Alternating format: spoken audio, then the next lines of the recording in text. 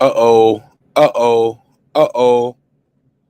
What up? What up? What up? What up, though? What's popping? What's happening? What's going on? You're back in the lab with your favorite neighbor, your man Marq Nash. He is I am he. Another great episode of Breaking Beats. How y'all feel? What's the deal? Hope this broadcast finding y'all in good spirits, good health, good prosperity. God knows we all need it. Um, you already know what we're gonna do. We're gonna break down the business, entertainment, art, technology, sports, and anything else you and I feel like squeezing into those letters. It's a hip hop, political sports show with a comedy twist. We like to let the jokes fly because life is serious enough. Make sure you drop me a comment in the live chat. Let me know what part of the earth you roaming the turf. Man, we got a couple topics on okay, I'm starting off wrong already. Let me get it together now. Let me get it together. Hold up. All right. So we got a couple topics on the docket. And I'm gonna try to go through these as expeditiously as possible. It is a pop-up, so we're gonna go through the Devin Haney judges, what I found out about the judges. We got the names, of course, but we're gonna look at some of the old fights they scored. Not necessarily go through the whole fight, but we'll look at some of the actual way they scored it. Like Benoit Russell right here, he scored this Josh Taylor versus Regis Prograis 114-114. We're gonna take some calls, see if you guys agree with some of their scores and some of the way they scored some of these bouts. So yeah, we'll talk about the judges. This guy don't even have his picture. When you see some of his scores, you'll be like, I see why he's hiding his face, as he should. But we're gonna get into it. We'll talk about that. Also, Adrien Broner, OAB. OAB said every time I try to leave, they bring me back in. For what? I don't know. We're gonna talk about it. But Adrien Broner, somebody paying him to fight Omar Figueroa, so he getting a check out of boxing one way or another. I ain't mad at it. I'm like I said, AB is he has a magnet personality. Like either you're gonna love him, you're gonna hate him. So we'll talk about that. I'll also see if I can get y'all take on Rolly. This wasn't even on the docket, but I'll tell you, I'll take some calls or let you guys speak on it. If you want to join the panel about that, we can chop it up on that as well. Yeah, Mr. Can, man. Shout out to my guy Rod of the Storm. Salute, salute. Shout out to you. What up, what up, what up, though? What up, my guy? What up? Yeah, we're gonna see. We're gonna see if the Can man can get it done. Fighting what up, my guy? He's gonna be fighting Omar Figueroa. So this is definitely a crossroad match for both of these competitors. So we'll see how this goes. We'll definitely see how that goes. Yeah, so Rolly actually said he lost to the better man. So we're going to talk about that. And what else was on the docket today? Damn. Oh, Teofimo Lopez.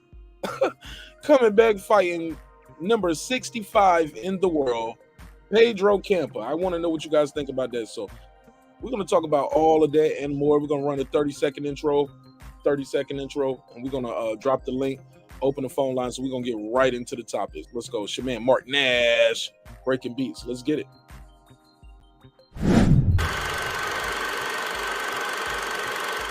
This that squad side.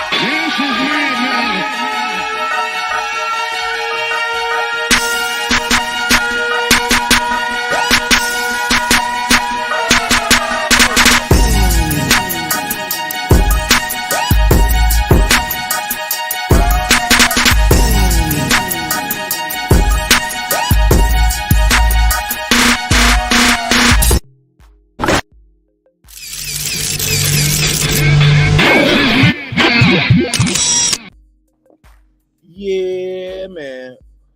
Shout out to my guy Raheem Soto. What up, though? Shout out to Philip H, the all-time great. What's poppin', my G? What's good with you? What up? What's good? What up? Talk to me. Man, you said somebody from Haney's camp.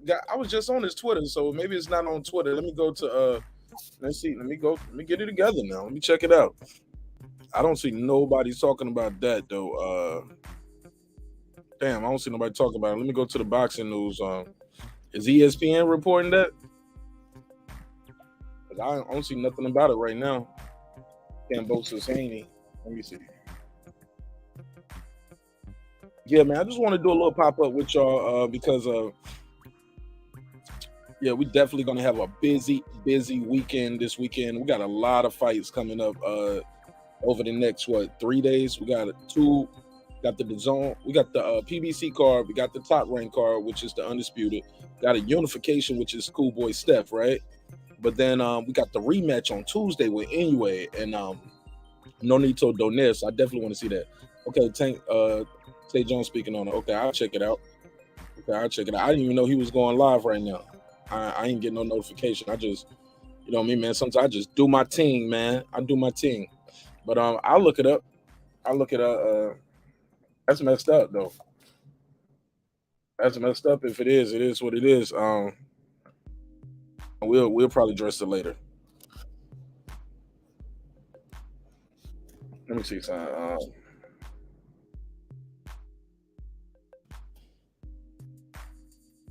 Let me see if I see it right. Boom, boom, boom. Yeah, we'll address it when we get to it. I guess. Shoot, it is what it is. It's gonna be what it's gonna be. He still got to fight, regardless. It don't matter who it is. They can arrest everybody in the damn camp. He gonna have to get in that ring and fight. What up, Mo? Mo to the hill to the. What's popping? What's popping, sis? Yeah, man. Let me just jump right into some of these topics, man, that I got on the docket. All right, so let me change the banner.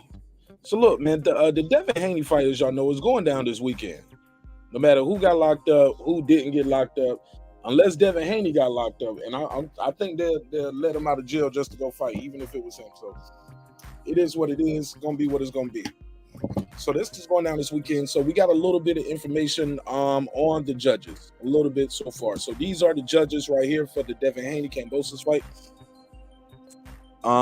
Zoltan Yeti, Paul Cardini or Dini. Cardini. Is that Cardini or Cardini? Whatever. And Benoit Russell, right? It's French. It's French, right? I think he's French Canadian. Now, Benoit Russell is the guy who was the referee for the Loma versus Campbell fight. Katie Taylor versus Amanda Serrano. He was also, and he gave that fight to Amanda Serrano. So if you're rooting for Haney or rooting for Kambosos, I don't know how that works for you. He was the only judge that voted it for Amanda Serrano.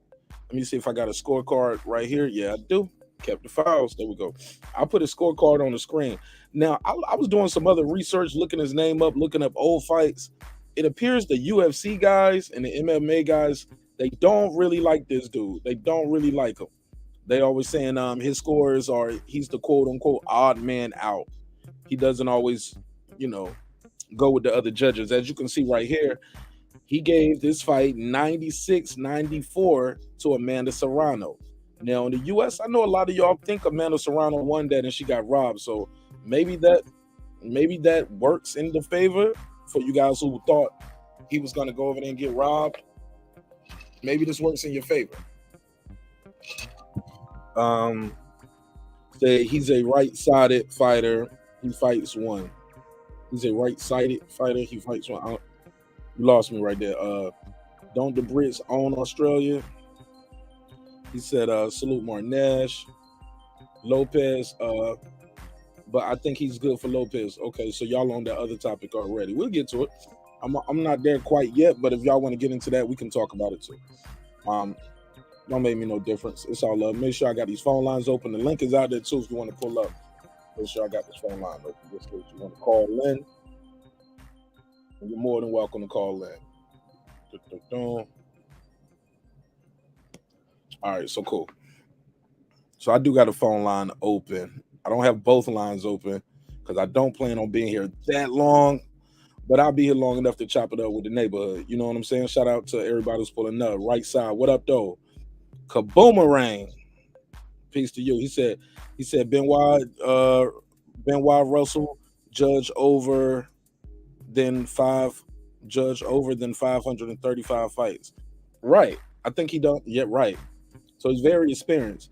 So, like I said, when I was doing the research, it seemed like a lot of the MMA guys didn't like him, but some people are gonna like this guy because he picked Amanda Serrano over Katie Taylor. So what does that mean? Who knows? Is it gonna mean anything, right? I'm just giving you guys the information as it's presented to me, right? The other judge right here, his name is, how you say it, Powell? Let me pull his name up again.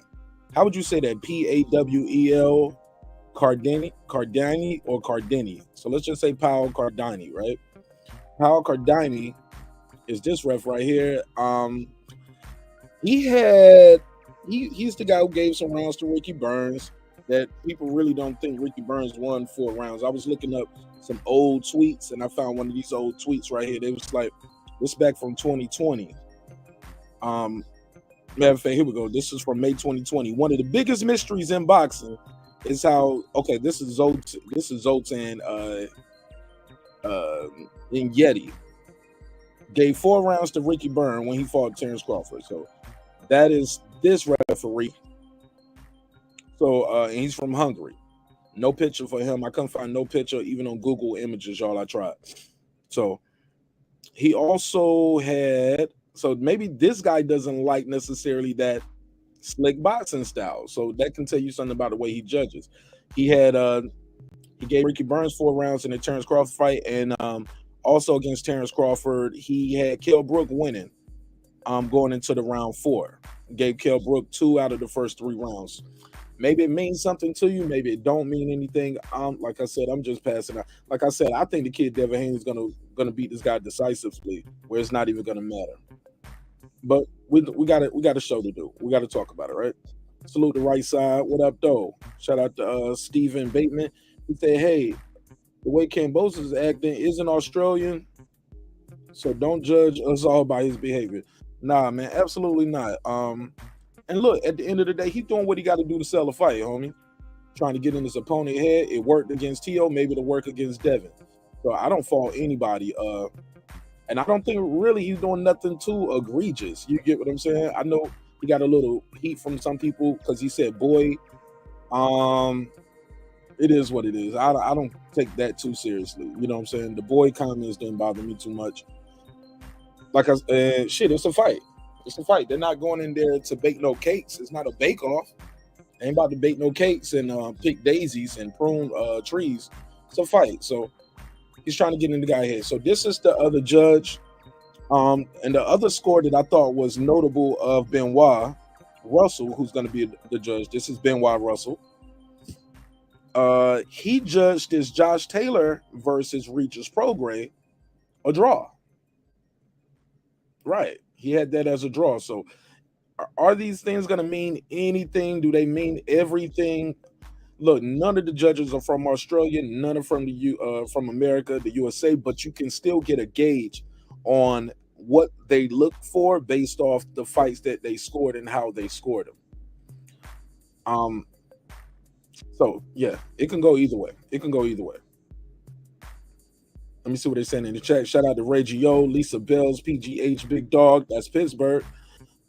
Stephen Bateman, that's Australia in the building. Mama, we made it. We global. Rob G, that's Dallas. That's Texas all day. Raheem Soto, I think Raheem from Philly. So I appreciate everybody pulling up. East Coast, West Coast, worldwide. So I can move it right on to the next topic. I'm moving right on, moving it right along. Shout out to Reggie O and Brandon. What did Reggie say? He said, I don't know why people are complaining about Kambosos' attitude. He's going into a fight and his behavior can cost him. Yeah, I mean, look, his attitude these are just words, bro. I heard him say kid. I heard him say boy. He got to fight that kid and got to fight that boy. However you want to say it. I don't think it's nothing that serious, nothing to write home to mom or dad about. It's a fight. Like you said, Reg, it's a fight. And they ain't in there to be friends. Damn sure ain't in there to be friends and homies. Plus, like I said, it worked with Teo. Maybe he's trying to see if I can do it again, get into somebody's head. So I don't have an issue with it. That's just me personally. Go in there, get the job done. If you can win, win. If you can't win, it's not gonna go your way. You're gonna be embarrassed because you're gonna be out here getting beat up by a kid and a boy. So it is what it is. Let's move right on to the next topic. Moving it right along. So if y'all want to pull up now, because when I'm done, I'm done. Don't be like, oh man, you leaving, man. Don't leave. Nigga, I've been here. So, and y'all are here. So it's all love. Let me see. Okay, I already did this topic earlier. No. Let's get right into Teofimo Lopez, bro.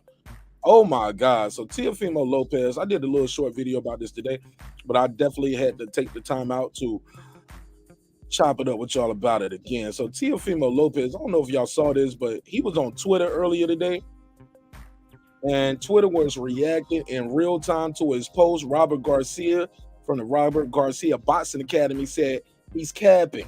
He's capping. I'm calling his bluff. So Teo put out a tweet and was like, "Yo, I wanted." Let me see if I got it right here. Yeah, I got it. Cool. Where is it at? Just got to scroll down and find the screenshot. But I took the screenshot because Teo deletes some tweets, man. He'll delete a tweet. He ain't alone. A lot of people delete the tweets, but I was like, "Yo, why you say it for then?" I'm gonna delete it. Here we go. Oh my God, Teo. It's just not looking good for my boy Teo. But here we go. Damn, I can't even see that. All right, so he said, "Man, I asked for Jose Ramirez and all the top heads at 140, exclamation point. We're still discussing on the fighter. These fighters don't want nothing to do with me, shaking my head, exclamation point. And Josh Taylor is a whole ass bitch. Man's protected like he's in WITSEC, which is witness protection, basically. It continues. He said, God damn it, I was born in the wrong era. Yawning, shaking my head, whatever that emoji is, hashtag boxing. And this is for the picture. And then this the picture of hashtag Loma Campa. I guess he was responding to this ESPN ringside report. Now, upon some review, we saw some tweets, and Robert Garcia has responded instantly in real time. Let me take off some of this right here. And said, man, we would have took that fight in a heartbeat. Let me go to the next tweet. Let me find it, Robert Garcia. Boom. Oh yeah, we gotta put all of these up. I need these graphics right here. We need these graphics. I need y'all to see what I'm saying. So this is the guy he's gonna fight. 33-1-1. Now, on the base level, you might be thinking, all right, that's a pretty decent record. But once you further examine the record, you realize that this guy is 65 in the world. He's number 65, y'all. He's not even a top 50 guy. Not top 20, top 10. Teo's fighting a top 65 guy. And when you look at his record, you'll see the guys he's beaten too. You probably never heard of him. Never heard of it. Nope, you don't even know who these dudes is. He ain't fought outside of Mexico. I think he only fought in the U.S. one time back in 2015. Other than that, he fighting in Mexico. And these guys he beat, never heard of him. Never heard of it. And you probably never heard of him neither, but this is the guy Teofimo Lopez, the takeover, is telling you it's the next big guy. Lisa Bell, you watch a lot of boxing. You ever heard of this guy right here? Clips, you watch a lot of boxing. Piotr, you familiar with this guy? Nah, don't nobody know this dude. Stephen Bateman, he said T.O. calling out Tank. All right. Why they ain't getting it done? I don't get it. T.O. calling out Tank. I don't know about that. But Robert Garcia put this tweet out right away, and he said, yo, we would have taken that fight in a heartbeat. With all the 140-pounders Top Rank has, how come they chose that opponent? Clearly, they're looking for a tune-up coming off a loss. Now, if that's the case, I have no problem with that. Everybody needs a tune-up. I think the guy Teofimo Lopez had 2 surgeries, one on his hand and the opposite arm, the elbow. So it's like right hand, left elbow. 2 surgeries a month apart. I get it. He probably does need a tune-up, and he's going up in weight. But don't put out the narrative like you didn't want to fight this guy or Jose Ramirez was ducking you, because Robert Garcia jumped right on that. You see that 19 minutes after he posted that, Robert Garcia was on it. Piotr, talk to me. What's on your mind, bro? Piotr. Yo. What's up, bro? What's good, my guy? Talk to me. What's on your mind? Same old Mark. Oh man, I just came say You what just up. came. Talk What? boxing. That nigga said, I just came. I'm like, what you? Like, wait a minute. What kind of what in the What? porn hub is going on here? Well, what do people say nowadays? Pause. Yeah, man. It's pause. Took me Nah, a but while to talk, figure that out. Shit, man. yeah, it's like that's what she said game. I heard you. I guess I played that. But talk to me, man. What's on your mind with these topics that we had so far? Yeah. I thought Tio was gonna fight the what is he, Brazilian or is he Colombian, Barbosa? But I guess not. I Nah, don't that even ain't know what who I. this. Yeah, I don't even know who this dude is. nobody does, bro. Nobody does. What do you think about him saying he was trying like these dudes are ducking him? They don't want no smoke. And then Robert Garcia replies instantly on his comment page. Then Jack Catterall jumps in and say, "Hey, look, he's like, yo, yeah, I agree. Josh Taylor's a bitch, but me and you, we can get it on in the meantime." Then I think who else jumped in? Regis Prograde's manager got involved in the conversation and said, "Regis is available. What's up?" Right? Right. Yeah, And should that look, be a and good fight too? Tio got his ass right off of Twitter right after that too. He doesn't do his homework, Mark. Man, I mean, all the guys he mentioned are like in negotiations for a fight. Who? What guys did he Like mention? Josh Taylor, he's in final negotiations for Cepeda. Catterall, I believe, wanted the Josh Taylor fight, but didn't work out. And who else was there? Oh yeah, and Ramirez was in negotiations with Conor Ben. I'm just telling you what Robert Garcia said. We would have took that fight in a heartbeat. Basically saying you didn't reach out to us. Oh yeah, there you go. That Catterall, you didn't reach out to him. He said, "I'm self-managed. Have your team call me directly." Regis program manager got involved in the conversation. Said, "We're available. Nobody called us." So it looked like he was just up there flexing, bro, capping, because he saw the reactions. But those people got involved and got right in those comment sections, and he got his ass right off of Twitter after that. But go ahead, and after that we can let Right Side get him his take. Go ahead, Right Side. He probably fell asleep. But yeah, I mean, you know, the 135 undisputed match is coming up, so he's probably just, you know, getting out there trying to, like, you know, divert attention or whatever. That's some sucker shit. My bad, man. A lot of these fights. Oh, go ahead, Rice. I cook. No, salute. What's up, Marq Nash? What's up, Puro, man? Much love to both of y'all, man. Much love to the chat as well. Man, Tio, man.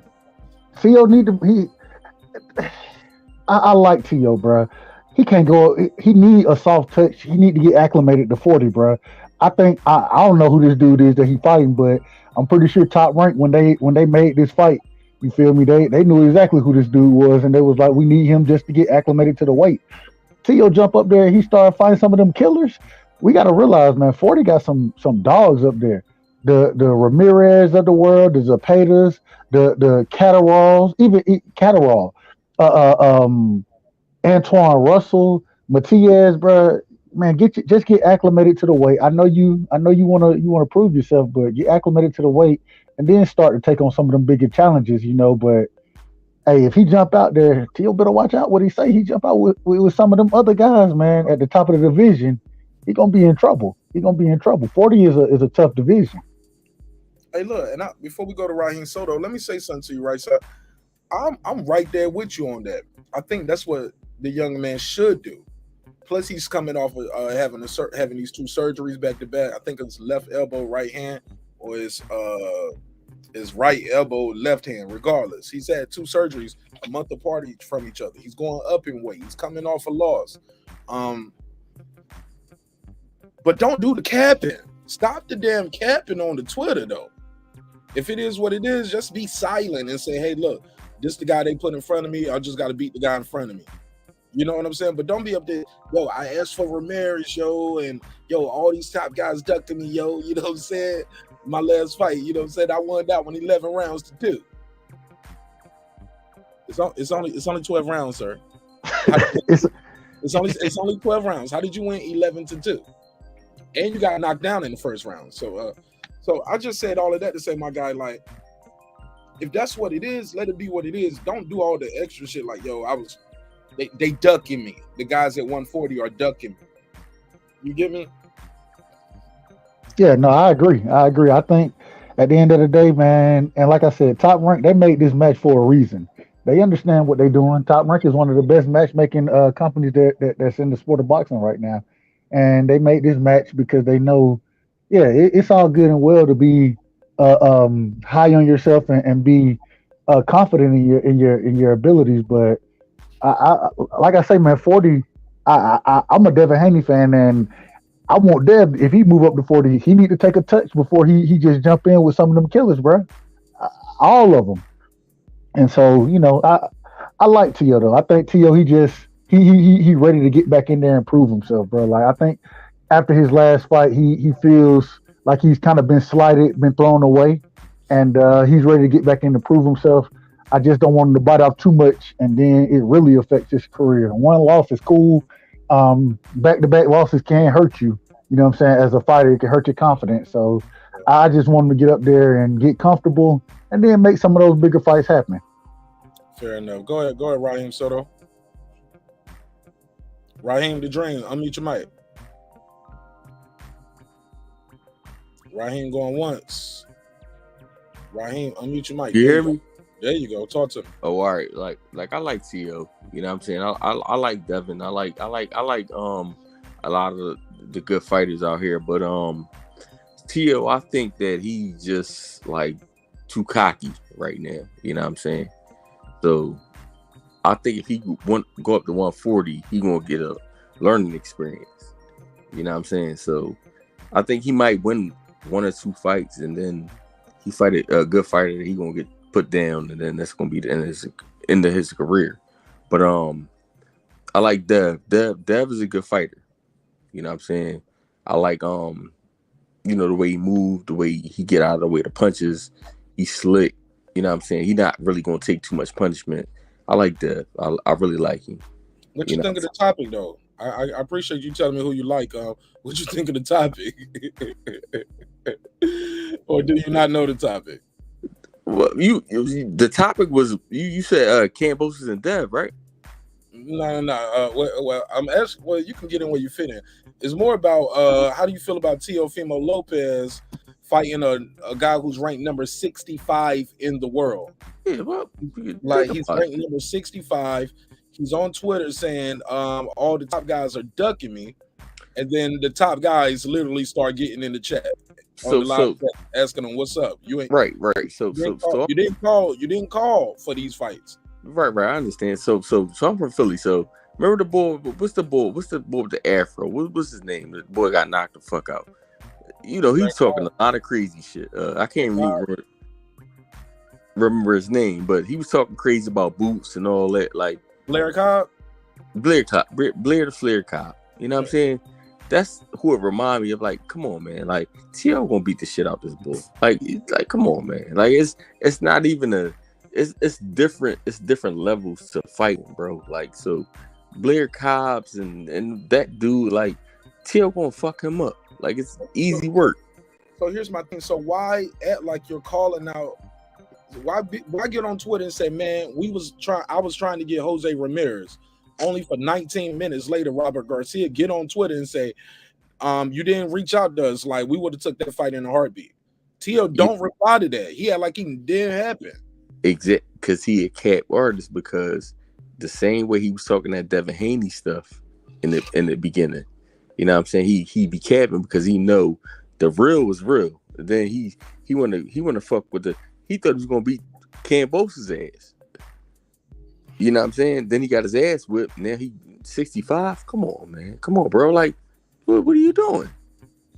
So you gonna beat this dude up? He's 65th ranked. Like, you gonna beat him up, and then what you gonna? Then you gonna stand like he man on your shield? Like, come on, man. Like, you gotta really get into the joint. Like, if you don't get into it, then that means that you a fraud. And I think that Teofimo kind of like a fraud, for real. And that's all I got to say. I think Teofimo a fraud, and he not gonna fight no top, contenders, no Devin Haney's, no Shakurs, no Tanks. He ain't fighting them dudes. You know what I'm saying? I mean, go ahead. No, I'm just saying that's what I think. Like, I think that he's just gonna try to keep his name out there, just fighting these bums. Like, You know what I'm saying? Like I fight Tio. Like, you know what I'm saying? Like it's a like he probably beat my ass, but you know, like I'm not on the level of those dudes. You know what I'm saying? Like, so he'll fight a bum. He not gonna fight the top level contender. You know what I'm saying?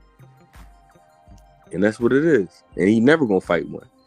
He gonna keep on protecting his image. You know what I'm saying? His pop gonna sit out there and talk bullshit, and that's how I go. For so long, cause one of these dudes at the end of this week, one of them gonna be a real undisputed. You know, right? That's that.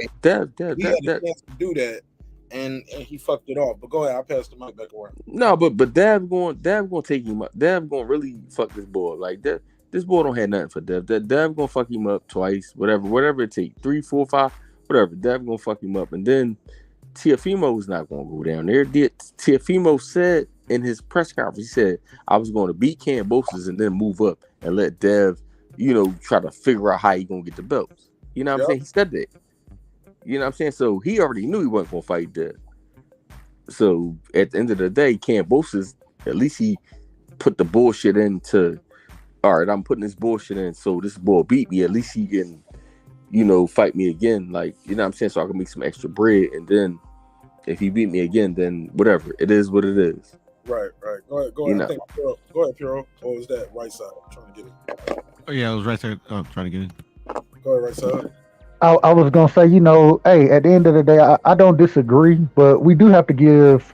Oh, I mean, I don't have a problem with us being critical of Teofimo. You feel me? I'm gonna be critical of him, but we do have to give him credit. He did fight Lomachenko. He beat Lomachenko, you know, and a lot of people consider Lomachenko. Man, Lomachenko got 16 fights, bro. Hold on. I'm just going. Hey, when we gave him credit. We talking about the capping he did on social media today. Well, the brother I'm just talking about what the brother just said. I was just responding to that piece saying that he ain't never fought nobody. All I'm saying is we got to give him credit, but at the end of the day, like I said, we definitely should be critical of Tio. We should be, because for him to call the big names the way that he does, and he's done this often. If you look at his career so far, and especially recently in the last 2 or 3 years, he's called big names, and he rarely fights those big names that he calls out. And so if we give Ryan Garcia hell all the time for pulling out of fights. I'm not saying Tio is pulling out of the fights, but he ain't fighting the caliber of opponent that we're looking for from him. But at the end of the day, in his last 2 fights, he fought Lomachenko, he fought Kambosos. You know what I'm saying? Kambosos, in my opinion, was a cherry pick going wrong. I think he thought he had that fight won easily. I want to see him move up, man. Stop talking, bro. Just stop talking and go fight. Just bro, let me ask you, who can he beat at 140, bro? Like, think about it. Can he beat Jose Ramirez? Can he beat Josh Teller? No. Can he beat Regis Prograis? Like, who can he beat? Like think about it. They all hard fights for him. That's a good question. Look, Sabria Matias, Antoine Russell, all them boys up there at 40, bro. I think he has the skill to beat whoever. Say it again. Hey, go ahead, Piro. I'd like to hear your opinion. Oh, my bad. No, I was just saying that to me, he has the skill to beat whoever, man. But I mean, you know, he's got to get in the ring, you know, and see that, you know. Skills to beat who? What? You don't rate Tio, brother? Fuck no. Like, you see these killers up there at 140? There's killers at 135, to be honest. You know. Man, the killers at 140 versus 135 are different, bro. I mean, I agree, they're different. Outside of Tank Davis, in my opinion, go ahead. Outside of Tank Davis, in my opinion, at 35, you don't really have knockout artists like that down at 35. It's not about 40, bro. It's about the skill, bro. Well, I agree, but I can look at certain fighters and say, like a Matias, right? A Matisse. Is it Matias or Matisse? Matias. Either way, he's a hell of a puncher. He's a hell of a puncher. We all know who we're talking about. But he's a hell of a puncher. You know what I'm saying? But when it comes to skills, I think Tio is a more skillful fighter than he is. But he's the bigger puncher. And the reason 40 is a killer division is because you have bigger punchers up there. You don't have, as far as skill sets go, you have somewhat similar skill sets, but I think 35 has the more skillful guys. I think that 40 has the bigger punchers, the more powerful guys. They have skill, but I think that those top 35 guys are more skillful, but they're not as big as punchers outside of Tank. Nah, you got it wrong, home. Listen.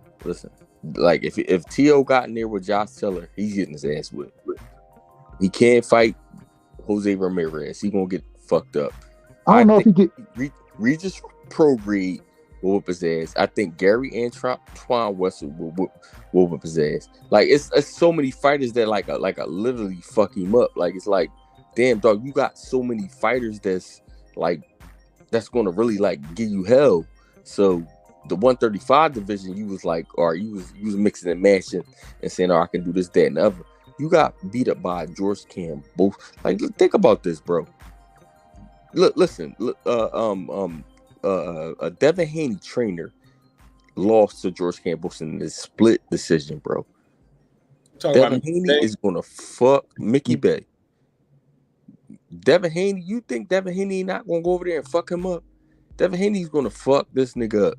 Yeah, you kind of went backwards a little bit though. We was trying to get these T.O. Okay. Well, no, my bad. All right, so T.O. I don't think that his skill set would last at 140 too long. Can you see the screen?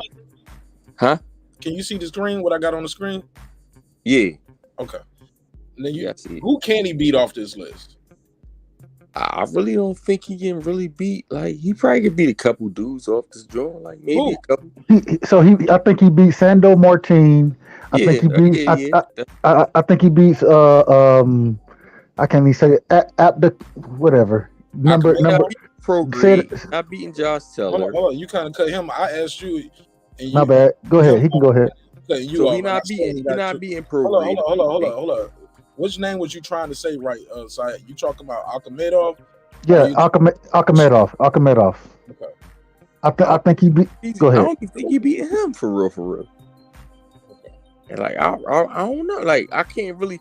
I say a couple dudes he probably beat, but it's like 2 or 3 dudes he probably beat. But he not beating like a lot of these dudes off this list. And he only put like, and these is the. So, like it's killers over him, over these dudes. Like these is just the ranked people. So, like, come on, man. Like, the boy that outed him in a couple rounds and sparring, like he not beating that dude. All right. Well, let me say this. Go ahead, right, sir. Last thing is the other name I had on the list. I think he loses to everybody else except. I think he has a good chance to beat Catterall. I do think he has a good chance to beat him. Yeah, I think he has Soto, you cutting people right off, bro. Like my bad. Just mute your mic when you're not talking, so it won't be you won't have a knee-jerk reaction. Oh, my bad. Let him get his bars off. He just started talking. Go ahead, right, sir. And I was saying I think he has a good chance to beat Catterall. I also think he has a good chance to beat Josh Taylor, even though Josh Taylor's at the top of the list, and Josh Taylor did beat Regis Prograde. I think T.O.'s style, his power, the quickness that he brings to the game, the footwork that he showed the ability to have in certain fights. I think he beats Catterall I think he beats Catterall and Taylor. I think Regis, Ramirez, Zepeda, I think they all give him a lot of trouble though. Go ahead, Raheem. And then we got to pass the mic to Puro too. Unmute your mic, Raheem. There you go. You just told me to go ahead. Then you told me to mute my mic. All right. I said unmute your mic, bro. Oh, all right. Yeah. Can you hear me? I'm talking to you now. All right. So listen, he's not beating none of those dudes, man. He's losing to all of them. Like he's not beating Prograde. He's not beating Josh Taylor. Like you tripping. Josh Taylor's a big dude. He's not beating those dudes. He a little guy, and then like I said, he's an emotional dude. You know what I'm saying? So.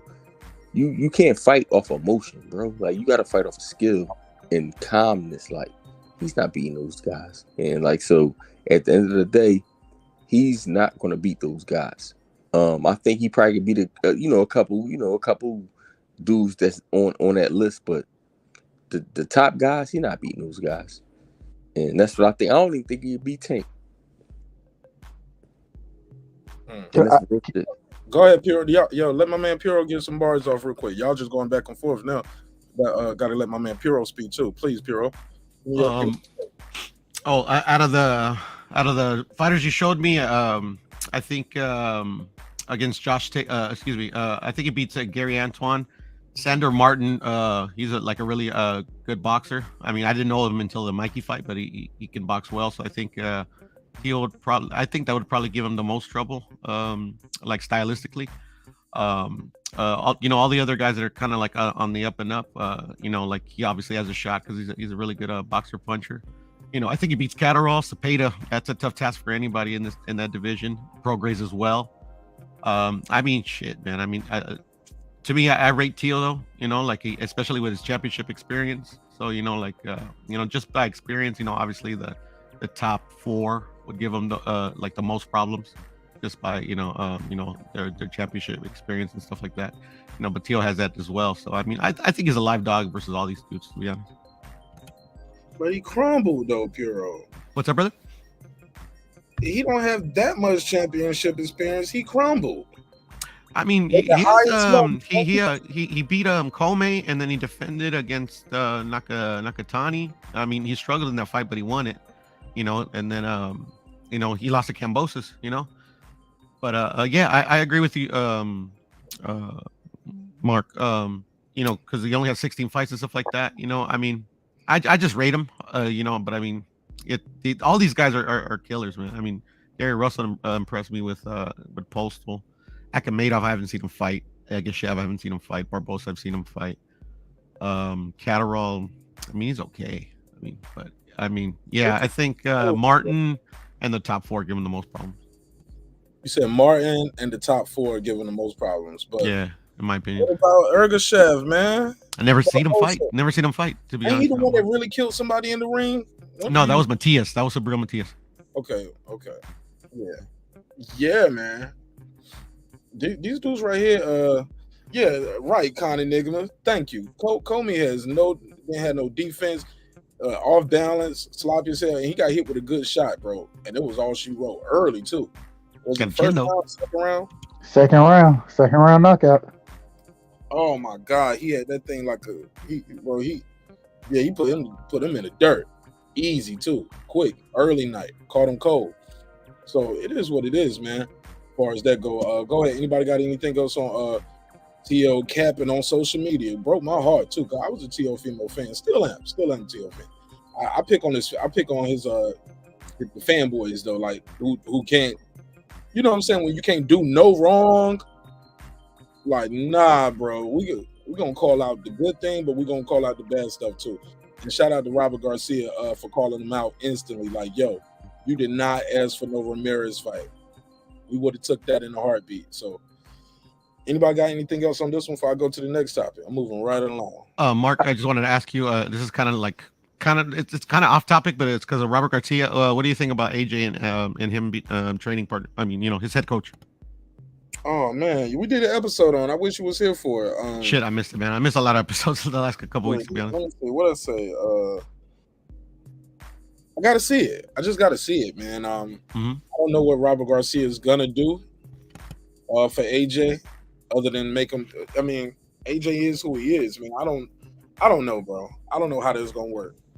I don't know if Robert Garcia has ever worked with a heavyweight on this level before. Did he work with Molina or something, or not Molina? What's the guy? Ariola? Did he work with one of them before?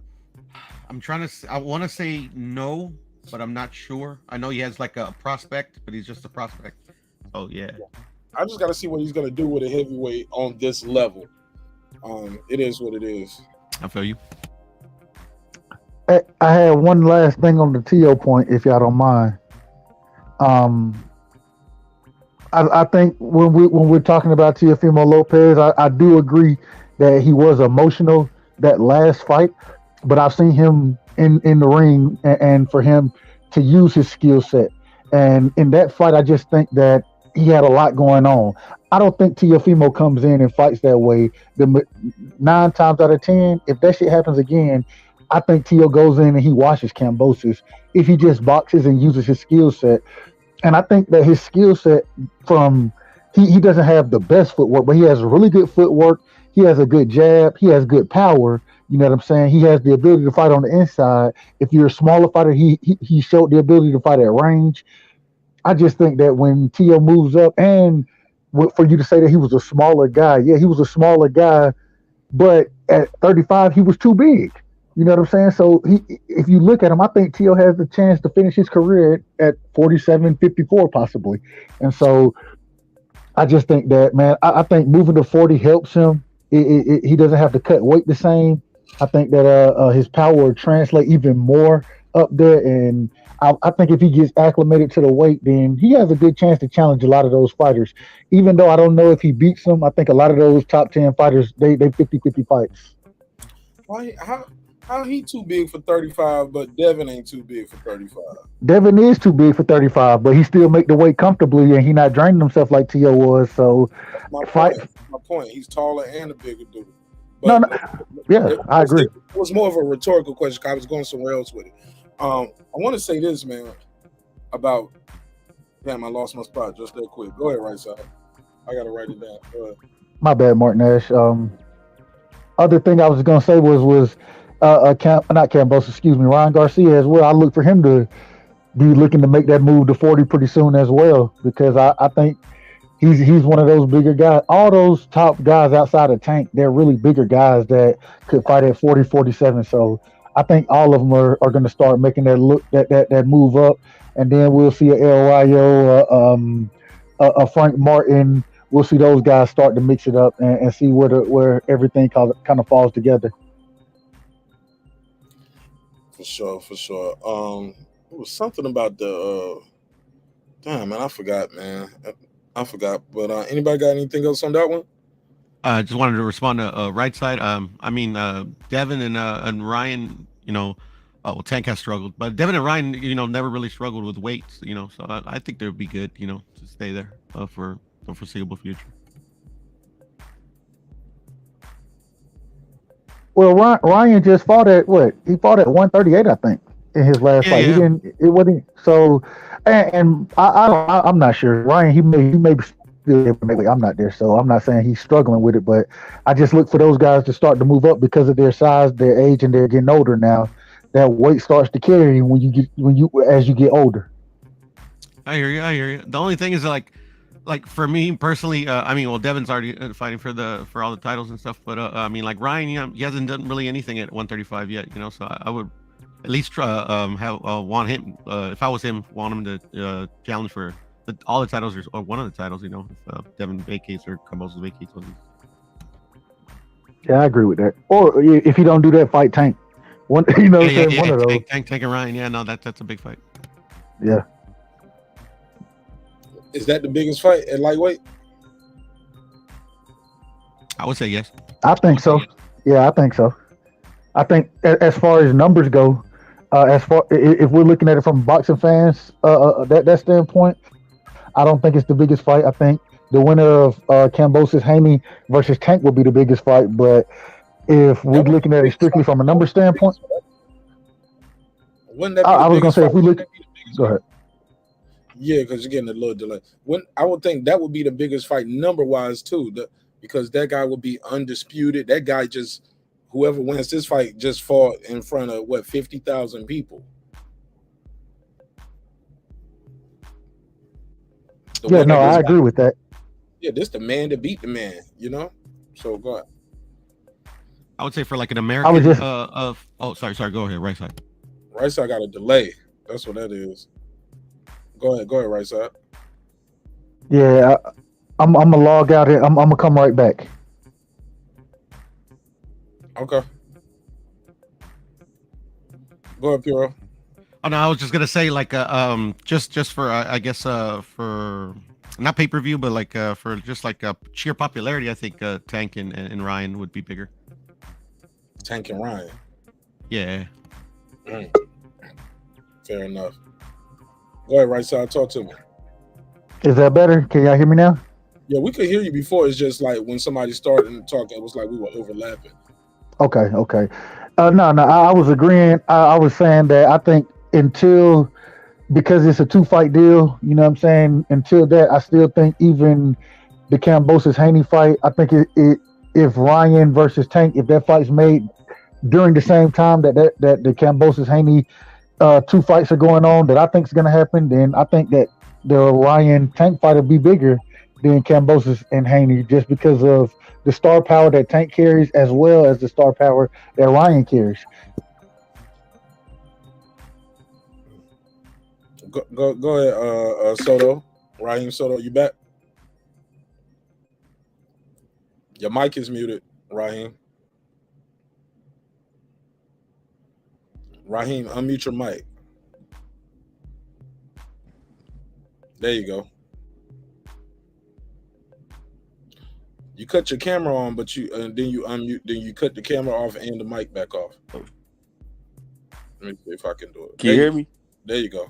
All right, so when y'all be talking about the Kambosos and Dev shit, like, all right, Dev is like way more skilled than Kambosos. Like, I have no, like Dev is gonna beat the shit out this boy. Like, it's easy work, but like I said, at the end of the day, what we was talking about, bro. Yeah, no. What I'm saying is like, so they was talking about damn, what the fuck was they talking about? They took me on my square, but like I was saying, like, all right, so when people start talking about these different fights, right?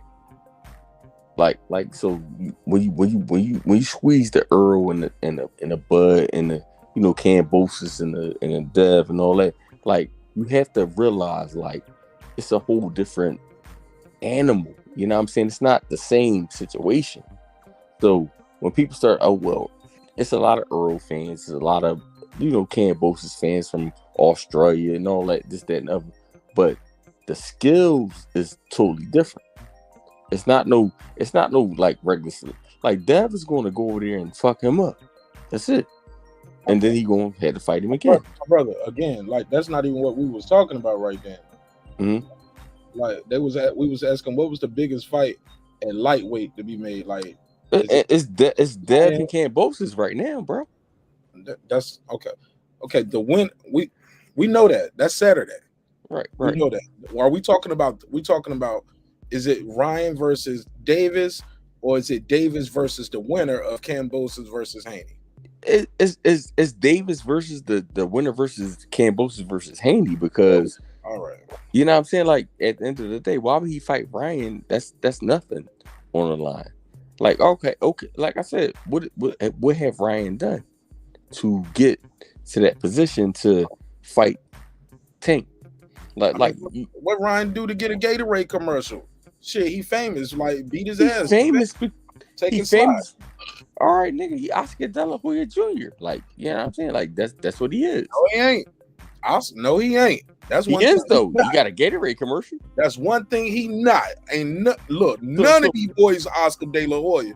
Say what you want to say. De La Hoya fought everybody, bro. That motherfucker had a gold medal. He came in the game. He fought everybody. Everybody. He fought everybody. I'm a boxing. And none of these dudes don't know Oscar De La Hoya. No. Oscar fought everybody. I can't lie and say that. But he do got the look and all that. Like the bitches love him. The little freak niggas love him. Like, so it's like, okay, he has the appeal of Oscar De La Hoya, but he don't have the stance of Oscar De La Hoya as far as fighting him. You know what I'm saying? All right. But he has the appeal. He can do a commercial or two, and they like the way he look. He speak well. He talk shit, but he don't have the fight as Oscar De La Hoya has. But he still have the look and the appeal as Oscar De La Hoya. So they're going to look at that, and it's a whole different era, bro. Mexican American, that's it. Huh? Why? Because he's Mexican American. I mean, dog, you got to see what's going on. You see what's going on.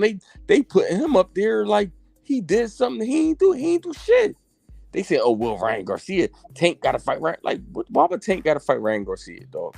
Why? Say he gotta fight him. I don't heard nobody say he gotta fight him. But they saying that like that's that's one of the biggest fights right now. I don't see nobody really give him a lot of credit if he goes in there and watches Ryan Garcia. I don't think he's gonna get a lot of credit for that. No, nigga, listen. Do you think that? Think about this though. I just want you to think about one thing. If Terrence Crawford washed Earl Spence, what credit is he gonna get? Zero. He's not getting no credit.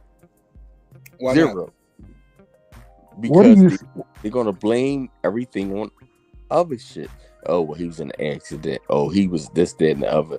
He had an eye accident. So it's a bunch of shit that's going to go beyond what Terrence could do because he washed this nigga. I watch fights.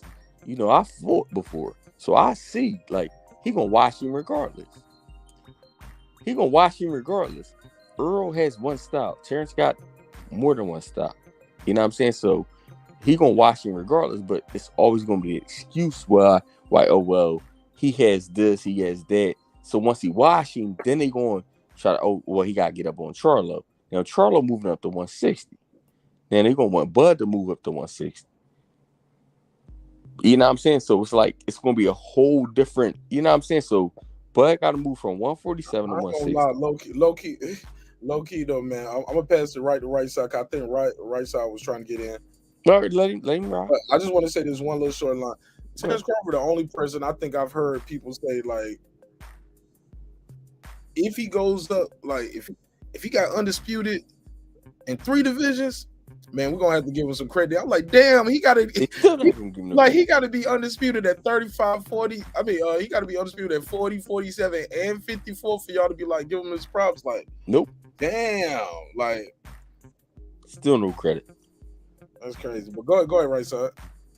I tried to tell myself I don't want to talk about this matchup too much more because it causes so much division between brothers, but also we've talked about it ad nauseum, and we still don't got the fight yet. But I feel like we on the brink of it, so we're gonna talk about it soon once we really know. But man, damn, man, it's like every episode. Like, damn, man. I ain't talking about you, right? In general, I'm just like, no, I understand, bro. I've talked about it ad nauseum, but so I'm gonna fall back on this one a little bit. Let right side say what you got to say, Kiro and you, and then we can move forward. I'm gonna try to sit this one out for the most part. Go ahead. Yes. Yeah. So I don't know if we transition to Bud experience, but I thought the question was about Ryan and Tank and talking about how that could be a big fight. When I say it could be a big fight, I'm not saying Ryan Garcia has accomplished anything. I'm definitely not putting him on a level of Oscar De La Hoya, not even close. That's a whole nother story. I wouldn't even compare him to Oscar De La Hoya. At this current moment in time, Ryan he's a good marketer. His social media skills are above a lot of other boxers' social media skills, and the man has created a brand for himself. And so when I say it's a big fight, I'm not saying it's a big fight as far as accolades and things like that go in the sport of boxing. I'm saying it's a big money fight because Ryan Garcia just fought who was this dude? Tagu, whatever, and he did 14,000, and a lot of guys ain't doing 14,000. You know what I'm saying? Especially fighting a Tagu, and for Ryan and Tank to get together, I think that could be a huge fight. Because of where the Haney fight and that fight is already made. So I'm not even going to talk about that. I just think that outside of Tank fighting for undisputed, the biggest fight in boxing is Ryan Garcia and Tank Davis outside of Earl Spence and Terrence Crawford. Right, so how does that even work though? Is because one guy's with Showtime pay-per-view, one guy's fighting on pay-per-view on Showtime, the other guy's fighting on DAZN. Like, how do you even envision that match working? I don't envision that working. That's the problem, and that's one of the real quick. And then I'll let you go. My bad. I'll get long-winded. That's one of the problems I have with Tank Davis saying that he's re-signing with the PBC, Floyd Mayweather, all them, because we see that it's really difficult, regardless of what these companies want to say. It's been tough for cross-promotional deals and fights to be made. And so I really wanted to see Tank do or pull a Canelo move, use his promotional brand, and kind of jump around, sign 2-3 fight deals with these different companies to make the big fights happen. But Floyd and Leonard Ellaby, they said they're going to make the big fights happen for Tank if he resigns. So I'm just going to wait and see. I don't believe it, but we'll see what happens. But all the big fights are either, first of all, they only got one over there with Ryan Garcia. That's the only one. Everything else, if I'm not mistaken, for the most part, is top rank. Top rank. You're right. Y'all see the picture, right? Y'all see the screen? Yeah. He already fought Isaac Cruz. I'm sure they're gonna try to weasel away a rematch for that though. For no reason. Nobody don't want to see it. Well, and it's a lose. I want to see it. can't say that because some people think he lost. Yeah, it's a lose-lose situation for Tank. I'm saying it's not, was but a it's draw, not a but big I want to fight. see it. I just want to see him fight. I don't think Pitbull is a Devin Haney, a Lomachenko, a Teo, Shakur. I don't think he's any of those guys. I want to see Tank in the ring with those guys. Some that I think is a real challenge for him. I'm not saying Pitbull wasn't a challenge, but I think those are much bigger challenges, much bigger names, and much bigger fights. Definitely. I don't know about all that, but you know, that's real rap though. That's real. Like I said, like I think that Tank probably would get off on Lomachenko. He might get off on him. Lomachenko might outbox him, but he might get off on him. He ain't beating Devin Haney. He not beating Shakur. He not beating them two dudes. No way. Got Tank killing them. Tank killing who? Both of those dudes. Wow. You got him killing Loma? Yep. No. I got him beating Loma too, homie. Cause Teo late, bro. Teo, I seen Loma lose twice. Mm-hmm. People act like Teo was the first one to beat him. Orlando Salido. Made a lot of money on that fight. Let me finish. Let me say this though. I say that to say this. We seen Loma lose two different ways. One, you can Orlando Salido him and just bully him. Just rough him up, low blows, little behind the head shit. Like you can just rough him up, and you can still win that fight. And we also seen what Teofimo Lopez, how Lopez beat him when he tried that spin move that he likes to do. What did Lopez do? Anybody remember? He spun with him. He spun every time. When he tried to do that step around, Teo stepped with him.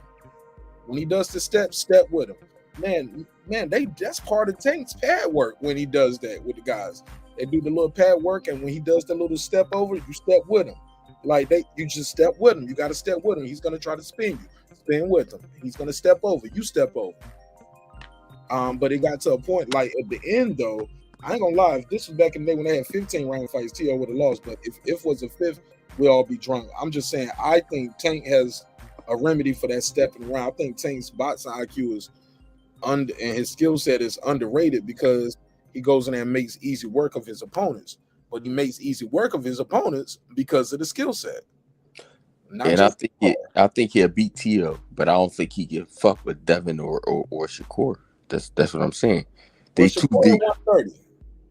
And it don't matter. It's 5 pounds, bro. Like, no, I'm saying that dude ain't even in his division. Like, but I'm saying like he can move up 5 pounds, bro. That's nothing.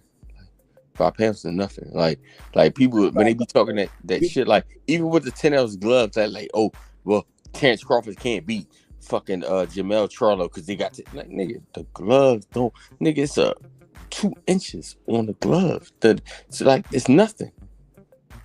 Not even 2 inches, like you know what I'm saying? Like it means no, I ain't saying it's not. Look, my whole point is like I want to focus on the guys who fighting in the division at the end. Okay. Instead of trying to rush guys out of their division. Let that man enjoy his unification and try to get undisputed. Even though Bob said you don't want it, let him try to press for it.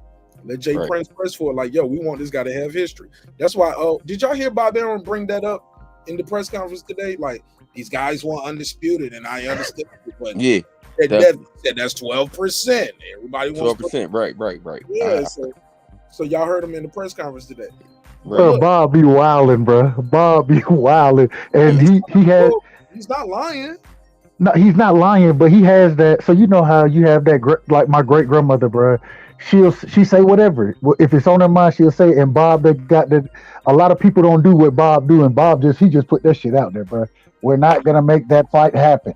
It's not happening. Gutierrez, we'll make that fight. More though. Somebody just telling you it is what it is. Yeah, I don't be mad at. I ain't mad at him. I ain't mad at him. Trust me. I'm sure he said these. He keep it real. Nigga. Once in my say everything. These niggas want all my damn money. Dad gonna beat the shit up. Bob Arum said back in my day, I don't know what's going on now, but back in my day, $1 million was a lot of money. You know what? I don't know about what you guys make. You know, and, like he was trying to play on the people and the photographer and the public. Like these fighters are complaining they're getting paid $2 million. He was like, $2 million is a lot where I'm from. Not now. Shit, Man, shit. Not now. Hey. The cost of living is going up, nigga. $2 million is what? It's nothing. I mean, Charlo didn't get $2 million. I mean, what they about to pay Charlo to fight Selecki? I mean, it Don't know. is what it is. I don't know, but Man, he ain't getting $2 million to fight Selecki.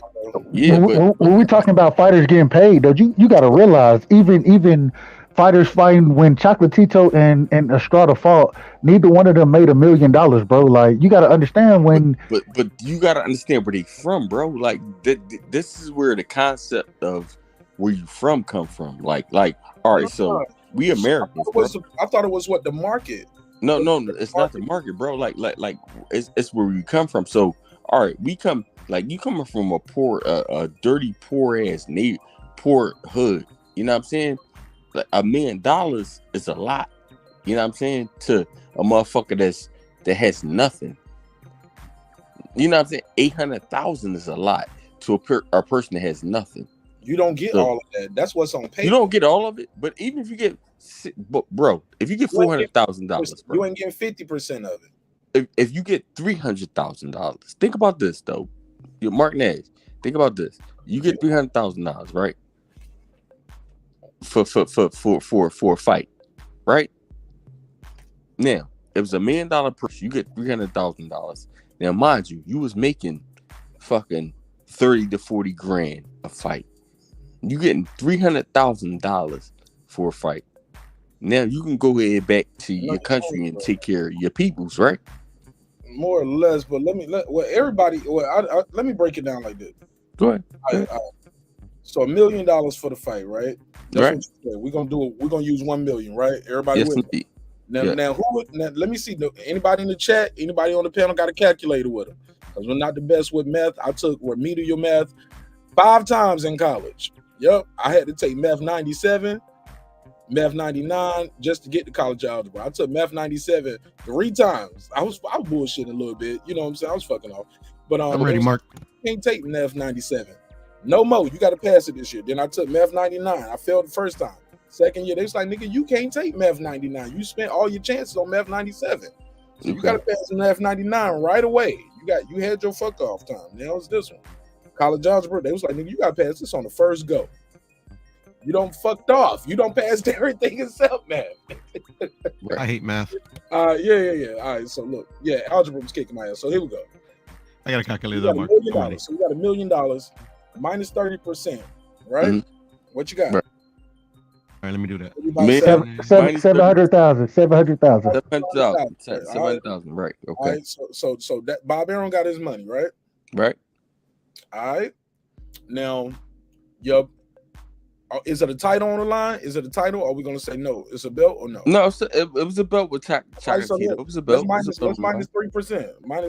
That's 3%. Okay, 3% of the 700,000. Puro, what we got? 700,000 minus what? 700,000. 30,000. No, the 3% though is on the 1 million. So what's the 3% of 30,000? 30,000. So minus that 30,000 from that. Okay. Because everything we're doing, all these numbers gonna be based off the 1 million that you're supposed to have. Agreed. 70 left. So what? 670's left. All right, 607. Now, how much is your manager gonna get? 15%? 30%, right? Yeah, it's 3%. Or am I off? 3 to 4%. Nah, hell no. He get 15, 20%. Fuck. Hold on. Slow down. Let's everybody get agreement together. In the chat, somebody tell me in the chat how much a boxing manager make. I can Google it. It depends. It depends on what type of manager you got. Like, we're trying to get somewhere. Let's get a number that we can agree on. Okay, but it's different managers with different percentages, though, bro. Yeah. But look, nobody's gonna take 50%, right? No, not at all. So, what is the happy medium that we can agree on? It depends. Like okay, I'll say 15. If it depends, you got to give me something. It depends. All right, so you can say 12. I agree with 15. I agree with 15. You're doing too much. You're making me turn into Nino Nash now. Listen, my nigga. I say 12%. There we go. Give me something. You said 12. Right side. Give me a number. 12%. Right I said 15. I agree with Piro 15. I'll take 15 too. So let's just say 15. Somebody said 15 to 25%. So minus 15% of that 1 million. What's 15 out of that 1 million? 150,000. Now, take that 150,000 Puro from that 670 that you got. That's the top. Yes, sir. Huh? That's the top. You talking about the top? Like that's not. You're not gonna go 15%. That's the top percentage. Sir, we just 520. Look, it's between 15 and 25. I know some managers might take 30% or 20%. Okay. So we just picked a number we can agree on. I'm getting somewhere. I'm getting somewhere. Puro, where we at now? 520. 520. Have you paid your trainer yet? No. How much? And you don't have to, by the way, Mark. You don't have to pay your trainer. No, you have to pay your trainer, bro. You tripping? No, you don't. Yes, you do. I saw a video with Joe Goosen like 5-6 years ago. There's nothing that. So you my man, 50 grand, and we're gonna have a good conversation here. Let's not be so argumentative. Let's have a conversation. Let that brother get the bars off. If he's wrong, let him finish and then tell him why he's wrong. But let him swim. Don't put his head under the water. Let him swim a little bit. Okay, good. And you said you saw a documentary on Joe Goosen or something. I need this information. I'm here for the information. No, Mark. I saw it was a video with Eli Sekbek. He was just he's at the Goosen gym, or I forgot what they call it, 10 Goose or whatever. Mm-hmm. And they were just talking about I don't know, the Muhammad Ali Act came up. just kind of like fighter salaries and who they have to pay. And Joe Goosen came up. Told Eli that there's no law or there's no regulation that you have to pay your trainer. What the trainer's pay is totally dependent on the fighter, if he wants to give him a pay or not. What? Okay. Well, I remember seeing Andre Ward do an interview when he was talking about the sanctioning bodies, and he was like, "Why does your trainer get 12%? And why does the cut man get 2%?" He was like that. So now you cutting me off. So not my fault. So my fault, bro. Yeah. Just have a little discipline, man. Like I said, if you're not talking, my bad. Good. You don't have that knee-jerk reaction. Because I've been doing good so far. Right side, I thought I was doing good. I'm letting everybody get a chance to speak. You good. My bad. Good. But they said I turn into Nino Nash sometime. When right side started talking about Charlo, he said Jamal Charlo trying to fight. I was like, who he trying to fight? My boy right side was like, peace, man. I'm out of here, yo. I see you tripping, Martin. You ain't even let me talk. I was like, now go, your turn, nigga. He was like, nah, I'm good. I'm gonna see you tomorrow. I see you tomorrow, my nigga. You on that good gas over there, nigga. But nah, so Hey Mark, look, I get like that too. So it ain't never no. It's always love. Man, it can't be nothing but love, man. It can't be nothing but love over here. You know what I'm saying? So just for the sake of argument, everybody, we ain't got to give let's not do a percentage for the trainer. Y'all just want to give him a flat fee off y'all $1 million? Because you're gonna train him, right? Yeah, he gonna train you, right? No, everybody up here on this panel we gonna pay our trainer, right?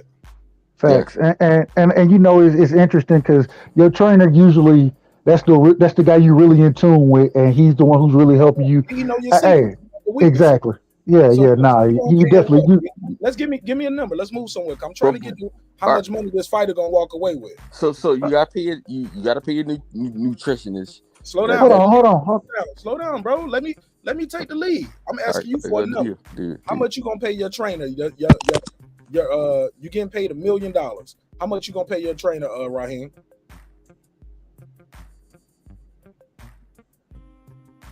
Now he ain't talking to me. Bro, I swear to God, I was thinking the nigga's supposed to be talking and he ain't talking now. Right. Come Raheem, on. How much you gonna pay your trainer? You get your purse for this fight is $1 million. You gonna give your trainer 10%? Gonna give him 100 grand? Like, what you gonna give your trainer?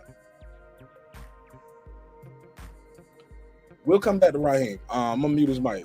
Unmute your mic whenever you back, Raheem, and you ready.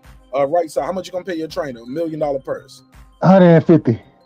Okay, you're gonna give him 150. So what's that? What, 15%? Yeah. Okay. Oh, damn. All right. Puro, how much you gonna pay your trainer off your $1 million purse? For me, since the manager gets 15% for doing absolutely nothing, To be honest, like kind of in relation, whatever. Uh, yeah, I would say like 100,000. All right, so your trainer getting 100,000. All right, Raheem Soto, you back? How much you gonna give your trainer off $1 million purse? We getting somewhere, y'all. So we gonna give him the 8 to 10%. Give me a flat number then. So is it 8 or 10%? Because we got to put this. So it's in between. You gonna give him between 8 to 10% Sir, of your. sir, I'm asking you because we got to put this in a calculator. Are you okay? So I would say like 9%. 9%. So he said 9%. Puro said you said what, 10%? He said 15%. I'm gonna go with 10% too. I'm gonna give him 100,000. So let's put 100,000 in. That's about even for right in the middle. That's about the average. Puro. So 100,000 is gone now too, right? Yeah. So that'd be 420. So we down to 420. Now everybody don't have a nutritionist, Raheem. Like Errol Spence just started using one in this last camp. Deontay Wilder hasn't used one. He always used the auntie. Remember, he said his auntie cooked his food. So everybody don't have a nutritionist. So let's take that out. Your sparring partners. How many sparring partners you got in a camp, Puro? Depending on the fight, I would say 3. So 3. 3 sparring partners, cool. So right side, you cool with 3 sparring partners for the camp? I would say as long as you don't hurt nobody, if you're a big puncher, you might have 5, but 3 is the number I was thinking. All right. Raheem, how many sparring partners you got for your fight camp? About 6. You got 6 sparring partners. Okay. How much you paying them a piece? You give them so I'm not a professional fighter, so I was getting paid maybe $1,000. You know what I'm saying? Per fight. Per every time I went in there and sparred, I got $1,000. Okay. You know what I'm saying? So you wasn't privy to the purse that the fighter was making.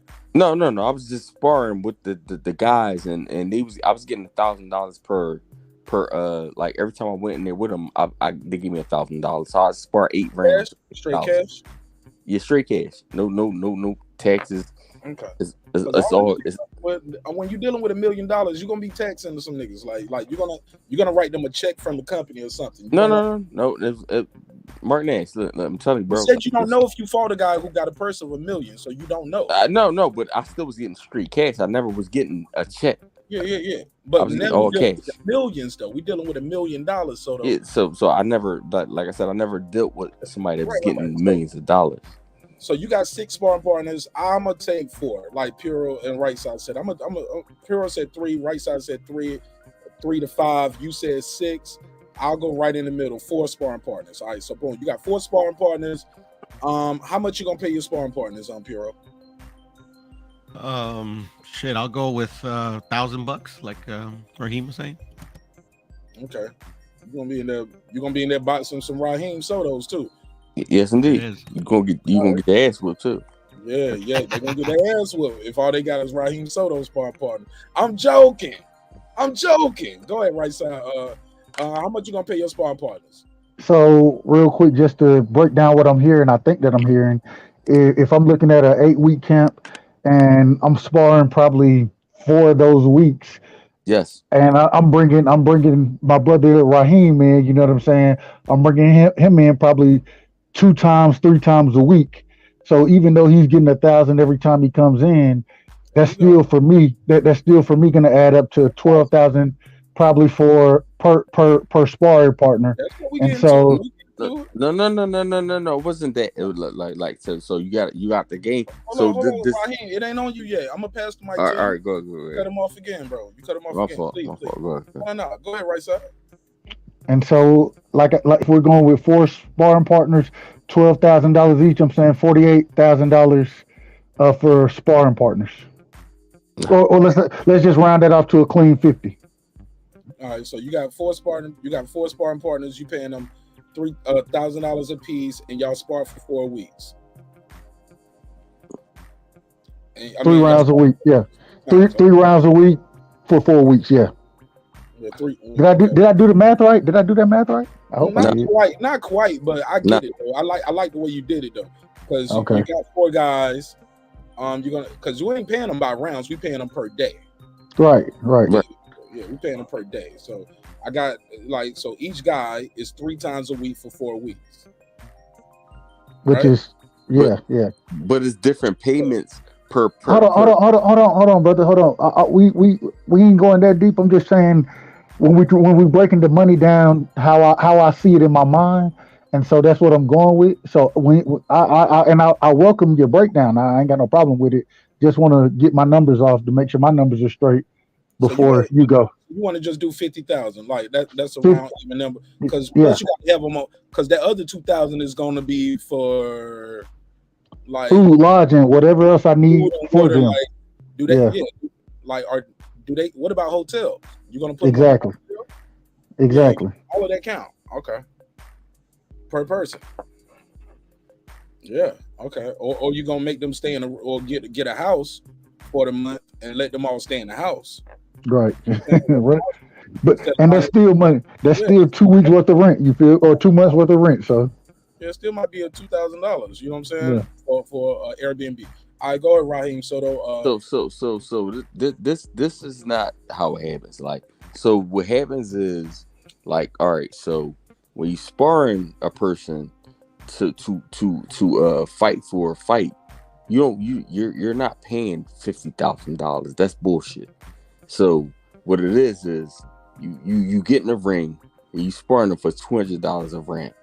Basically, that's what it adds up to. And then, like I said, I have sparred with professional Demetrius Hopkins, and you know what I'm saying. I sparred with Pooh and like niggas that know, like that really was in there boxing. You got in Philly. Yeah. So it's like so which is a very populated city for boxing, right? Yeah. So when you spar with these guys, this is what you do. You spar with them for $200 a round. Now, if they say, "Or we're gonna," huh? You gotta say in Philly. That's not everywhere. In Philly, not nowhere else. So many boxers, right? No, it's not nowhere else. But like I said, like nigga, you gotta pay for your own hotel. Nigga, isn't it you nigga? They not paying for your hotel if you're going out to different states. Like you paying for your own hotel to get to them different states. Okay, fair enough. You know what I'm saying? So all right, you sparring me for these couple. Some people have a camp house. Huh? The guy said some people have a house and everybody in the camp stays at the house. You wake up with but you eat what we eat. You know what I'm saying? Right. But like I said, at those times when I was sparring with them niggas, there was no in the house with niggas. Like you doing your own thing. You eating what you gonna eat what you want to eat. You know what I'm saying? Like, and you gonna come in there and spar. No headgear.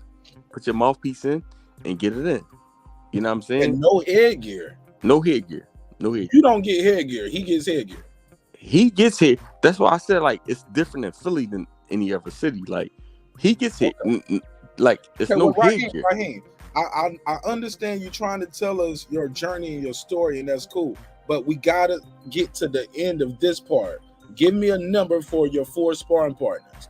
Total. Okay, so I spar with I didn't ask, sir. Give me a number for the price.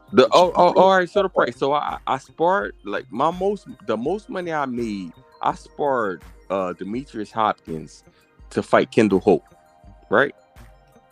Like I said, man, I know you want to. I'm just trying to explain to you what I'm doing. Like, listen, I sparred Demetrius Hopkins to fight Kendall Hope, right? Okay. I made the most money that I ever made as far as sparring. They about to roast you. This the audience. The audience about to kill you. Cause they see they can kill me if they want. Let them come on. Kill you in the comments. Come on, let them come on. Come on. No. Cause I'm trying to get somewhere. Like, come on, let them come on. They don't know. I ain't never. So let me take my call then, brother. Go ahead, do you? Mute your mic real quick. Brandon Washington, 2 minutes on the clock. Brandon from Dallas, aka I'm just gonna call him Brandon. No, the big fish. No, you're not. You don't call me my name, Brandon. I was just, bro. You don't even. I said Brandon, the big fish Washington. Brandon, the big fish Washington. You the big fish. No, I won't be big fish. No, or either Derek Lincoln. You or Derek Lincoln. Matter of fact, no, it's you, Derek Lincoln and Ben Israel, you guys are the biggest Errol Spence fans. Fuck Ben Israel. No. We ain't gonna do that. We ain't gonna beat your mic. No, That's why he ain't hit it to defend himself. Tell him to his face. Right. Damn. Yeah, let him talk. All right, so Brandon, let me start the clock, man. Talk to me, man. What's on your mind, my brother? Hey, man, we're a couple people away from 9K.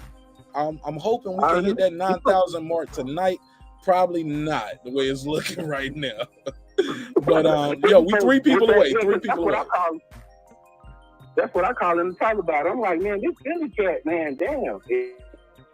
I mean, I respect everybody and respect, but damn. I mean, hey, brother, you talking in circles and then you talking about special rules for fighting in Philly. That's just some Philly shit. That's not. I've never heard of sparring partners paying for their own rooms and you get the best gear, but I protect myself, but you don't protect yourself. Like, that's weird. I think that's just something that just happened to him, and he thought that that's the way it goes. Nah, that just was a special situation that you were in, or what it sounds like. I've never heard of camps being ran like that, and I think we've seen a bunch of camps being ran.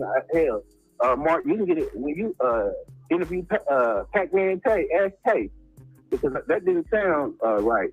But as far as the matchup with Haney, I'm hyped. I did hear my boy, what's his name, when he was talking about being what was the guy name who he did the interview about being in Tyson Fury camp. He was like, yo, this shit is weird. They won't give us water. They don't give us food. I had to pay and he showed the padded gloves, and then he was showing the gloves.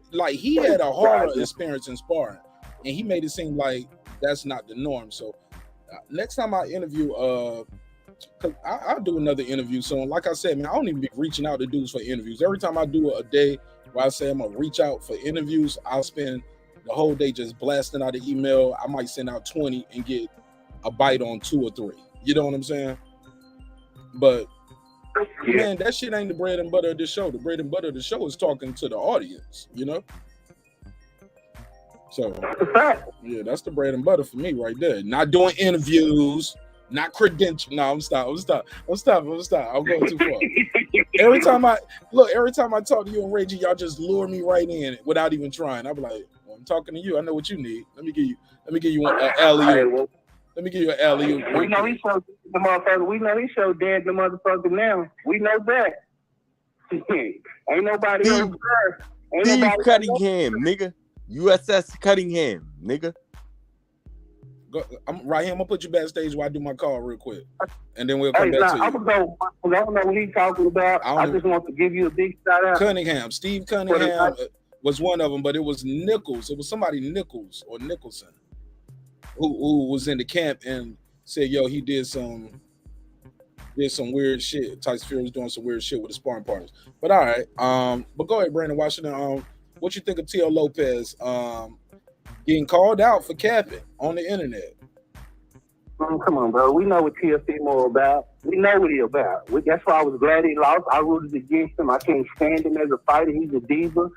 And I hope the belts ain't doing that to these lightweight champions, because Kambosos started acting like that. If Devin Haney started acting like that, I'm done with boxing, goddamn it. Goddamn, is it the lightweight championships is going to their head or what? These dudes is acting like fucking divas. George Kambosos acting like is helium in the belt, in that lightweight belt. It got helium. Yeah. And Devin better than me, because I would have told Kambosos, hey, that WBC belt you got ain't real, motherfucker. That's the fake stuff. I got the real belt. Even if they get that motherfucker through the bed. You know what? Why I got you here, Brent? He has handled that well. Like yep. he ain't took no shots at the franchise belt at all since he been there. He's been respectful to the people, the organization. Only thing I didn't like was I saw some white lady giving him some kind of blessing with some smoke. And I was like, where you learned the rituals from, sister? Like, because she don't even look like she old enough to, you know what I'm saying, to even know some rituals like that. I was like, man, don't breathe that shit in. Devin, don't inhale. Don't inhale. Go Bill Clinton on the motherfucker. I'm like, what the dark, what indigenous people of Australia. Remember what you told me? What's the name of the people? The Aborigine. You're right. The Aboriginals. That was the word I was looking for. Where them Aboriginals at? She done stole the recipe. Hey, look, she done stole the recipe and added some raisins to the shit, to the Aboriginal. Like, this shit ain't got no raisins in this sage, bitch. No, I'm joking. I went too far. And I didn't know You dead serious, nigga. I didn't know that. I ain't hear you, but Raheem was talking over you a little bit. Go ahead. But I agree with you. I didn't know he was Australian and Greek. Yeah. That's why the Greek people come from in my chat. You don't be seeing the people in my chat saying the Greeks are the rulers and emperors. Like, whenever I talk about Kambosos, I just thought that that's what they control us sometimes, so that's what they do. I didn't know it was a correlation. I didn't, but I've seen that in the chat. I just didn't know it was tied together. But I have seen it. All right, let me get back to the chat, man. You got anything else? And I'm gonna get you back in on this other topics too before I close out tonight, because we got to talk about Kevin Liles crying on the stand. I thought that I'll be there to talk about that. Trying to get Young Thug out of jail, so we're gonna talk about that too. All right, yes, sir. Salute, Mark. Everybody on the panel. Keep the show up, fire show, and I guess I'll jump on later. Hold on. AB coming back versus Omar Figueroa. Is AB gonna let his hands go? Man, hell no. AB gonna get his ass beat. That's what AB got. AB always getting ass beatings. I told y'all. I think I made that famous first. AB be getting his ass beat. That's what the AB stand for. I said that before I was even on YouTube having my channel. I've been saying that. Figueroa. I got Figueroa by decision, man. He gonna hit AB with a good shot, and AB ain't gonna punch. Almost broke. You know, it's your boy AB about OnlyFans. All right, man. Call back. When we get to the next topic. Yes, sir. All right. Take it easy, Brandon. Yeah, appreciate Brandon, man. Appreciate all the callers, man. We salute to Brandon. Yeah, I advertised the show as a live call-in show. So maybe one episode I'm not gonna have the panel. I'll just do all calls. But we definitely love the callers, man. Gotta have them calls. But go ahead, Soto. So I just need a price for the damn sparring partners. Just without the story, just tell me 4 sparring partners all total, how much you paying them for 4 weeks sparring. It's just a number. All right, bro. Be a number at this point, sir. So I spar sir, the answer should just be a number. But listen, I sparred Demetrius Hopkins. I don't remember the exact in it. But listen. I sparred Demetrius Hopkins. I don't know if I was getting 250 or 300. I sparred it for 12 rounds, bro. You know what I'm saying? So I was getting. Okay, I gotta leave you out of this right now because I'm getting somewhere and you're holding me up right now. I just thought I was getting good money. I'm giving a ride to. We stop at the store. I call Demetrius Hopkins right now, bro. Like if you don't think I was, I'm telling you, I sparred. That's my man. Somebody said Nino Marq. Yeah, I'm gonna have to turn into Nino Marq right now. You don't have to turn in. I call him right now. That's my man. That's my nigga. Did I ask you that? Are you high? Are you high? Yes. I'm trying to explain you. Like, that's actually, my man. I'm my high right now, sir. Let's try this one more time. Okay. Let's try this one more time. Okay. I'm gonna ask you for a number. Nigga, that was 20. That was almost 20 years ago, bro. Sir. I'm gonna ask you a number without telling it, sir. Listen, you gotta listen. Without giving me any personal anecdotes or experiences. Like, you don't have to tell me the story. Let's do it. We're playing the game here. We're trying to. You act like I know when 20 years ago, but I know. Raheem Soto. You see how everybody else gave me a number without even having the real. Yeah, but that's damn near 20 years ago, bro. Sir. So okay. So you know what? I'll leave you out of this. You don't have to give me an answer. Cool. So right side, your number was 50. Puro, what was your number? You said $1,000 per person per day, so that's 4,000. That's a cat. Like, I'm hanging up, man. These niggas. Okay, sir, you had a chance to answer the question. You keep saying it was 20 years ago. You can't give me an answer. You don't know. You talking about calling other people about your experience. $1,000, bro. Nobody's questioning your experience, sir. Well, sir, if you don't want to give me an answer, don't cut me off when I move forward. I'm gonna try one more time. And it's no. Nobody There's no right or wrong answer. This is all hypothetical, nigga. Why are you making this so difficult? Because you saying like, oh well, you it ain't no right or wrong answer. We don't know. Like I don't know. I do know. I just made it up. It ain't no real. I don't know, bro. Right here. It's a live show, and I don't want to disrespect you, my brother. So I'm gonna keep moving on my show. Don't cut me off right now. Okay? I ain't trying. Don't cut me off. Unmute my mic. Don't unmute your mic. Let me move forward with my show. You're distracting me now. Let's move forward. So Puro, where we at with our number right now? I'm gonna go with a right size number 50. I'll say 50. You say 50. Everybody say 50 except Ryan. That's cool with me. Sparring camp might cost more than that. Might be cheaper than that. For the sake of this argument, we're just gonna say 50. Go ahead. Now take that 50 away from whatever that number we have. All right, let me see. Put my audience to sleep. I'll never be able to make this a right side. This was supposed to be a segment I was gonna do, and I was gonna chop this up, try to make this like a little 10-minute clip. This nigga took me around the world with this shit. Like this shit that got out of control, bro. Nigga talking about God damn. Let's keep it pimping. Let's make it fun. 370 Mark. So we had $370,000. We had $370,000. Go ahead, Mark. My bad. All right, so out of 370, so far we paid our promoter, we paid our manager, we paid the sparring partners. Who else have we paid? The trainer. We paid them. Okay, so we paid the promoter, the manager, the trainer, the sparring partners. Have we paid the cut man yet? Not yet. No, sir. Okay. Raheem, I'm gonna start with you. Yo, do not know how to fucking talk about boxing. There's no cut man when it comes to sparring, bro. What the fuck is you talking about? We're not even talking about sparring no more, sir. Sir, who said, sir, we're talking about your $1 million purse that you get for the fight. You think Stitch Duran is free? You know you got to pay Stitch Duran, right?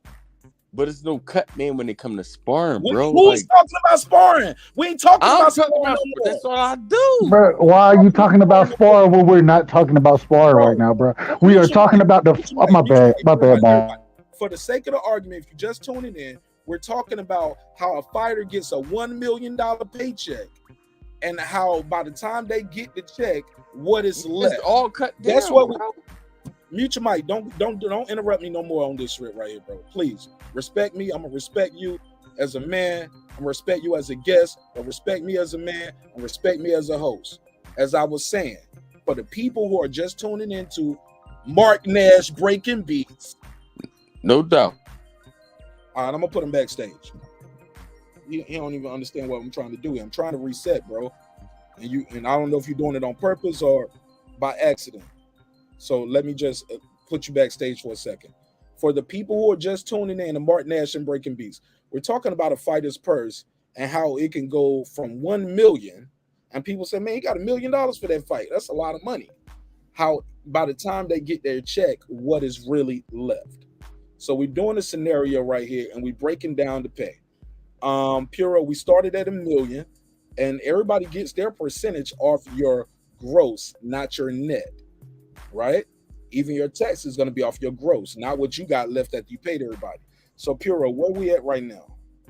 370. And now you got to pay your cut man. We're not talking about paying a cut man in sparring. We're talking about paying your cut man from your purse for the championship fight. Oh yeah, and we took the 3% off too because the sanctioning body had to get their money, right? We did take that off. We did. I was gonna say I don't think we did. I didn't think we took that off yet. No, we did. That was the first thing we did. We did. Okay, my bad. First thing we did was the sanctioning bodies and the promoter. 30% for the promoter, 3% for the sanctioning body. That was like 70,000, something like that, 70,000. Okay, so where we at right now is your cut man for the fight. Raheem Soto, I'm going to you. How much are you paying your cut man off of your $1 million purse for your championship fight, not sparring?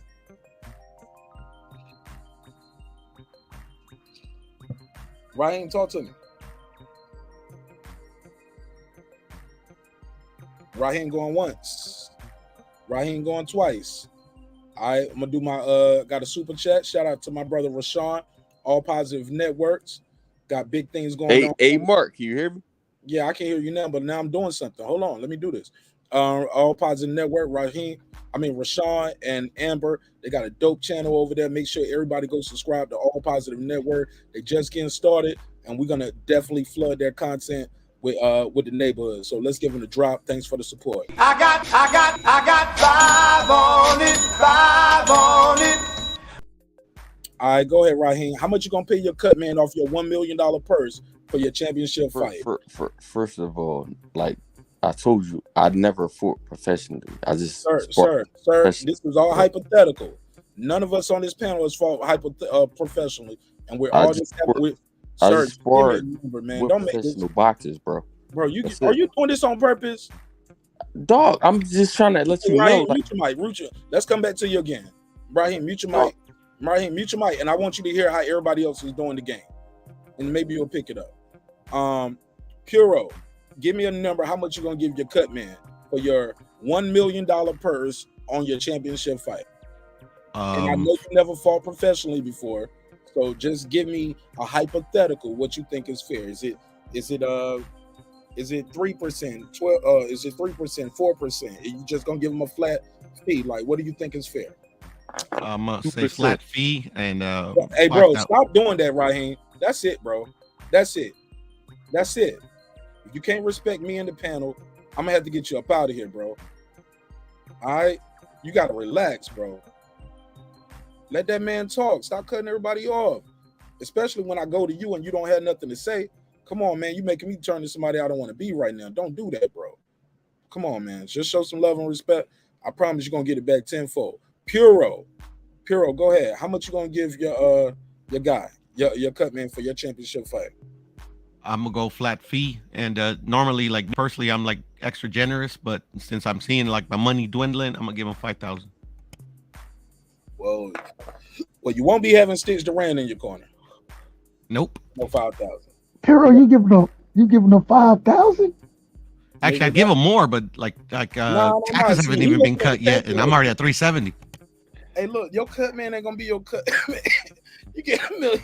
You looking at the money right that you see left. Yeah, he is. You paying him off. Keep in mind, he sees $1 million. Per se, $1 million. You're gonna give him $3,000.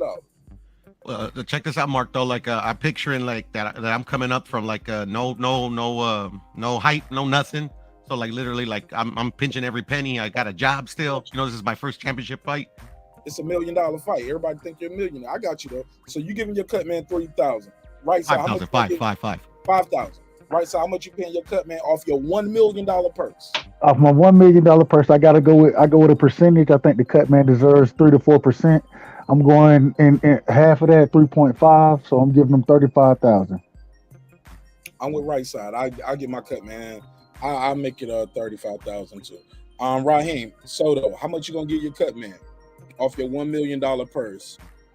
If I had I give him 25%, like 2.5%, like, you know what I'm saying? So 2.5% of 1 million, that's about 2,500, right? Yes, indeed. No, 25,000. That's 25,000. 25,000. Yes. You giving him 25,000. Yes. Okay, 25,000. All right, so 5,000. You said what? Right side, 35. 35,000. He said 25,000. I'll go with 25,000. I'll go right there. I don't get cut though. I move. Ain't nobody talking about you, man. It's a hypothetical for everybody. Like, take you out of the equation. I think that's what it is. I think you've been trying to personalize this so much, but it's okay. And I respect you, my brother. It's all love. So I respect you too, Marq Nash, man. Like that's why I fuck with you. So yeah, real nigga. Then, man. It's all good, man. You can show me better than you can tell me, my G. You know what I'm saying? That's why I try to shut the fuck up. Like, yeah, it's all love, man. Puro. So let's take 25,000 away for the cut, man. All right then. Now, who else got to get paid other than the IRS? Let's see who else get paid off our gross. So we paid the promoter, we paid the manager, we paid the sanctioning body, we paid the cut man, we paid the sparring partners, we paid the trainer. Do you got anybody got anything else that we got to pay? The judges. Relax. The promoter better pay them judges, nigga. The corner. We broke down the corner already, Philip H. You must have went to sleep. No, the corner. We did the corner. The corner. Yeah, we good. Chief second don't get nothing. Oh, Chief second. What you gonna give your Chief second, Puro? Yeah. I'm gonna give my Chief second a free ticket to the fight, nigga. Percentage. You paying the judges? Your wife can come. How about that? I'm gonna give you a ticket for your wife. Everybody get a piece. 50. 50,000. Actually, no. How much did I give? How much did we give the trainer? Yeah, we gave the trainer 100,000, didn't we? Okay, yeah. So 50. Yeah, half. Yeah, half you give of the him half. Damn, the Chief second get half. I agree. Damn. All right, fuck it. So the Chief second, take away $50,000 for our Chief second. Golly. So 50. All right. Bro, everybody getting paid, ain't they? Everybody getting paid. Getting paid on these fighters, yo. There's actually a method to my madness, but go ahead. Y'all think we're doing this for nothing, but we're gonna get somewhere. I promise. We're gonna get somewhere. Now where we at, Puro? 95. 95,000. 295,000. I got 295,000 out of $1 million. All right, so now that I got to pay the IRS, and I'm taxed at a higher percent. So, what is the tax bracket I'm in for $1 million? Let me see. 33%. A tax I thought it was 40. 1 million. Tax on 1 million income. 37%. Somebody in the chat had it right. So minus 37% from $1 million. What is 37% of $1 million? More than what I got. What is 37% of $1 million? Let me calculate that.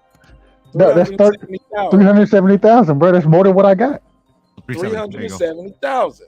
So minus 370,000 from what we got, because now that's what we got left. 2 seconds. So 370,000 minus 295,000. I can never find my cursor on this fucking computer. No, take your time. There we go. There we go. And not only that, you gotta fix the house up and all that. So everything is. Bro, we already in the hole. We can't fix nothing up. We already in the hole. Let's see. So how much? Minus 397? Was it? No, 330, 370. 370. Yeah, 295 minus 370 from that. That would be we're 75 in the hole. Of $75,000 in a hole. Yes, sir. So now, how can a fighter make some of this back? No, then you gotta start selling patches on your trunks. Yep. Yeah, you gotta start doing shit like that, bro. Like $1 million in a fight, and look, we did some bullshit ass numbers right here. We lowballing. We trying to lowball numbers. We thought we were lowballing. Or find a happy medium. That's where we at, y'all. That's where we at with it. That's how a fighter can get paid $1 million to go in there and fight, but walk out of there owing $75,000 to the IRS. He owes the IRS $75,000. Y'all picking up what I'm putting down? All day. Start talking about these guys. Bob Arum said back in my day, $1 million was a lot. Because even then, once you change this number to 2 million, bruh, that means it's just still getting there. It's just a higher percentage. Because we chose to give people a percentage, so that 100,000 is now 200,000. Yep. The second corner is now getting 100,000.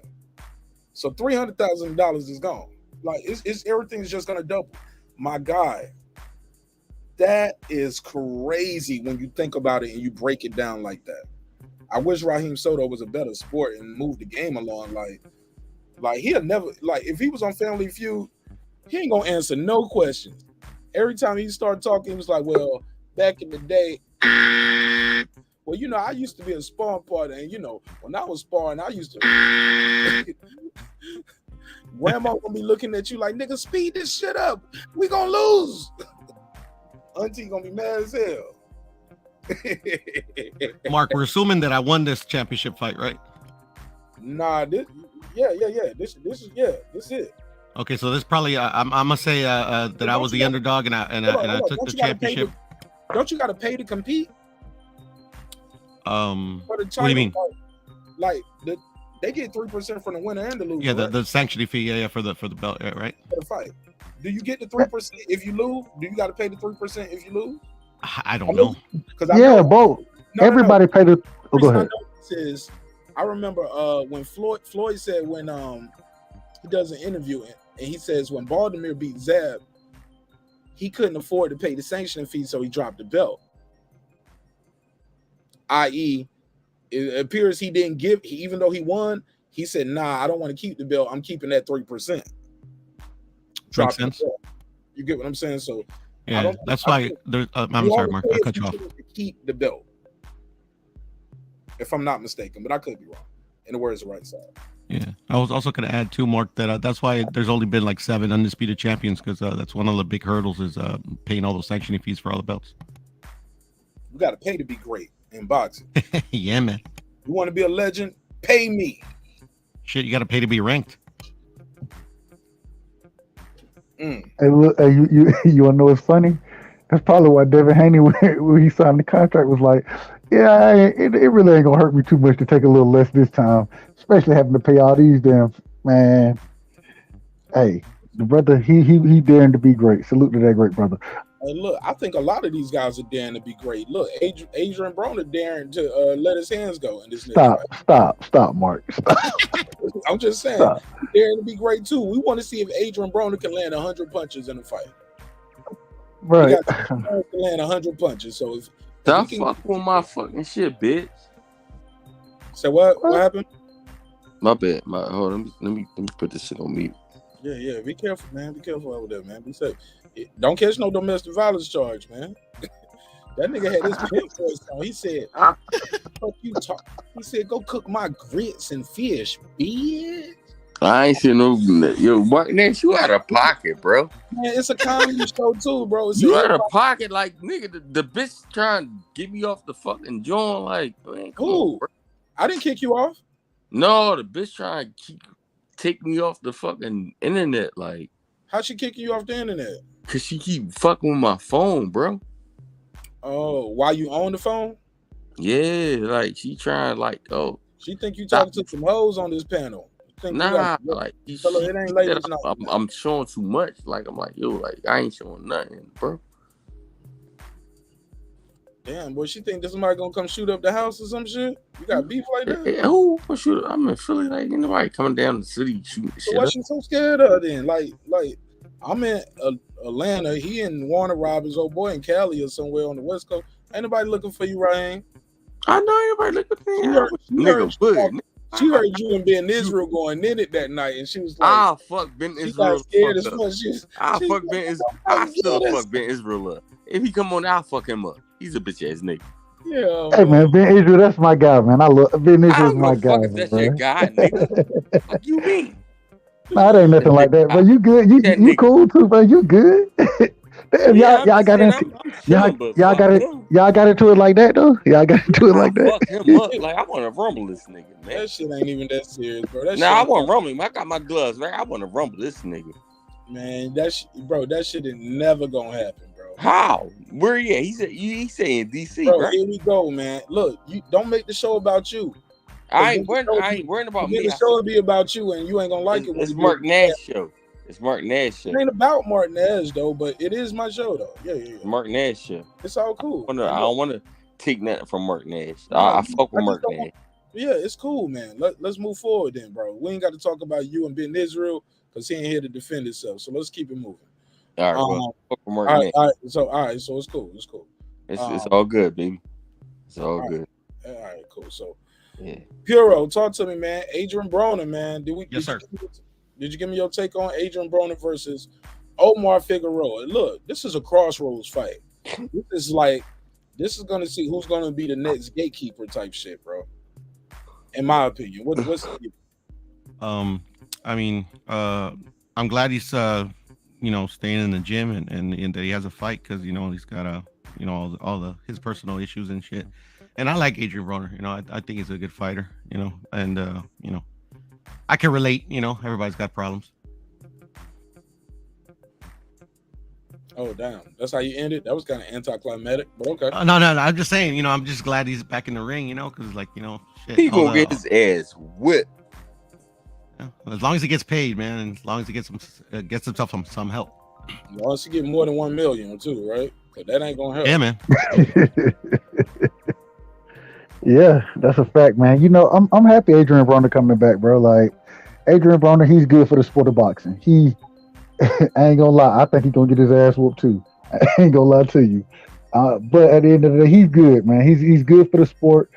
Adrien Broner, one thing you can't say is that he didn't fight. You feel me? He fought a lot of people, man. He fought everybody damn near he could. So I think he's good for the sport. He talks a good game.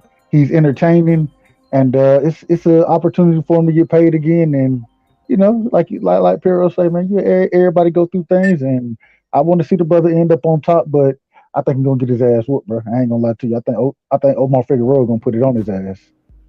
Yeah, I think Raheem Soto got something to say. Go ahead, Raheem. He gunshot. He ain't throwing no. He gunshot. He ain't throwing nothing. He gonna get his ass handed to him, and I'm gonna love every moment of it. I can't wait. That's all I'm saying. I can't wait. You gunshot like nigga. Like why you gunshot like nigga? Just throw him. Like you get knocked out. You get knocked out. Fuck you. Like I'm throwing punches oh my god, these niggas is crazy, man. I get knocked out. Fuck it. I'm getting knocked out. But I'm not scared to throw a punch. If I get knocked out, I'm getting put to sleep. Yeah, but that ain't that he can't have that, Raheem, with his personality, his aura, talking shit. Like, remember they had that meme of him being in the ropes. Fabulous had him in the punchline. He talked so much shit. He was talking about, I'm the next Floyd. Now I'm better than Floyd. Like, they would never let me in Floyd fight. They know what I do to Floyd. This was when he was undefeated.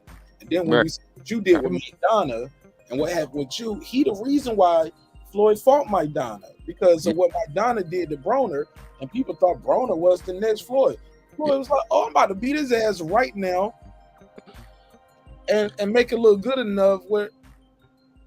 Dog, I remember all that shit. He started as Raheem. You remember that? He was like, yo, I'm going to fight this fight like I ain't fought no other fight in a long time. He and we, all right, whatever. And he stood right in front of that motherfucker for them first couple rounds. But knowing what we know now, Floyd was getting him tired. Floyd was just letting him get tired, laying on the ropes, let him swing, miss, blah, blah, blah. Right. And he kept telling his dad, he's going to get tired. He's going to slow down. And his dad was like, is he slowing down? Something? He was like, yeah. He said, well, go to him then. Work his body, little Floyd. You want to stop him, dig to the body. You got to dig. And he was also telling him damn body, and he broke Maidana down. But you know what he was selling the pull countering, like pull counter. Pull counter is a great weapon. Pull counter is slip his jab and pulling to pulling to where you coming. Yeah. But he didn't do that right away neither though. Pull counter. No. It's not a first round. It's not in the first rounds. The sixth round he start pull. Yeah. Around 6 and 7, you start doing the pull counter 6, 7, right. And them body shots, bro. Right. But we got to cut around that time too. Right. Yeah. But I said all that to say, my brother. You got the flow. Go ahead. You said AB gonna go in there and lose, right? I don't know. I don't know what he gonna do. Like, he good in the first 4 to 5 rounds. I don't know what he gonna do after that. Hey, I'm go ahead. My bad. No. You're an independent contractor, Santos. You got to take your own taxes out. He said, Mark, you already paid the IRS first. You may forgot. No, we never paid the IRS. I purposely waited to pay the IRS last. We paid the promoter, and then we paid the sanctioning fees first. That's the first thing we paid. Then we played the manager. Then we played the trainer. Then we played the cut man, the sparring partners, the chief second. No. We never paid taxes, and that's why we didn't pay taxes. And that's why they get fucked up at, because they looking at that 295 they got left Puro, and they was like, man, fuck this. I'll when I get it, or I'll make I'll get on the payment plan. Hey, Marq Nash, you had 583 views, bro. Look, this is the fucked up shit about this internet shit. Like, bro, you had 583 views, right? On what? You had 78 likes, bro. That shit, fuck. When I seen it, I'm like, what? You had 500 and something likes. And you had 78. You had 578 views, and you had 78 likes. Bro, I got a video with over 240,000 views, and I think we barely got over 2,000. Usually it's a number. It's a you either gonna get about 1 to, when you're doing good, when you're getting 10% of your views and likes, but on the average it's about 1%. But dog, why is it so hard for a nigga to press a like button? Like, well, some people don't watch on YouTube neither. Everybody don't have a YouTube. Some people watch the show on Facebook. Some people might just see it on Twitter. Like if you click play on Twitter, you watching the show right there on Twitter. Some people can watch it on Reddit, and so they show up on YouTube. Yeah. When I put the link, wherever I put the link at, they can just click the live link and watch it right then. Wow. But they don't.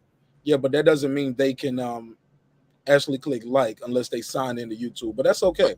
But I appreciate your concern. And that's duly, nigga. I was mad. I was like, no, you good. Put it in the comments. Put it in the comments for me. I did. I put it. Put it in the comments on the videos. You liked it when I put it in there. I was like, damn, dog, you got like 500 views. My brother. I got somebody else that's joined the panel. I'm trying to let them get in. No, go. Do you? My fault. I'm trying. I appreciate it though. All Positive Network. My guy Rashawn, all the way from North Carolina. What up, though? What up, Rashawn? How you feel? What's up, black man? What's up, black people? This is All Positive Network, sending positive vibes and life lessons. How's everybody doing? Hey, doing great. Salute, my great brother. Salute to you, my man. You know what I'm saying? Just stay positive. Keep your head to the sky. You'll do great things. Appreciate that. What's up, bro? Centos, you got to check the playback. Raheem kind of ruined some of that with some of his long-winded spills, but he said, how did you get below 700K before everyone was paid? We paid the promoter. And if you start off with $1 million, your promoter got 30% of that purse. That's 30% to the promoter, 3% to the sanctioning body, which was 70,000. You know what I'm saying? So already you under 700K. You're gonna pay your trainer 100,000. You pay your chief second 50,000. You gave your sparring partners 50,000, and that's 4 sparring partners splitting 50,000 over a month. What else did we have, Puro? You had your manager. Your manager, chief second. You got your manager and your cut man. Yeah, man. And after all of that, you was down to $295,000. And then the IRS still want they 37% off your gross. And now you are in the hole. Absolutely. It can happen. Go ahead, Rashawn. How you doing though, my brother? Go ahead. I'm living, man. But yeah, I was listening to y'all talking about the trying to get Raheem to give a price, but I thought most sparring partners. Well, I've never been a sparring partner, so I don't know. But he said he was paid by the rounds, whatever. But I thought most sparring partners are paid by the week. Yeah. That's I heard some of the stories as well. I thought the same thing. And at the end of the day, well, I have heard as well as times in the gym, because there may be times that a sparring partner only comes in for, you know what I'm saying, a few sessions versus coming consecutive weeks. So I've heard a lot of different things as far as sparring goes. Yeah, because I remember hearing that Oliver McCall back in the 80s was making like $2,000 a week. That's a lot of money in the 80s now for the spar Tyson. You know, but Tyson never knocked him down. He was like Tyson's chief sparring partner. But you got to pay me more than $2,000 a week to sparring Mike Tyson every day. Santos, standard is 30%, bro. They get 30%. He said, "Oh, we're paying the promoter more than 20%." Wow, okay, yeah, that's standard. Some of this shit you can just look it up. These are just standard things that people are charging. The 3% for this, 30% for this. We was lowballing numbers at times, just to be fair. Somebody else said, "Hey, yo, Marq Nash, the IRS get paid first." No, they don't. This ain't no W-2. These guys are getting I-9s for the most part. They independent contractors. It's up to you to pay the IRS. You have a responsibility to pay them that 30%. And if you can't do that, you need to call them and get on a payment plan. A lot of these guys don't do that. They just start spending money and just do whatever. You know what I'm saying? They get a new Benz, some chains. They buy the bitch a new ass, some titties, respectfully, of course. But And Mark, you forgot something though. You forgot one of the another of the things they got to take out of the paycheck. You forgot the entourage. Oh shit! Damn.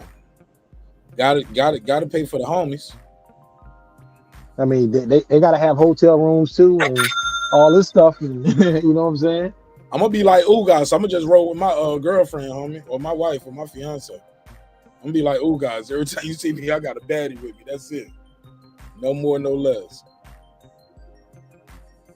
But so what you think about Adrien Broner coming back, bro? What is Adrien Broner gonna do in this fight? Adrien Broner is gonna probably have a good first round. Once he gets hit, he's gonna go into a shell, and then after he loses the decision, or he's gonna say that he was robbed.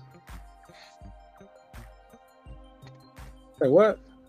I said he's gonna come out fast, look good in the first round. Once he gets hit, he's gonna go into a shell, not throw any punches, and if he loses a decision, he's gonna claim that he was robbed.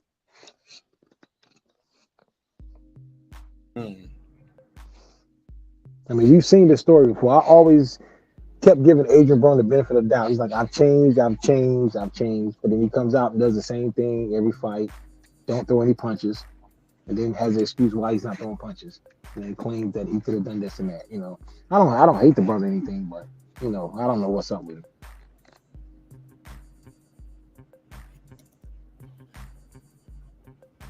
Yeah, Santos, I know you. Bob Arum might have said that, but I don't know what the paperwork said. But I know what they say when you Google how much a promoter make. I just put it in the chat. It says, and you can just Google what's the promoter's percentage. So that's what we're going by. Bob Arum has a very large stable. He has probably one of the biggest, if not the biggest, boxing stable in the world, as far as a promoter goes. And he's the oldest living running promoter. He probably can lure guys in, and I don't mean to say lure in a bad way, but yeah, he could probably say 20%. He probably got some guys with 20%. He probably got some guys with the 33% or the 30% as well, or the 25%. You know what I'm saying? I'm sure it's a case by case. We're not saying none of this is locked in stone, sir. All of this was an estimate. But where we lowball for this, where we might have said 30% for this, we lowballed and just gave flat fees for other things that probably cost more. So it says on the total of the income of boxing mates, an estimated 30% goes to the manager. Wow. 25% goes to the promoter and 10%. So right there. So where we gave 30% to the promoter, we lowballed the fuck out of the manager. You see what I'm saying? All of us only gave the manager, what, 15%? So he's still broke. You get what I'm saying? Actually even more broke than we thought. You get what I'm saying? I initially said 30, Mark. Yeah. Yeah. We were hella low. We cut that in half. Yeah. 10% goes to the trainer. That was about right. Leaving less than 32% of the earnings goes to the boxers before taxes. This is June the 2nd, 2021. June the 7th. I'm sorry. Yeah, 2021. And Mark, I was going to tell you too on the private chat. I put that interview with Ellie Sekbeck and Joe Yeah, Goose. I saw it already. Cool. I watched it already. I watched it, but I had the sound off and just read the captions. Sure, you're right. So I think that's what we at on this one. Boom. Did we get into everything? Okay. Final press conference. Anybody got any take on the final press conference of this fight that we saw? Did anybody see the final press conference? It came on about 9:00 tonight. Yeah, I liked it when he pushed him off the stage. That was funny. Nah, that wasn't this fight. That was a different fight. I know. I was just fucking around. Absolutely. Right side, it said your device ain't connected. I'm trying to connect you. It said your device ain't connected. So you might have to click out and click back in. Give me anybody want to go first? Tell me what they take was with the final press conference. Did you see the final press conference? Raheem, all positive. Puro did not. Puro did not. No, I didn't know the press conference was on tonight. I was looking at the game. Oh yeah, I was watching the game too. I was watching the game on the TV and bro, Golden State, bro. What the hell, bro? It was times I saw the dude Wiggins or whatever. I was like, bro, he's making these weird ass errors like in the paint. Draymond was just doing some weird shit like missing the free throws, unnecessary fouls. But them boys got hot though. I ain't gonna lie. For everything that Golden State did wrong, them boys beat them tonight when they star player couldn't score. And like Hartford went off. Sometimes the ball just bounce your way, bro. Now, I don't think Hartford going to score 6 out of 8 3-pointers no more this series. You know what I'm saying? But the thing about that, Mark, just like boxing, the game is a marathon. It's not a sprint. And that was their round. They won that round. Yeah, it's not how you start. It's how you finish. Yeah, they got a 7-round fight, and they don't lost the round. Mm-hmm. That one, bro. He ain't got to do it no more. You get what I'm saying? The other guy going to get hot the next night. You know what I'm saying? Damn, they had that one too, bro. I think they hit 9 3-pointers in the fourth quarter. Golden State hit 7 shots total in the fourth quarter.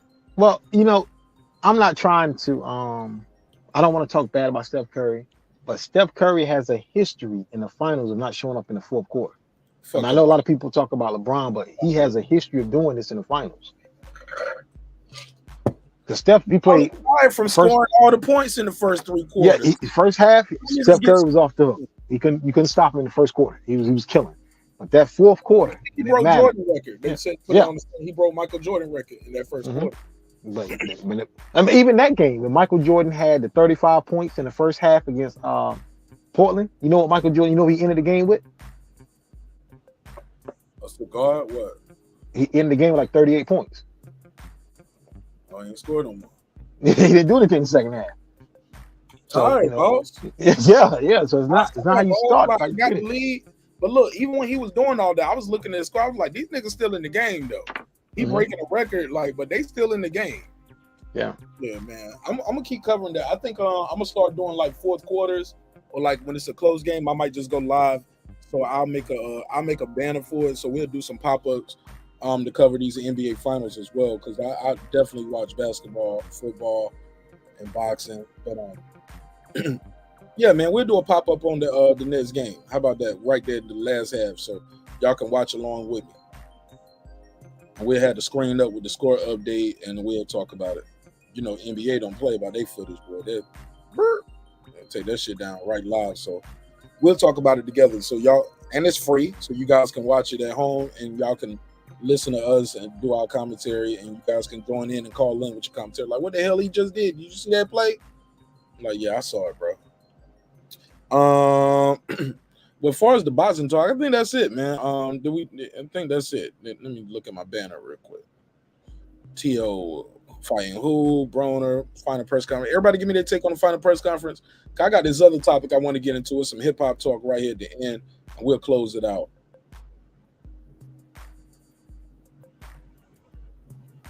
All right, cool. If y'all was trying to say something, your mic was muted. Going once, going twice. Okay, cool.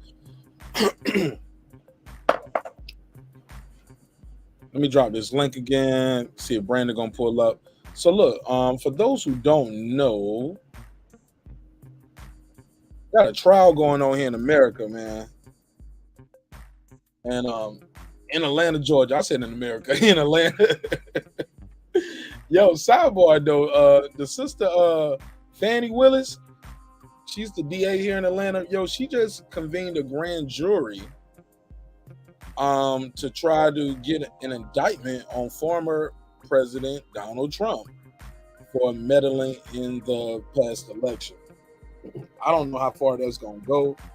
Y'all think it's gonna go anywhere? That case ain't going nowhere. Nope. She wasting money and resources for the people, huh? Pretty much. Y'all think this y'all think this just an election scheme just to say like, I was tough on crime. I went against Donald Trump. These rappers that are shooting and killing, like, because she said they're responsible for like 50 bodies. What was the number right side? YFN and YSL in Atlanta, she said they were responsible for a lot of murders. You said about 30 bodies? Yeah, I can't remember. Let me see. I'll look up. Wow. It's either 30 or 50, and I don't want to be disrespectful to 20 people who lost their life. But look, man, 10 is a lot. You're talking about 30. Yeah. Dude, that's almost serial killer status. Yeah. I'm gonna pull it up, right? Over 50 murders. That's what she's saying. Dude, these men were serial killers. Yo, well, I know serial killers not the same thing, but you know, serial killers have a psychological makeup and they target certain victims. But still, man, that's a lot of bodies, man. Somebody said she's going missing. President Ford said the Aussies still got Devin the favorite over Kambosos despite all the roadblocks they put up in front of him. I think that's the sports book though, globally, but I don't know if that's just Australia. We got Devin up, but I think globally he's the favorite anywhere people bet. But we seen upsets before though, so that don't mean shit. So look. So I'm gonna play this clip real quick. Let me find Kevin Liles crying on the stand. Did y'all see Kevin Liles crying on the stand? Now, what was Kevin Liles on the stand for? He was trying to get bail for these dudes. Okay. Yeah, he went up there. Let me get it together, man. Let me see. Oh, here we go. Stream. But look, he went on stage and was like, look, because they start talking about like, yo, for him to get bail, not saying they got to give him bail. It's going to cost and the trial might take a year. If he was to get bail, you're going to have police, 24-hour security, off-duty police guards to make sure he's not committing any crime, but also making sure he's not a flight risk. He said, is he able to afford that? He said, yes, he's able to afford it. I'm able to afford it. And he said, are you gonna put yourself down, like sign for this bond? And he was like, I'm gonna support him personally and professionally. Yes, I support him. But let me share my screen on this part right here, so you guys will know what I mean when I say these things. And I want y'all take on it. I definitely want y'all take on it, because this is a RICO act. This guy is facing like 40 years. And when you give somebody 40 years, in my opinion, that's a life sentence.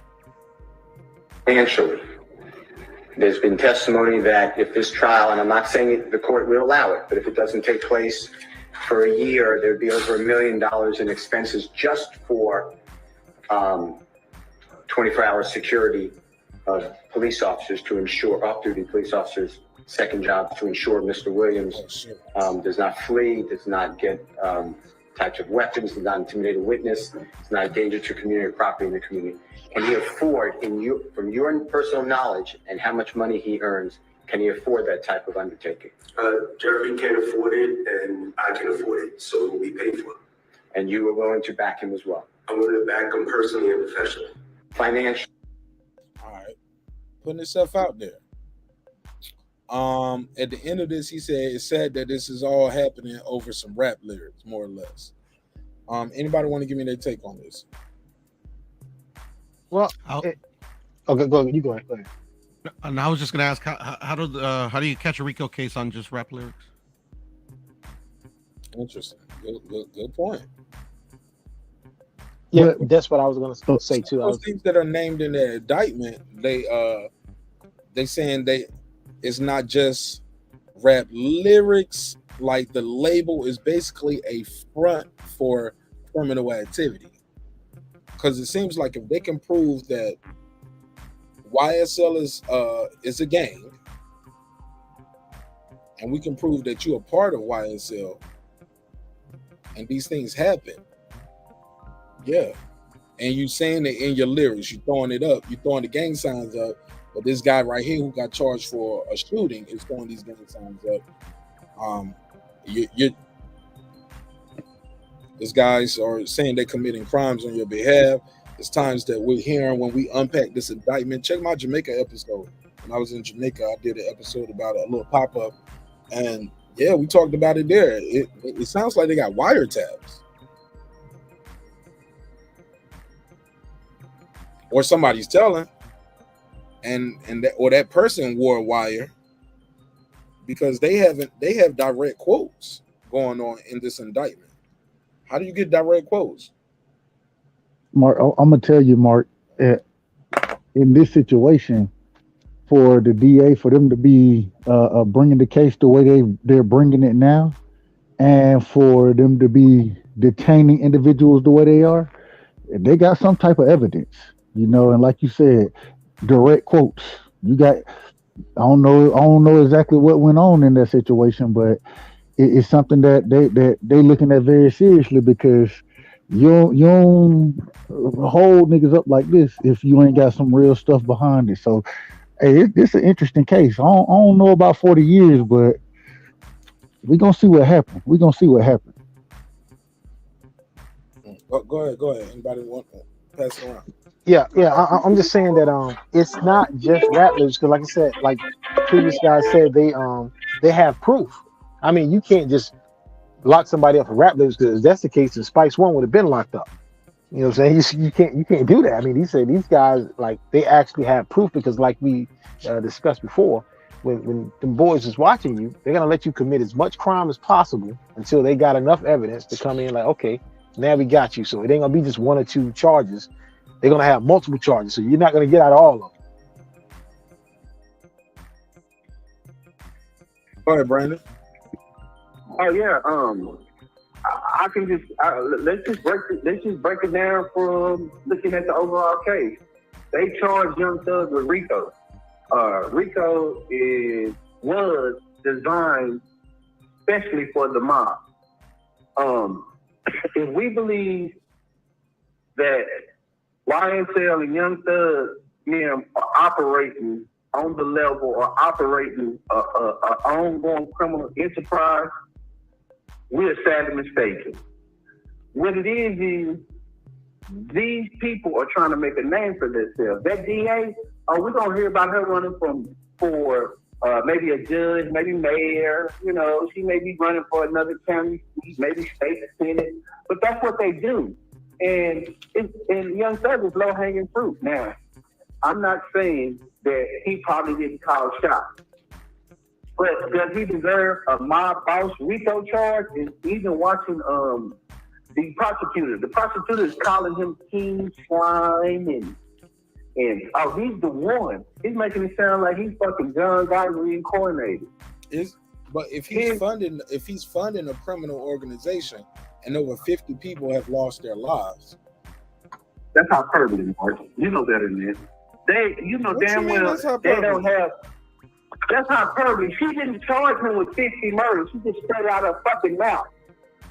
She has no proof for that. She can't, because if that's the case, then we're going to see Young Thug be charged with 50 fucking bodies. We're not going to see that. That was her. Not him. That's her. Hold on, no, sir. She's talking about the gang, like members of the gang. They connected him with what, 2 bodies right now, right? Or is it just the one Yeah. that I know that it's one where they say he rented the car, and there's another one where they said he made the motion or something like that. Yeah, and the reason they putting RICO on him is because if this state, like I think the state is handling this shit now. Right. It's a combination of both, I believe, right? Right. No. It's a state. It's a state RICO. Right. So what they doing is, I don't think you can do state RICO here in Texas. I think because y'all got like in Georgia, they got like they own Georgia Bureau of Investigation, things like that. I don't think we got a set up like GBI. that. We got a GBI. Yeah, I don't think it's set up like that in Texas. I think that Y'all got that Rangers. shit would have been I think better. y'all Rangers is like y'all Right. GBI, right? Yeah, and I think that shit would have been fair. I think that shit probably would. But anyway, the point that I'm making is Young Thug is low hanging fruit. He What is Donald doesn't realize Trump, what he's- Brandon? You know she going after Donald Trump too, so that's high hanging fruit. Man, come on, bro. I'm just saying that's high hanging fruit. They just, bro. That's I bullshit. was watching the news. They just convened a grand jury. They had to do all these sweeps around the building for bombs. They kept people away. The grand jury had masks on. They got these are Republicans that, like, a lot of these people, she didn't go after them. A lot of these witnesses, Brandon, some of these witnesses, many of them were volunteer witnesses against Donald Trump for what he did. Mm-hmm. Like, she had to do something. It's midterm elections coming up too. So once she starts going through the process, this is just something, man, this is more politics, I think. I don't know how much you follow this shit, bro. They've been working on this for a minute in Georgia, bro. Maybe I know more New York, because this on my local news here. It's probably, I don't even know if this made national news for you guys. Did it make national news? Oh, it definitely made national news here. I know about it. Yes. In North Carolina. How about Texas and Cali? I didn't see it, but I don't check for that anyway. So I don't watch the news, Mark, so I couldn't tell you. But what I will say though is, Young Thug, somebody's telling us they got a CI somewhere. They got a CI because they don't just gather this information just by looking. They have a CI somewhere.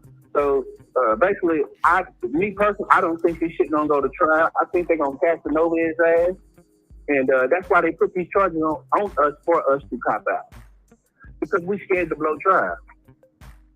But let me catch a case. I'm blowing trial, baby. I'm taking it to trial. I'm blowing. I'll blow trial. Sit down for a couple years, get this shot as an appeal, and see if I can get a sentence reduction or something like that. And there we go. But yeah, man, they looking for this dude to, and it's sad. And I felt bad for Kevin Round.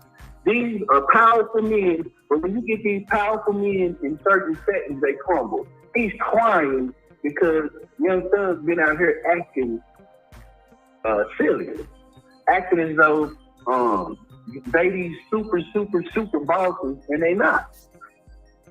So well, look, I'm gonna let you know. Don't judge me. Because if I ever go to jail, nigga, I'm gonna be in the. I'm gonna be. If y'all see Marq Nash in court, I'm gonna be crying the whole time. You better not be in that crying. Nigga, what you fucking mean? I ain't gotta prove shit to none of y'all. I gotta prove shit to this judge and this jury. Not y'all niggas on YouTube. I'm gonna be crying like a bitch.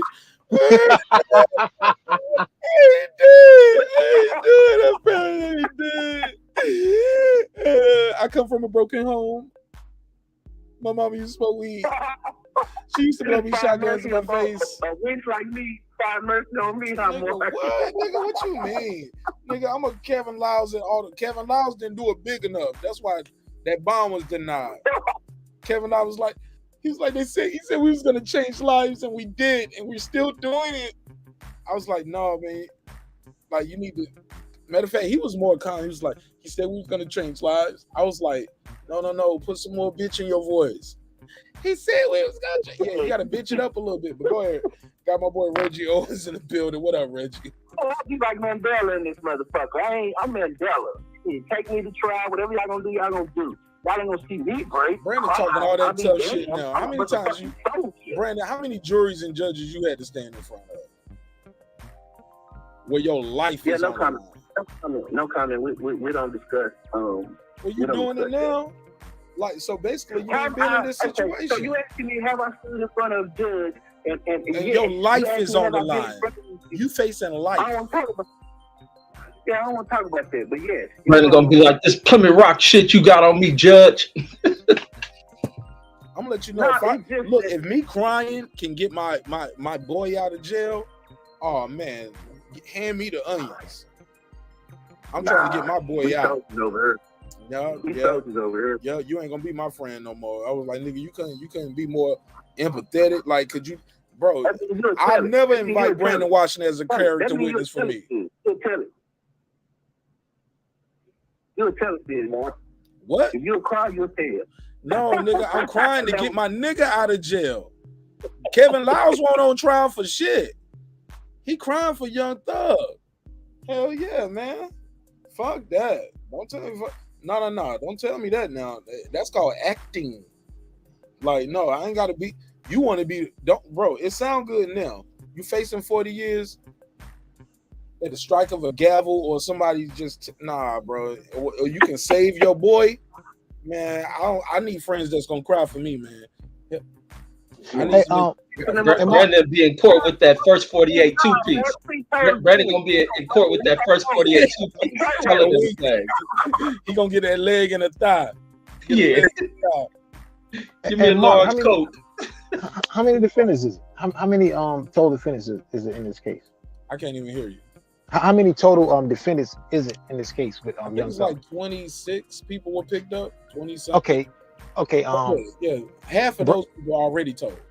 Yeah. Now Brandon brought up something. He brought up Mandela. Now, if you've read Mandela's autobiography, he said that when they went to trial, it was, I forgot how many it was of them, but it was a lot of them. He said each of them defended themselves. So each of them called each of the other people to the stand to testify. And asked them questions. They said they extended the trial way out. Mandela is a lawyer by trade, bro. Yeah, I know these guys aren't going to defend themselves. I'm saying, but couldn't they lawyers do that to try to extend the trial? Like each of them has separate lawyers. Couldn't they do the same thing? Like call each of the guys that's on trial. Like if it's like 20 some of them, just keep extending the trial. No, it's a RICO case though. So everybody ain't been charged with the exact same thing. Okay. Everybody ain't been charged. All right. So they just did a sweeping indictment. Some people get charged. Some people got charged for murder. Okay. Up under the RICO because, like, I think the dude Pee Wee had already did his time. He got out, but he still was like, they got him on, communicating. The craziest thing I remember hearing about when we first covered this was they found a phone in somebody's cell. And then it's like they put a wire on the phone. It sounded like they got jail recording call. Then they got dude on camera saying, "Hey, I need you to do some things for me," and he said, "Such and such gonna take care of that for me." And he throw the sign. Oh, they screwed. The dude who did the murder or did the shooting, one of the dudes who did the shooting did time for the shooting, so I can't say allegedly. They got him saying, "Yo, I'm ready to I'll sit down for X amount of time behind this shit." You know what I'm saying? Like pledging his loyalty to the game. Like, bro, I read through that indictment, bro. Check my Jamaica episode. It's not a real long episode, and that's all we talked about, so it's easy to listen to. But it was so much that unpacked. Cause they kicked in the doors when I was in Jamaica. Niggas start calling me, said I was snitching. It was like, Marq Nash, you left the country when the indictments came down, nigga. I was like, nigga, please.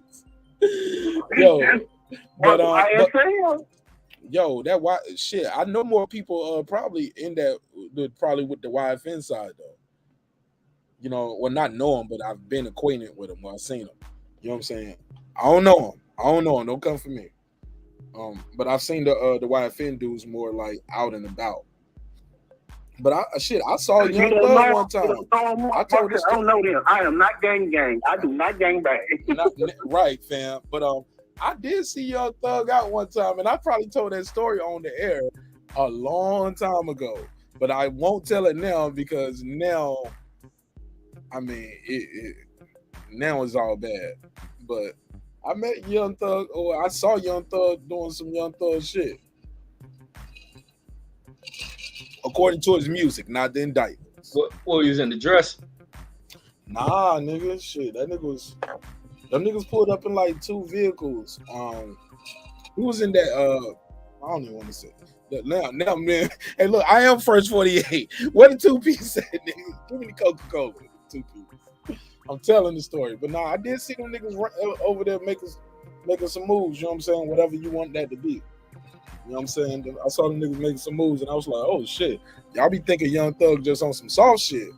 Like, this shit just happened right here. So to hear them niggas getting called up, Brandon, I seen them niggas do some wild shit in the open, homie. You know what I'm saying? And that's when I first realized how tall he was. So I'm like, this nigga tall as fuck. Maybe because he's so skinny too, so it stands out, and he's skinny and wearing tight stuff. Like, this nigga look tall as hell. And he probably had a bun, had his hair in a bun, gave him an intro. Hey, man, he didn't have a bun. That nigga probably had some platforms on and shit. Platforms or buns. Doing dirt. Out here doing Hey, dirt. bro, in a flashy ass car, bro. He was like, I don't know if y'all not flashy, but it's flashy. Y'all know the he might have been in one of them Benzes, like, you know, you see them, they was like them gray. I think they came out the factory like gray and like a turquoise type Benz. Y'all like know the one I'm Maybach? talking about? With the weird type. Like Maybach? Nah, it's not a Benz, it's a Beamer. It's a BMW. It's like that gray. Oh yeah, I know what you're talking about. Yeah, It's yeah, a two-tone gray and blue the Beamer. the M model. Yeah, but it was factory, came out like factory with that gray and blue. He had some shit kind of like that, but they had flipped it. You could tell he flipped the car to some different color. You know what I'm saying? Like some red shit. But it was an SUV right there. And you could tell the SUV was the muscle. And the nigga who hopped out wasn't even no big ass nigga, bro. That nigga was like, he was smaller than me. You know what I'm saying? A little shorter and a little smaller in size. He does what they do. I was like, damn, you nigga doing this shit right here at the damn Chevron? Hey, that's why Fred said on his show, Fred was like, I'm glad they kept Young Thug locked up. I'm glad they locked him. They can keep him locked up. Man, fuck that, man. I ain't gonna say all of that. Like, look, that's what he said. I'm just saying, we got murderers. But we got murderers that get bail right now, every day. And all of them ain't police officers, but a lot of these murderers get bail every day. I seen people convicted of a crime, and it's up to the judge to say starting now. The judges say, hey, look, we'll let you your sentence will start this day and let you go home. I seen motherfuckers convicted of manslaughter or murder go home. The judge will let them go home. And their sentence starts this day, X, Y, Z. And then by that time, your damn lawyer might have filed an appellate hearing, and the judge can let you stay on bail while you waiting for your appeal. Come on, like, when does the family get justice? Man, I've seen worse things happen, bro. But if the man like got the money to put him on bail, let him pay his money like everybody else pay their money. Like, or because you don't have him directly as pulling no trigger. Nobody is saying he pulled the trigger. Y'all just saying he funding the shit. So look, this is the reason why they putting that shit against this dude. Them charges might be serious as fuck. There's people within that gang snitching, and also with him being Haitian, they're afraid of him going over there. I don't know if America can go into that country, so they looking at him like he a flight fucking risk. And ain't no telling what them other cats is telling and what other evidence they got. Like, they got some serious shit on this dude, especially if you taking, wealthy people like Kevin Liles to step up and speak in defense of him, like, and the judge to deny it like that. Like, it's something deeper than what they saying. Like, he can be almost how Alpo and that Wayne Perry shit all went down. How Alpo can snitch and this the dude they want to take down type shit. Go ahead, Memory. What's up, sister? How you doing? Doing good. How y'all doing? Shout out to the chat. I'm here listening. I'm learning about these RICO charges. Aren't we all? I hope none of us ever have to be on the panel giving firsthand knowledge. Hey, with the Brandon Washington on the phone type shit. Yeah, Mark. Hey, Brandon, let me have that prison phone sound. What you got, Brandon? I just want to say I was saying Charles because I'm a revolutionary. Hey, look, and we ain't laughing at the situation. Look, I don't wish jail on no. I used to say that. I don't wish jail on nobody, but I've been in jail, and you know what? I guess if I'm gonna wish jail on you, I'm probably gonna wish death on you too. Like, and I don't want to wish death on nobody, so I guess I'll have to say jail because some people need to be in jail for this shit. Huh? Hell yeah, I've been in jail more than once. More than once, more than twice. I ain't been to prison. Which story? Which story? Like, I never been to prison, but I've been to jail. I want to hear about the felony. How do you catch the felony? I ain't catch no. I caught a gun charge in the Army, bro. And it was a legal gun in the state of North Carolina, but it wasn't legal on the Army post that I was stationed at Fort Bragg. And I was in the barracks. And I was in the barracks when I was 17. Yeah, and I was in the barracks. I didn't supposed to have no gun in the barracks. And I got caught with a pistol. And they took my ass to jail. Right then, do not pass go, do not. The biggest thing too, the motherfucker that caught me slipping, it was a motherfucker I knew didn't like me. I'm like, how do I let this nigga catch me slipping, yo? He was a piece of shit. He was one of the white boys that was in the Army, and he used to have the rebel flag and shit going. I was like, why do y'all let him wear that and do that shit around here? Like, but I get it now. You know what I'm saying? But I was a buck private at the time. Matter of fact, I think I was a PV2, PV. Matter of fact, I might have been an E3 at that point. But yeah, I got in trouble for that. They took me to jail. But but that shit went away though. It went away. It definitely went away. Mine went away too. Mine went away, and I just leave it at that. But it was what, Brandon? Really? You? Yeah. That's before you got saved. Bacon Washington, the big fish. Hey man, I'm starting that. Hey, that nigga got a pork side. Exactly, his black side and mess with all them old Beckys. Yeah, right. That nigga got a pork side of his life. That nigga ate bacon before. He probably turkey bacon. Yeah, nah. You ate bacon once in your life. You ate some Christmas ham or something. I don't remember how. If I did, I don't remember what it tastes like. You remember what it smelled like? That's why you don't. That's why you be standing outside on Thanksgiving at all your family out. Oh yeah, no. I'm going outside. First of all, I'm going outside and watch the game. I would not come to your house if you cooking. If you cooking anything pork, I'm not gonna come to your house. And if you cook Thanksgiving dinner with anything that got pork in it, y'all ain't gotta worry about seeing me. Oh, I learned something. Okay. My family's trained. My family knows. My family would tell me before I come over. Like Fido. We didn't use. They are. Ooh. We didn't use any. Hey, bro, they don't play about that, Mark. They don't play about that, Mark. He can't even breathe the bacon. So you don't go inside of a Waffle House or like a Burger King, like places where they cook bacon at. You don't go inside the building. You don't even breathe it in. No, you go in the kitchen kicking shit over. Meals like that, I usually don't eat it. So it's rare that I would eat at a Waffle House, or not saying I ain't never ate there, but I don't eat places like that. Cause I worked at the Waffle House when I was in college on the weekends. I told the story. Man, I got a million Waffle House stories, man. Just off of 2 days of working that third shift, that club crowd. Awful waffle. Nigga, I got stories about that shit. And I was a grill master, by the way, too. Your boy Marq Nash was a grill master. You know what I'm saying? I was a college student. You know what I'm saying? I was getting them scatter smoke a couple chunks out there. You know what I'm saying? But Brandon, they cook that chicken on the same grill they cook that bacon on.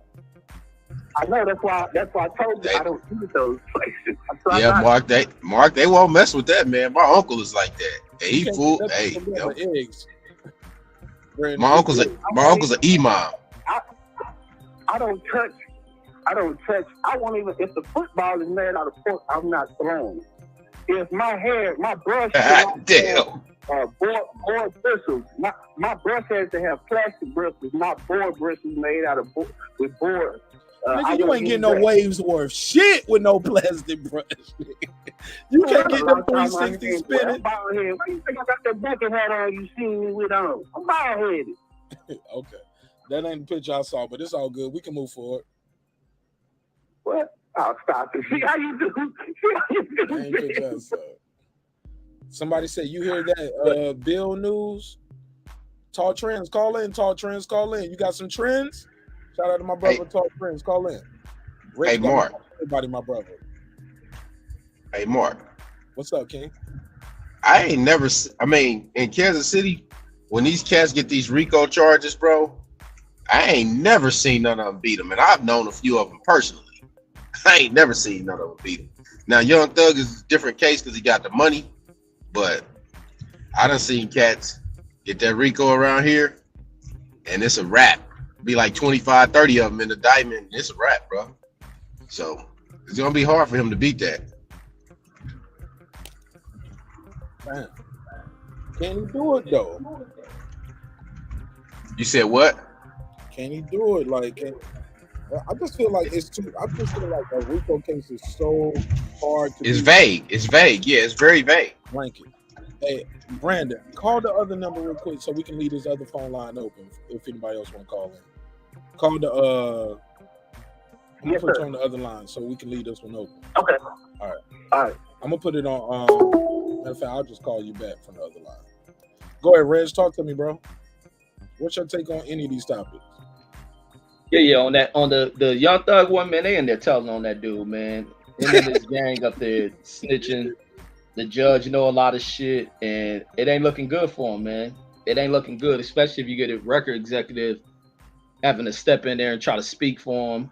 He's willing to put up his finances for not even so much his freedom, but just for this guy to get out of jail and so whatnot. You think that looks bad that they doing so much to? Yeah. Okay. We got some breaking news. Shout out to Talk Trends and Karma Serene. They letting Bill Haney into Australia. I told y'all them. I told you. I said they niggas gonna let that nigga in right when he can't. That's really a good thing. do too much. That's good right there. But that's great news. That's great news. He definitely gonna beat his ass now. He definitely gonna beat his ass now. When Bill Haney caught a felony in what, 90? You say what, 92? It's been 30 years, man. Yeah, it's been 30 years. 30 years. Yeah. Okay, well, his was in 92. Mine was 7 years after his. So felons can't go to Australia? They was messing with his visa. Oh, okay. All right. It's that work. It's an electronic visa that he was applying for, and it's basically a temporary work visa, and he got declined. But it's an appeal process with anything in life, and he's been a model citizen since, but they do have very strict laws when it comes to that. So, shout out to everybody who's pulling up, man. The phone lines are open, the panel is open. According to YouTube analytics, we just hit 1,000, so it must be T-Max. T-Max said Bill Haney is a fake clown. Hey, T-Max, I'm glad you subscribed just to say that, man. Welcome home, man. We don't block you for shit like that. Even if I disagree, it's all love on this side. I appreciate you being a part of the neighborhood where you're going to have your chance to speak. So we got Brandon Washington on line 2. Line 1 is open. We got Reggie Owens in the building. Girl behind the mic, KP from KC5. All Positive. My boy Rashawn and Amber at the All Positive Network. And, man, this is dope. Man, I appreciate y'all being here, a part of this, man. Now, granted, he might unsubscribe right after this, but I see it. You see it. 9,000, man. We hit it.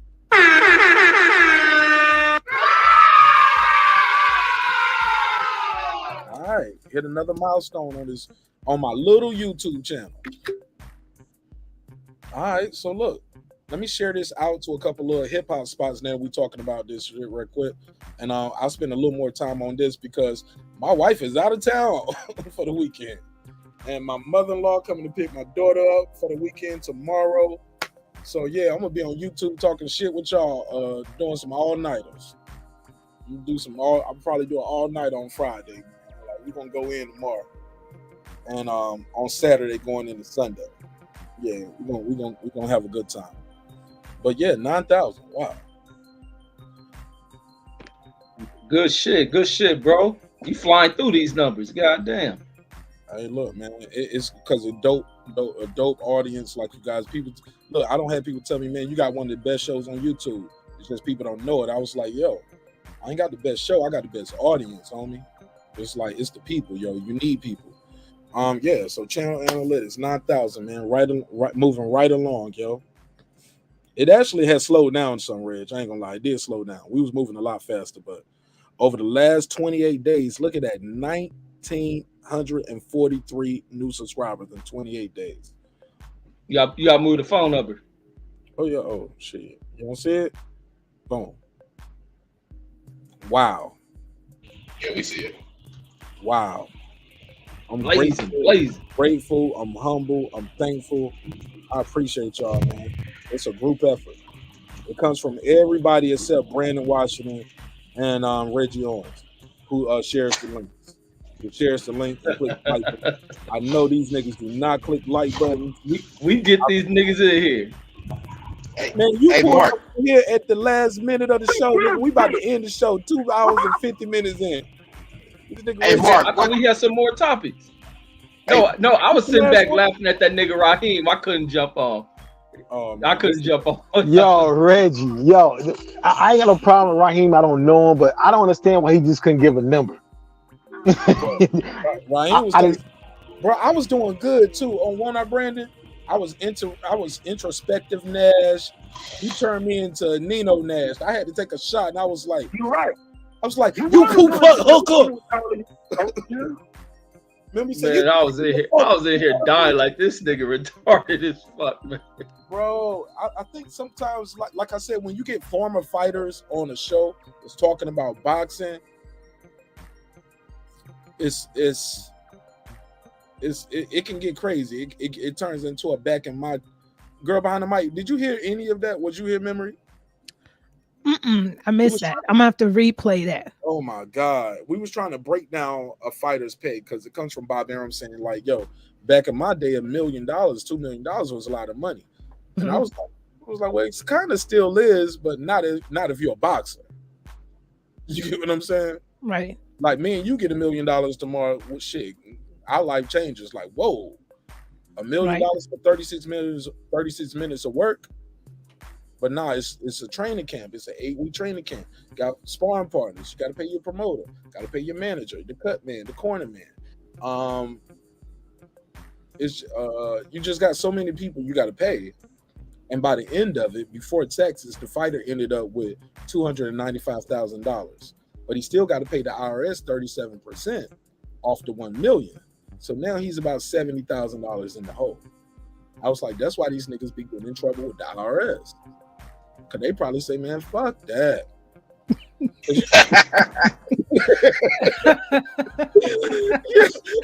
I won't even try. They do. I'm saying too. That's what I said, man. Fuck that, nigga. Like, all I got is 200. And then somebody was in the chat like, Bob Arum only take 20%. Y'all gave the promoter 30%. But then I was like, all right, well, I put up a stat. I just thought the promoter get 30%, but okay. So, but when the number that we charge too much for, we realize we even deeper in the hole than 295,000 because your manager is getting about 33%. So the 33%, the 30% we gave the promoter, just switch that out with the manager, because we lowballed the manager at 15%. Like, these motherfuckers, like, it's almost like a record deal, like Brandon Washington was talking about the other day. Like, it's designed to keep you in debt. The system is designed to keep you fighting. And keep 360. Well, they're not necessarily 360s, because a 360, like, if a fighter gets a deal in a movie, the cut man don't get paid. The manager don't get no money off of that. Well, the manager gonna get money, but the promoter of the fight, the sanctioning bodies, you don't have to pay all of them because you got a role in Expendables, or if you get a Gatorade commercial, you don't. Andre Ward and Creed.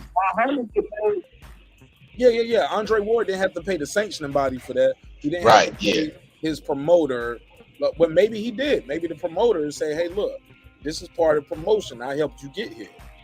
You know what, Mark? He might have had to pay Dan Goosen if he was still alive, because Dan Goosen wasn't about to let him out that contract till he was gone. Fair enough. Fair enough. And I'm glad they didn't let his contract be passed down like a family heirloom. You get what I'm saying? He was like, no, my contract is with him, not the company. You know what I'm saying? So you can pass the company down, but you can't pass my contract down. And but it took so long that it was almost like it didn't even happen. Like it was almost like they waited him out. Tried to age him out. I thought the whole business of boxing was against Andre Ward at that time, bro. And he swung through that shit, and he going into the Hall of Fame this summer, right beside Floyd Mayweather and all the other legends, yo. And he deserves it. I love Andre Ward, yo. As a fighter, I don't know him personally. I ain't trying to get the Andre Ward mohawk or nothing, but I mean, I ain't gonna lie. So you didn't cry when you retired? So you didn't cry like Fred when he retired? Hell no, man. First tried. Do you believe that shit? KP, stop repping Fred too, KP. KP, stop repping that dude. Let that dude show die. You over there breathing, dressing to that show. Oh, he wanted them. Oh, he a horror shop nigga? I don't watch the show. Hold up, KP. You rep that struggle shot game? Go ahead, speak up. I can't hear you. Oh, you heard me, nigga. I said you be. No, go ahead. I can't. No, I can hear you. KP. You said I rep what? Struggle shop. I can hear you. Go ahead. Is it the horror shop? You call it like that's your crew? KP, you know I got love and respect for you. I would never do this in real life, but for entertainment purposes, I need you to hold this for me. Get your ass off my panel with that struggle shop shit. Struggle? You get your ass backstage, nigga. You can't even talk to me right now. Hey, look, does his mic mess up over there? Over here, he be having badass audio. Does he? I bet he got the best audio over there, Brandon, huh? Yeah, like, listen to him. That nigga Brian it's my right now. Wait, I'm listening to Brandon. Let Brandon talk. Go ahead, Brandon. Yeah, you can. I don't need you to say go ahead, Brandon. I got this. And your mic sound like you over there balling up old newspapers, like you wrapping up dishes, like you about to go out of town or something, or like you moving. Go ahead, Brandon. He up there telling. Look at him. He trying to host the show. That nigga said, "I'm listening." Go ahead, Brandon. Nigga, don't you ever say go ahead, Brandon, no more. What the hell? You're around the mic. You're like, I got it. Go ahead, man. This nigga trying to moderate my shit.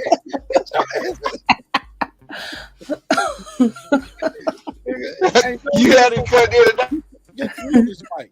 Mute his mic and time him out if you got a wrench. No, I'm joking. But go ahead, Brandon. Give me some more horror shop chronicles. What happened? Now what KP over there doing, man? He making us look bad. Yeah, KP over there adding to the conversation. Talking about race. Yeah, hey, fact. No, damn well Fred don't give a damn about. Well, Fred is a goddamn a black man in white face. He's a fucking race baiter. You over there dropping jewels in front of the swine. Don't do that, KP. You said I'm leaving. Thou shalt not cast your pearl amongst the swine. But Brandon, watch it. KP, I'm gonna shoot you some bail. Watch this.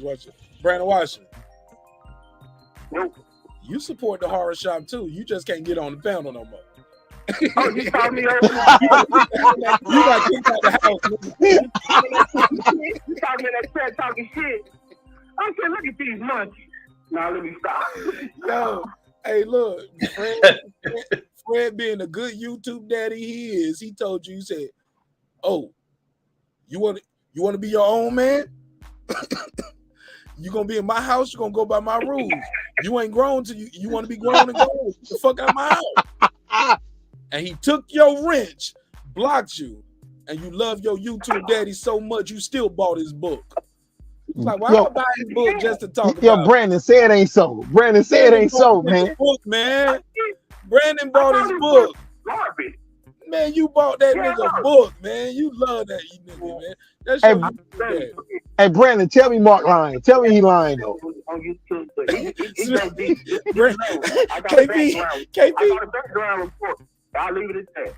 Say what? Say what? KP sound like Skinny J from Hustler and Flow. He was like, "Tell me this book fell out your pocket, man. Tell me this book fell out your pocket, man." He bought that shit, man. He bought that nigga book. What book are y'all talking about? It's horrible too. It's a relationship book. I think it's how to get Asian women that succeed in America as a black man. I'm sorry, I shouldn't have said that. I went too far. Man, let me get out of here. Why did I think for it? And it's in Korean.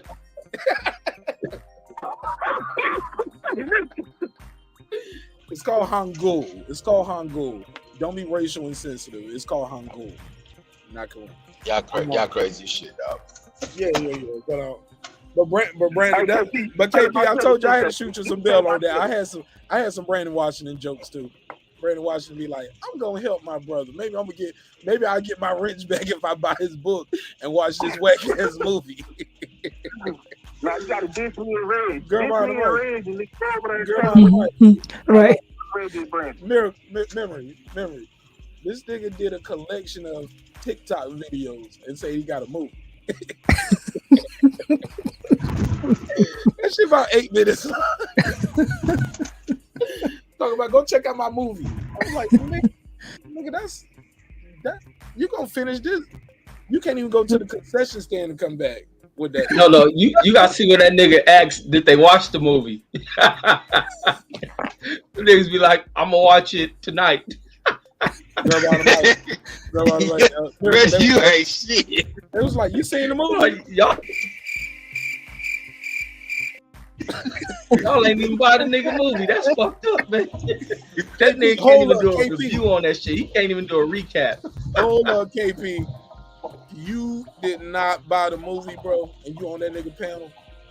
Hey, bro, I can buy what I want to buy. I ain't got to buy your movie and be on your. Hey, look, I bought the movie. I looked at it. I thought it was decent. But look, if any one of y'all come out with something, I'm going to support y'all too. Hold on, positive. You really bought the movie? Yeah, I did. I mean, I ran it. So what was it about? The thing is, I don't have a problem with Fred. A lot of things I don't agree care with. About your problems. I want to know about this movie. So I thought it was dope. I thought it was dope for what it was. I got some questions. Okay, go ahead. You copy and pay, you put your credit card information. Then do you have to put a password in to get the movie to start? How does it go? Oh no, it's once you pay, right? It's not even the password. It comes straight to you. So it's a download. Yeah, something like that. Yeah. Is it in 8K, 4K, 1080p? Like, how did you watch it? Well, I think it's in 4K. I mean, I don't really get on the smartphone. You watch that shit on the phone? Huh? No. I watched it on computer, but I got my computer screen. I got a couple computer screens, but I got an AC computer. So you had it hooked up to the monitor, right? I looked at it from the computer. I didn't look at it on the actual Fire Stick. How much with text? How much did it cost? I don't remember, man. I think it was about 10, maybe 9, 10, something like that.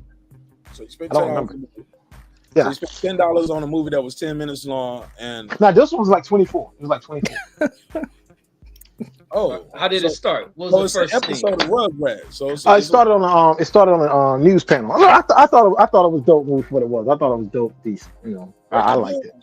So how is it shot? Like compare it to if number 10 is if number 10 hold up, man. Let me give you the spec. Specs. If number 10 is like Independence Day, The Matrix, and number 1 is what we doing on YouTube right now, like with a smartphone or TikTok. What do you rank it at, as far as production level? I rank it like a okay. You ever seen a movie? Tyler movie is number 5. Okay. I put it at like if Tyler Perry movie 5, I give it like a probably like a 7, 6 or 7. Hold up. If Tyler Perry is 5, like, cause those are shot. It was well shot. I mean, I like the cinematography. I know you. No, the cinematography is pretty good. I know you lying. No, listen, check this out. I'm gonna tell you, I know you lying because I seen the trailer. The trailer ain't above a 5 of a movie. No, I'm talking about like the actual quality of the video. I'm talking about the quality too. I've seen the trailer. Now, look, The look, man, trailer look. is not high quality. Hey, Mark. Once again, I don't have the best eyes. You know this. Oh, this But I was saying, I thought it was y'all pretty good. the Matrix is 10. Nah, it's not the Matrix. It's not the Matrix. But That's like I 10. said, You just gave this shit a 7, nigga. I said 6. So I'll give it 6. I'll give it a 6. That's the way it's shot. Put like this. It's shot better than Straight Outta Brooklyn, and I love Straight Outta Brooklyn. I don't know if you ever seen that movie, the old Matty Rich film from 1991. Oh my God! So he in 2022 Wesley with Snipes. 91 films. How about that? So what? You told me everything I need to know. There's some film shot in 2022, and he's one level above a film. No, I can't say one level. Look, Mark, man. Mark, you see, Mark, that's why I need a lawyer to answer your question. You always get me, man. You messing with me, Mark. Stop it, man. Johnny Depp, hire me. Hey, Mark. Hey, Mark. I'm not answering no more of your questions without my lawyer present. I'm not messing with you no more, man. No more, man. Leave me alone, man. You better not, goddamn. I ain't messing with you tonight, man. Hell no. So back off horror shop conversation. Hey, can you send Mark if you downloaded it, you own it, send us a copy, and we're gonna review it on Mark's show tomorrow night. No, I don't own it. I rented it. I didn't own it. I rented it. And I watched it a couple times. I watched it like 2 or 3 times. I watched it 2 or 3 times. You paid $10 for a rental? Look, man. That nigga thought he was he's being Blockbuster. supportive. That's how weak the Said movie it was was. 24 minutes. He had Look, bro. He If thought that y'all shit was look, Blockbuster. Reggie, you or Brandon or Mark dropped the film, I would do the same thing for you guys too. I promise I would. Ain't Well, that I got sweet? merch right now. Did you buy Marq Nash? Hold on. Girl behind the mic, watch how I get them. Hey, bro, I got merch right now. Did you buy a hoodie or a t-shirt or a tank top, some flip flops? I haven't, but I'm always sitting you cash app though. But I will get a hoodie for you. Always send me cash. I got bills. Did you pay one? But check this out. I'm gonna get a hoodie from you, and I'm gonna take a picture in it and put it on Instagram. I'm gonna do that for you. Yeah, bro. Hey, you know I got bills over here, I'm just man. saying, you ain't obligated. But no, man. But here's the thing: you ain't got to rent the logo. You can actually own it.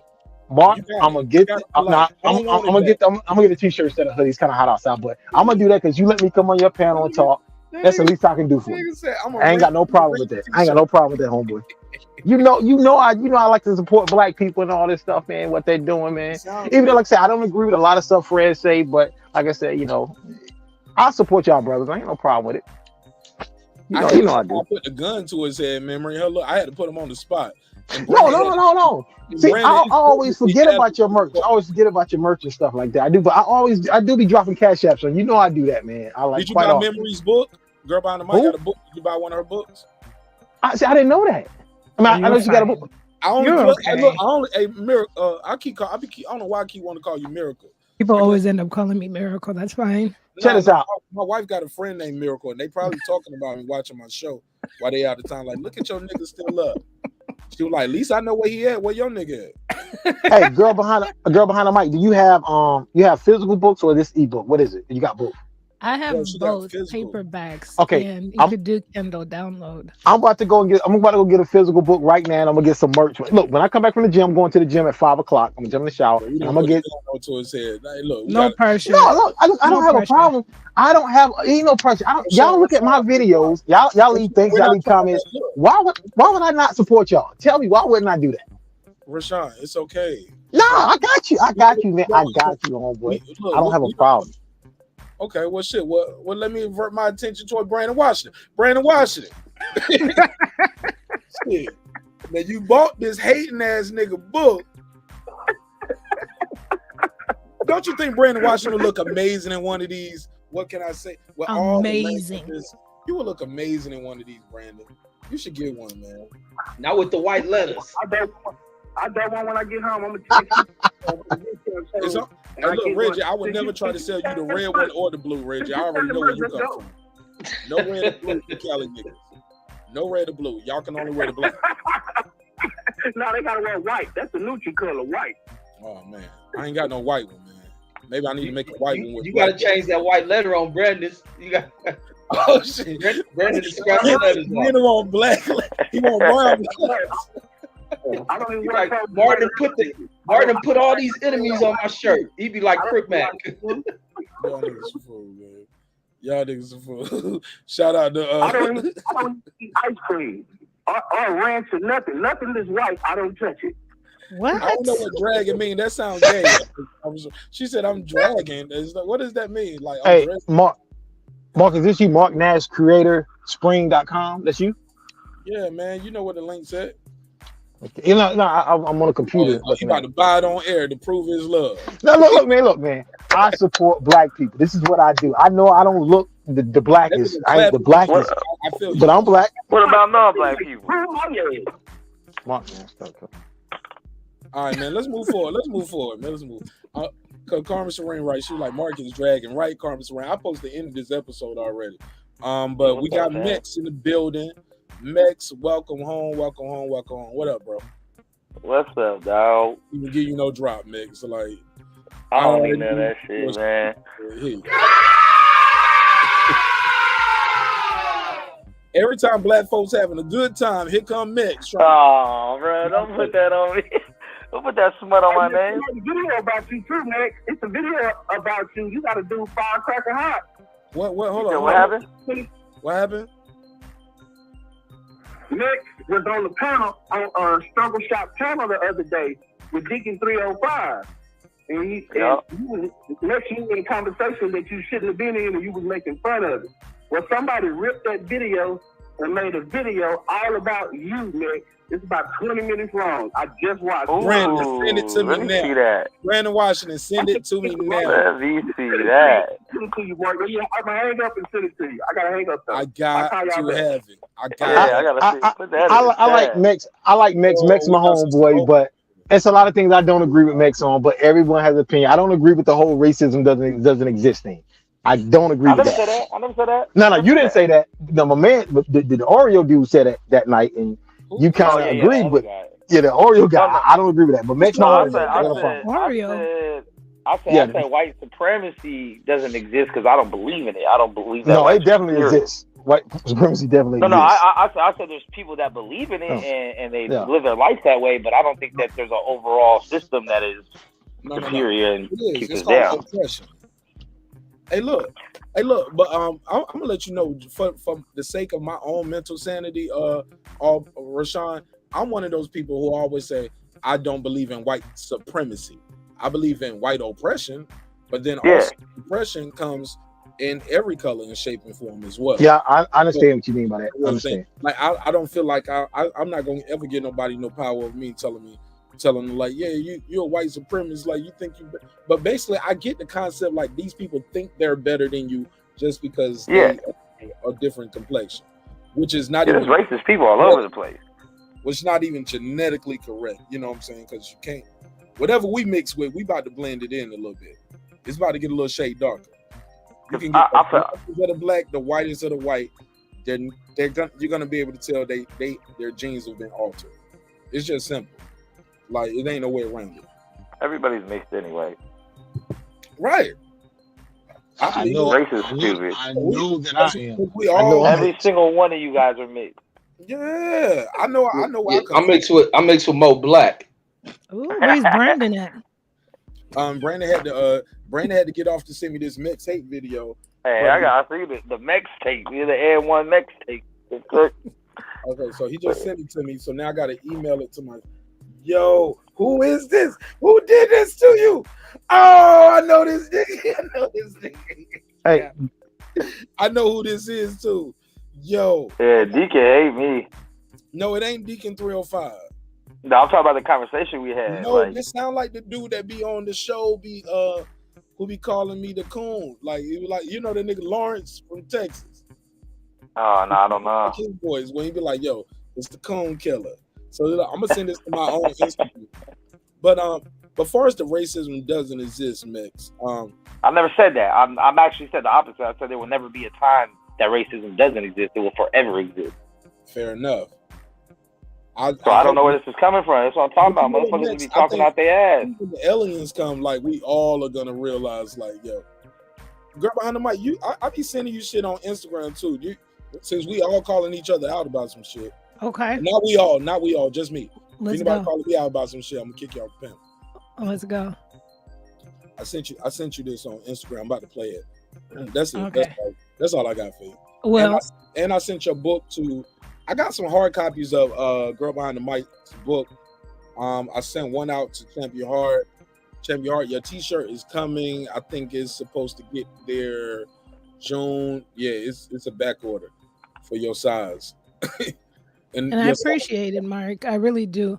But they already got the books though. But the merch, I know Champion Heart. He always support the show, and I know he's somebody who I think is really gonna read the book.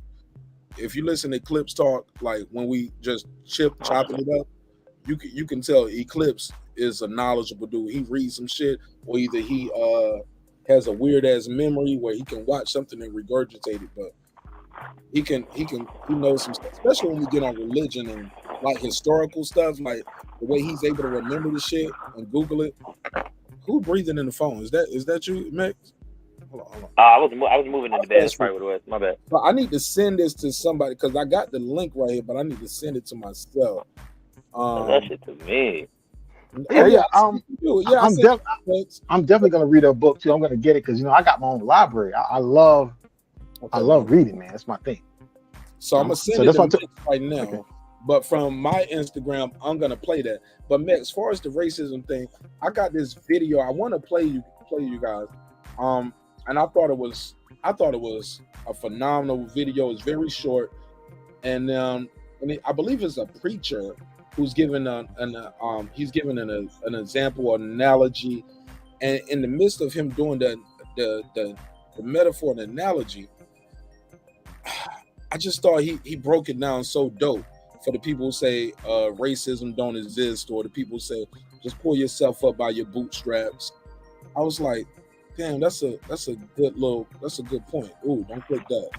Let me make sure I don't show nothing but what I'm trying to show. Please mute your mic if you got that background noise, whoever that is. Please. All right, let me share my screen. Oh, cool, I got it. I just don't want to share my screen with everything going. But he does this Monopoly metaphor. I want you guys to hear this. Is it going to play? Place of the slaves that were emancipated in 1865. Okay, Liles, so let me reset this. And I didn't take any money. I basically said he starts off, I don't know why it's a delay here, but he said basically we played Monopoly the other day, and I decided not to take any money because I wanted to put myself in the position of the slaves, how they were in 1865. Now listen to what is it? Great metaphor for the people saying racism don't exist. Listen to this.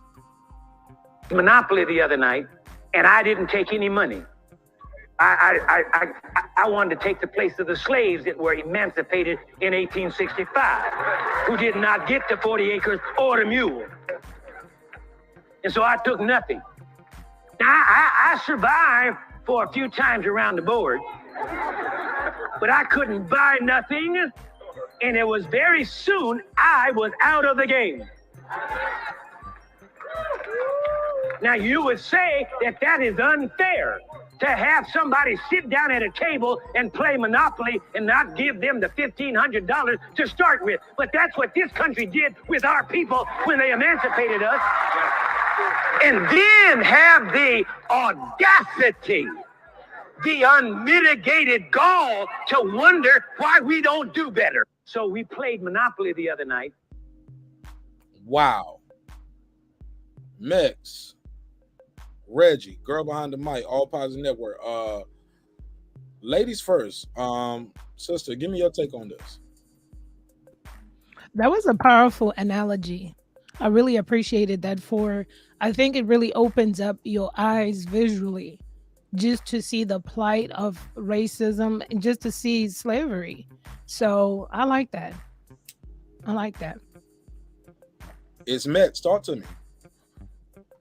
I mean, that makes sense to me. Okay, let me drop the link. So why you always denying that shit then? I've never denied this shit. I don't know where you guys get that shit from.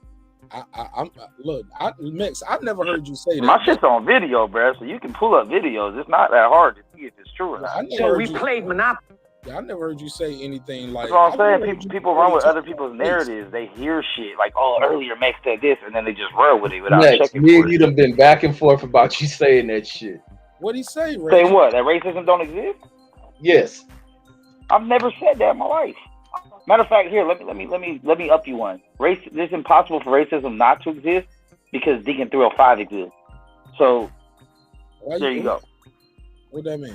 Because it didn't. You know what I I'm mean? sorry. I don't know. Deacon 305 exists. I don't know Deacon. Because Deacon hella racist. That's why. Okay, see, that's what I'm about to say. I don't know Deacon 305. I just know he This motherfucker said that we should all be segregated still, that nobody should be talking to me because I'm not black about issues and shit, that he don't even say my name when we on panels and shit.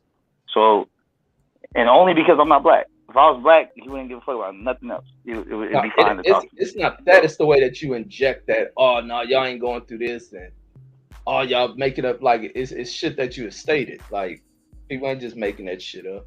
Nah, he came on and said we shouldn't be talking to non-black people about anything black related. That's what he said. It had nothing to do with what I said about nothing until I do say something. So he comes on before I even say a word to him. Next, I can't let you do that, Next. Next, the video I just sent Mark is a replay of what happened between you and Deacon. You were laughing, joking, smiling. I was. Patient. I was. I'm explaining to you why you getting the reputation that you get and why people are handling you like this. While we're having serious conversations, you blurting out, you trolling, you smiling, you clapping, you doing shit that you shouldn't do. When they was talking about a certain segment of black people, you like, yeah, you can see it. That's why I sent Mark the video. If you, Mark probably can't say the video, he probably can, but that's why you get what you get, because it seems like when we talking about our issues that you make fun of them, or you not trying to learn, you putting your input, and your input is ignorant, and it spouts us out. So you become a distraction when we're talking about issues that affect us. See, but who makes you guys an end all be all? What who can say who and who can say what and who can smile about what subject? Why? So because you don't like it? Bro, I'm explaining that. Me and Reggie and Mark would not be allowed on a Hispanic panel where they were talking about things that affect Hispanic people specifically. We would not be allowed to sit on that panel and be interjecting about Hispanic people and what they got going on. And I would not support that. Nor would we be allowed to sit and make fun of a thing like we trolling the issues that they have. That's what we see from you, Max. It's not that you can't enjoy the conversation, but you sit and you troll where you come off as trolling, and it seems as though you're not mature enough to sit back and listen to the conversation and learn. And that's what we get, because ultimately at the end of the day, it's certain nuances about this conversation that you don't understand and that you should sit back and learn from. That's all. I understand what you're saying. KP I'm not giving you the reaction. KP said drop the link. I'm not giving y'all the reaction you're looking for, but what I'm saying is me, Kyle, and that dude Chaotic Truth, we agreed on a couple subjects. Right away, you guys called Chaotic Truth a queer, that he had boyfriends just because he didn't see the same shit you guys saw. That nigga was cooning like a motherfucker. Okay, but I'm saying as soon as someone has a difference of opinion, it's attacked. That nigga coon beyond coonism. And that shit but that shit started because you guys thought he had a white wife, and then he said, no, I actually have a black wife. So he said he liked white women. He said white women were heaven. And then when he said that shit, it all popped off, and it's like, no, you like white men, and you gay, and all this other stuff, because he had a difference of opinion. So that's what I'm saying. Like, that might work in your guys' regular life. That shit don't work with me. I'm sorry. It's not going to work with me. It's okay to have different opinion, but he was talking down on black people. You interject yourself in a conversation. You got to realize. I was on the panel first. What do you mean inject myself? No, think about what I'm saying, Max.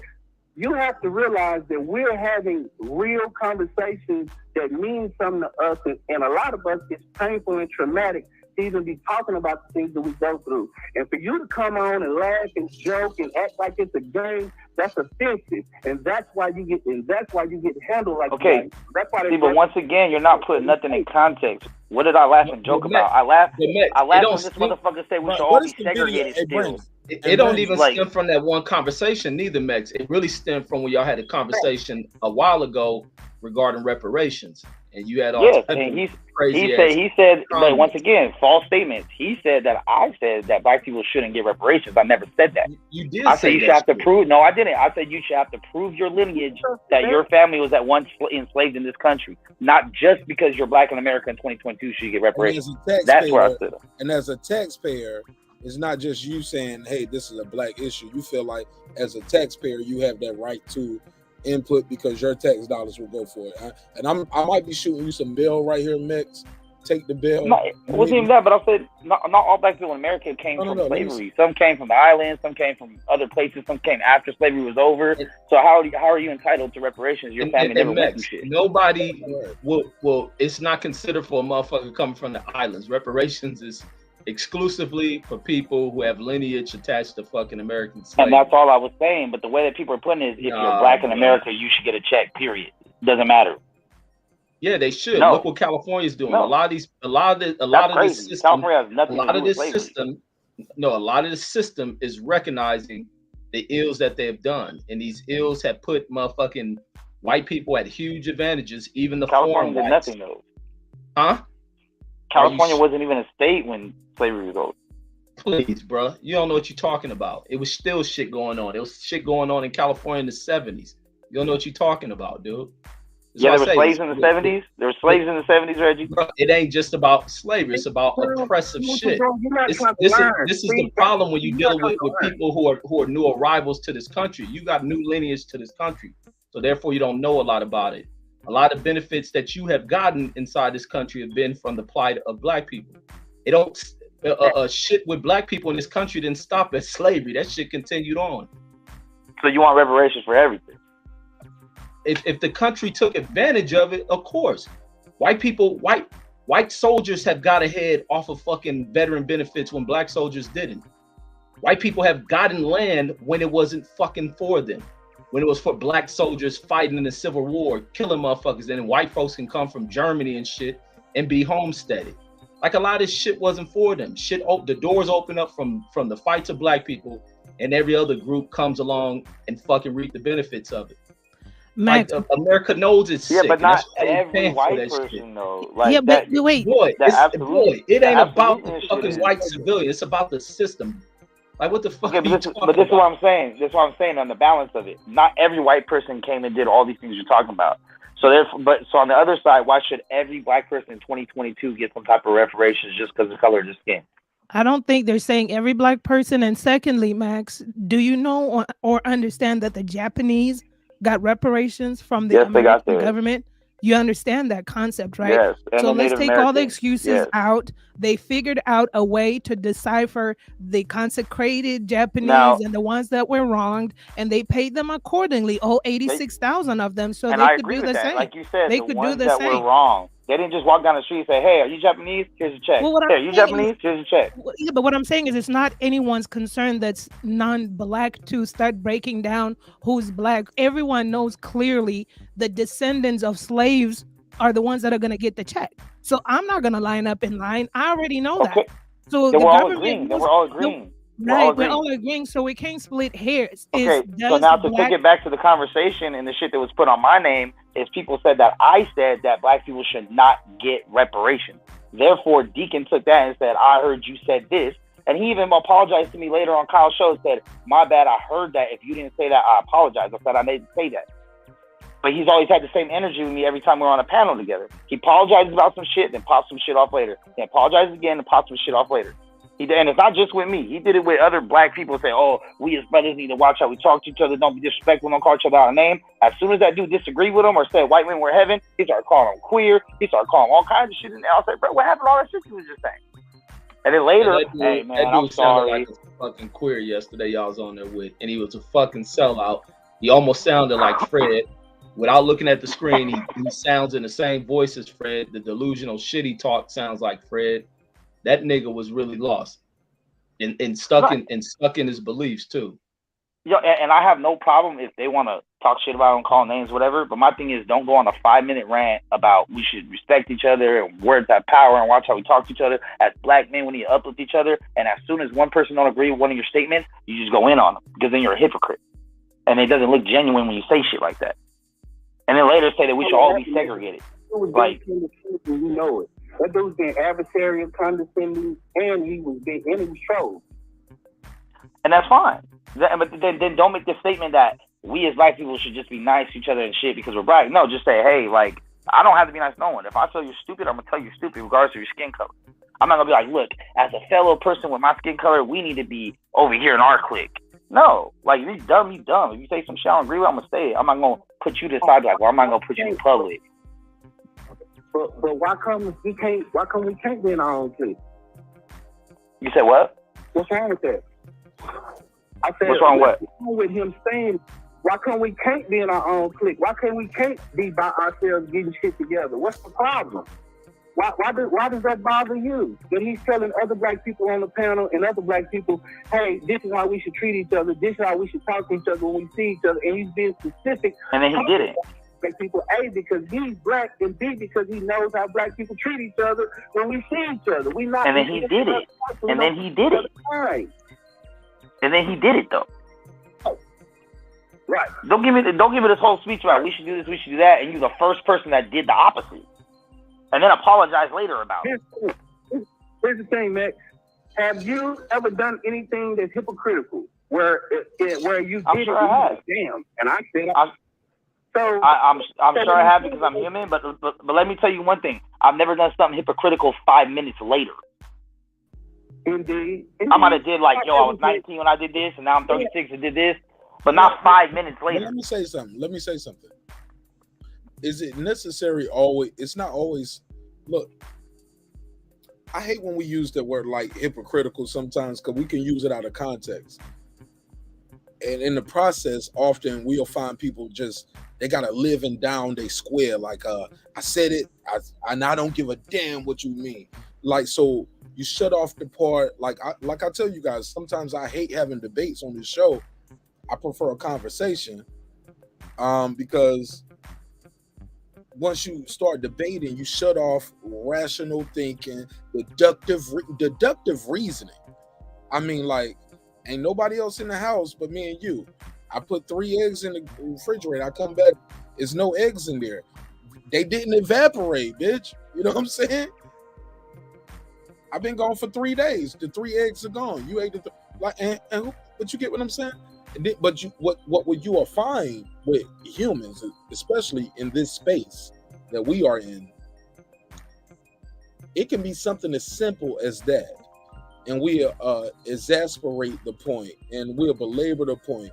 And then you'll find guys trying to make reasoning and justify and rationalize things that shouldn't be justified, reason, or rationalized. Like I get it. Like, we should be able to move forward, but people want to live and down that square. So we should and I don't ever discount anyone's personal experience. That's one thing I never ever try to do is say, okay, when you say you've been through something, I don't be like, no, you haven't. My brother, like, that's why we got here, though. That's what and I think what's going on here, people are feeling that you are doing that. They're feeling like in certain spaces you should and if I'm misspeaking, like, I've been trying to listen, but if I'm misspeaking, and I think Memory touched on it as well, let me try to frame it a different way. I think what they're saying is, in certain situations, and I'm gonna just put it bluntly, Brandon Washington, Reggie, they feel like you should be silent. If you're not gonna be good luck with that. Let me finish. If you're not gonna be advocate, I'm not gonna agree. If you're not advocating and you're not supporting it, you shouldn't be the one tearing it down. You get what I'm saying? That's what I think some people might be saying. And if you are gonna do it, have some substance with the conversation. Have some logical points. You can't say that and we know you smoking weed, you getting drunk, like you living your best life. Hold on, I don't get drunk. Like that. No, I'm just saying they might judge you sometimes because they might see, okay, well, I skipped the drunk, but you smoke weed, like, so you don't. Oh, hell yeah. Yeah, so and you might be up there to somebody who don't do nothing. They don't smoke cigarettes. They don't drink liquor. Their hardest vice is Mountain Dew and candy. They looking at you like you altered, and you talking about my culture. You're altered. Like you said, you getting high, right? It's weed. You're getting high. You're altered in your mindset. And in the midst of that, you're speaking on what should and shouldn't be done for my people. But more importantly, you got the microphone and the platform. That's why I put it in the chat. I said, are y'all upset with Mex, or are you upset with the orator, the host? Because they should tell them to fall back. I've had people on my show when we was talking about hip hop, and they were white dudes, and they got ran off the panel because they wasn't confident in themselves, in my opinion. Shout out to Big Pump Killer, you know what I'm saying? But Megazord ran that nigga off the show, him and Queen P, because he was like, oh, it always gets about race. But I was like, well, you got to take like, but he built the brand, and this ain't no diss to the young, you know what I'm saying? It is what it is. It's documented. He built the brand and the platform off of, your name is Big Pump Killer because you was dissing Joe Budden. You built the brand and a name as a white dude in hip hop talking about a black guy who's a rapper, blah, blah, blah, blah. You can't, like, certain things, you might not like it, but it is what it is. It is what it is. But you couldn't handle the smoke when it comes back to you. You just, like, when race is bringing up, you want to leave, but man, you talk about people, kids, their wives, like you listen to his music, his show, it's like a troll channel. But when the trolling gets on him and it gets so strong, especially when people are cammed up, like and like, yeah, like I told him, I was like, bro, I was disappointed. Yeah, I thought you was built for this shit. You ain't built for it. You gotta take the good with the bad. Like, I have all kind of trolls coming to me, man. You know what I'm saying? But, yeah, I mean, I don't know, man. I just don't like people running with shit that they hear from other people. I mean, the videos are online. You can watch it for yourself. You can put it in context. What's the video, Brandon Washington? Because the shit is 17 minutes. I'm not about to play 17 minutes. Yeah, that fucking show is 5 hours long. 5.5. Yeah, but somebody sent me this clip. That's the excerpt of Mex. It's 17 minutes, though. And that guy in Deacon 305. That's the excerpt. Yeah, no, this 17 minutes. This is the length of a Fred Hawthorne movie. I mean, it's a movie. This a Head Hawthorne. I said his name, man. It's supposed to be Head Hawthorne. Boy giving commentary to Mex. He's stopping every time Mex say something, pointing out Mex's behavior. I'm telling you something to see. I found it interesting. Yeah, but I can't play Head Hawthorne. Yeah, I'm gonna watch it as soon as I get off of it. Yeah. Get that thing back. Well, I need a time. I'm gonna jump out, bros. Yeah, but Brandon, I need you to when you send me a 17-minute video, Reg. Timestamp. But all right, shout out to Reg. But Mex, what's the deal for real? What do you mean? Like why? It's just like I don't like. Okay, first of all, a lot of these dudes that talk the way they talk, they're old heads, right? And so that's why it's like, all right, you lived in an era I didn't live in. But the fact is, you still living in that era. That ain't this era. My kids and kids I know, other kids, they're not raised like that to be racially divided. Are they black? What you mean? My daughter's I mean, as far as I know about what I am, she's Mexican and Puerto Rican. Is Mexican or are they black? No, I'm saying, like, I don't know what I am to say 100%, but my baby mama's Mexican and black. Your shit say is Mex. Yeah, that was the nickname that was given to me. It's mixed. It says it's mixed, as in Mexican, right? It don't say it's mixed as in. Yeah, that's the name. That's the name that was given to me in the hood. Okay. Because I was only Mexican looking person. They used to call me Mexico, like the country. So you're not Mexican. I'm American. Like I tell everybody all the time, I'm American. Are you from Mexican descent? I might be when my mom was a foster child. Okay. That's what I'm saying. Like, did you grow up in Latino culture with your family? No, I did not. Okay. So I grew up in American or black culture in both households. You Spanish? No, I don't. Never have. Oh, you American as fuck. That's what I said. That's what I tell people all the time. Like, I didn't choose the name. So The name where was does given this to me. come? Where does it come through? Like Lady Shan has on the screen. She said, "Mex is always condescending in black issues. I left the show last time when he was on the panel because he did that. Mind your business or go elsewhere and talk about your issues with your people." See, fuck that your people shit. That's like, I don't know. I don't understand how people get off with the my people, your people. But it's not racist when you do it. But if any other race was to say it to you, you would cry racism right away. If an Asian, Mexican, black, or white said, "Hey, don't talk to us, go talk to your people," you'd be like, "Oh, racist." But but black people can say it to whoever they want, and it doesn't mean nothing because our plight is different globally. No, yes, globally. Nah, that don't give you the right to be like your people, my people. No, but when you see crime and laws disproportionately where it was illegal for, like, you see black and white only signs, man. Sometimes in the 60s. Sometimes my people and your people ain't somebody saying it in the YouTube chat. Sometimes it's just saying you approved or not approved for the bank loan, for the house. But this is what I'm saying though. Like, okay, I'm hold up, man. And we know that historically, this ain't just black people whining, complaining. Like, no, we know about redlining, gerrymandering. I know about that shit too. Like, oh, exactly. So it's not like people are making this up when they say your people and my people. Like when you say anybody else, if a white person or the laws. Okay, so if I said that shit, y'all be cool. You just said it. Cool? You said it. No, if I say, hey, don't talk to me, go talk to your people. I'm gonna talk to my people. You'd be like, oh, cool, all right, bro. Or you'd be like, what you mean? The first question would be, what you mean? No. It depends on the settings, Mex. Like, and I get where you coming from, but I'm telling you, you can't expect some. Okay. Okay, Mex, you gotta. I only gotta ask you one question, bro. Mex, let me give you a okay, better. I got one question for you. I'm gonna give you a better. I got one question. Hold on, I'm gonna give you a good example. Matter of fact, give me your question, then I'm gonna give you an example. All right, I got only one question for everybody on this panel right now. It's just now you're important. You're important to life, right? You're important to life.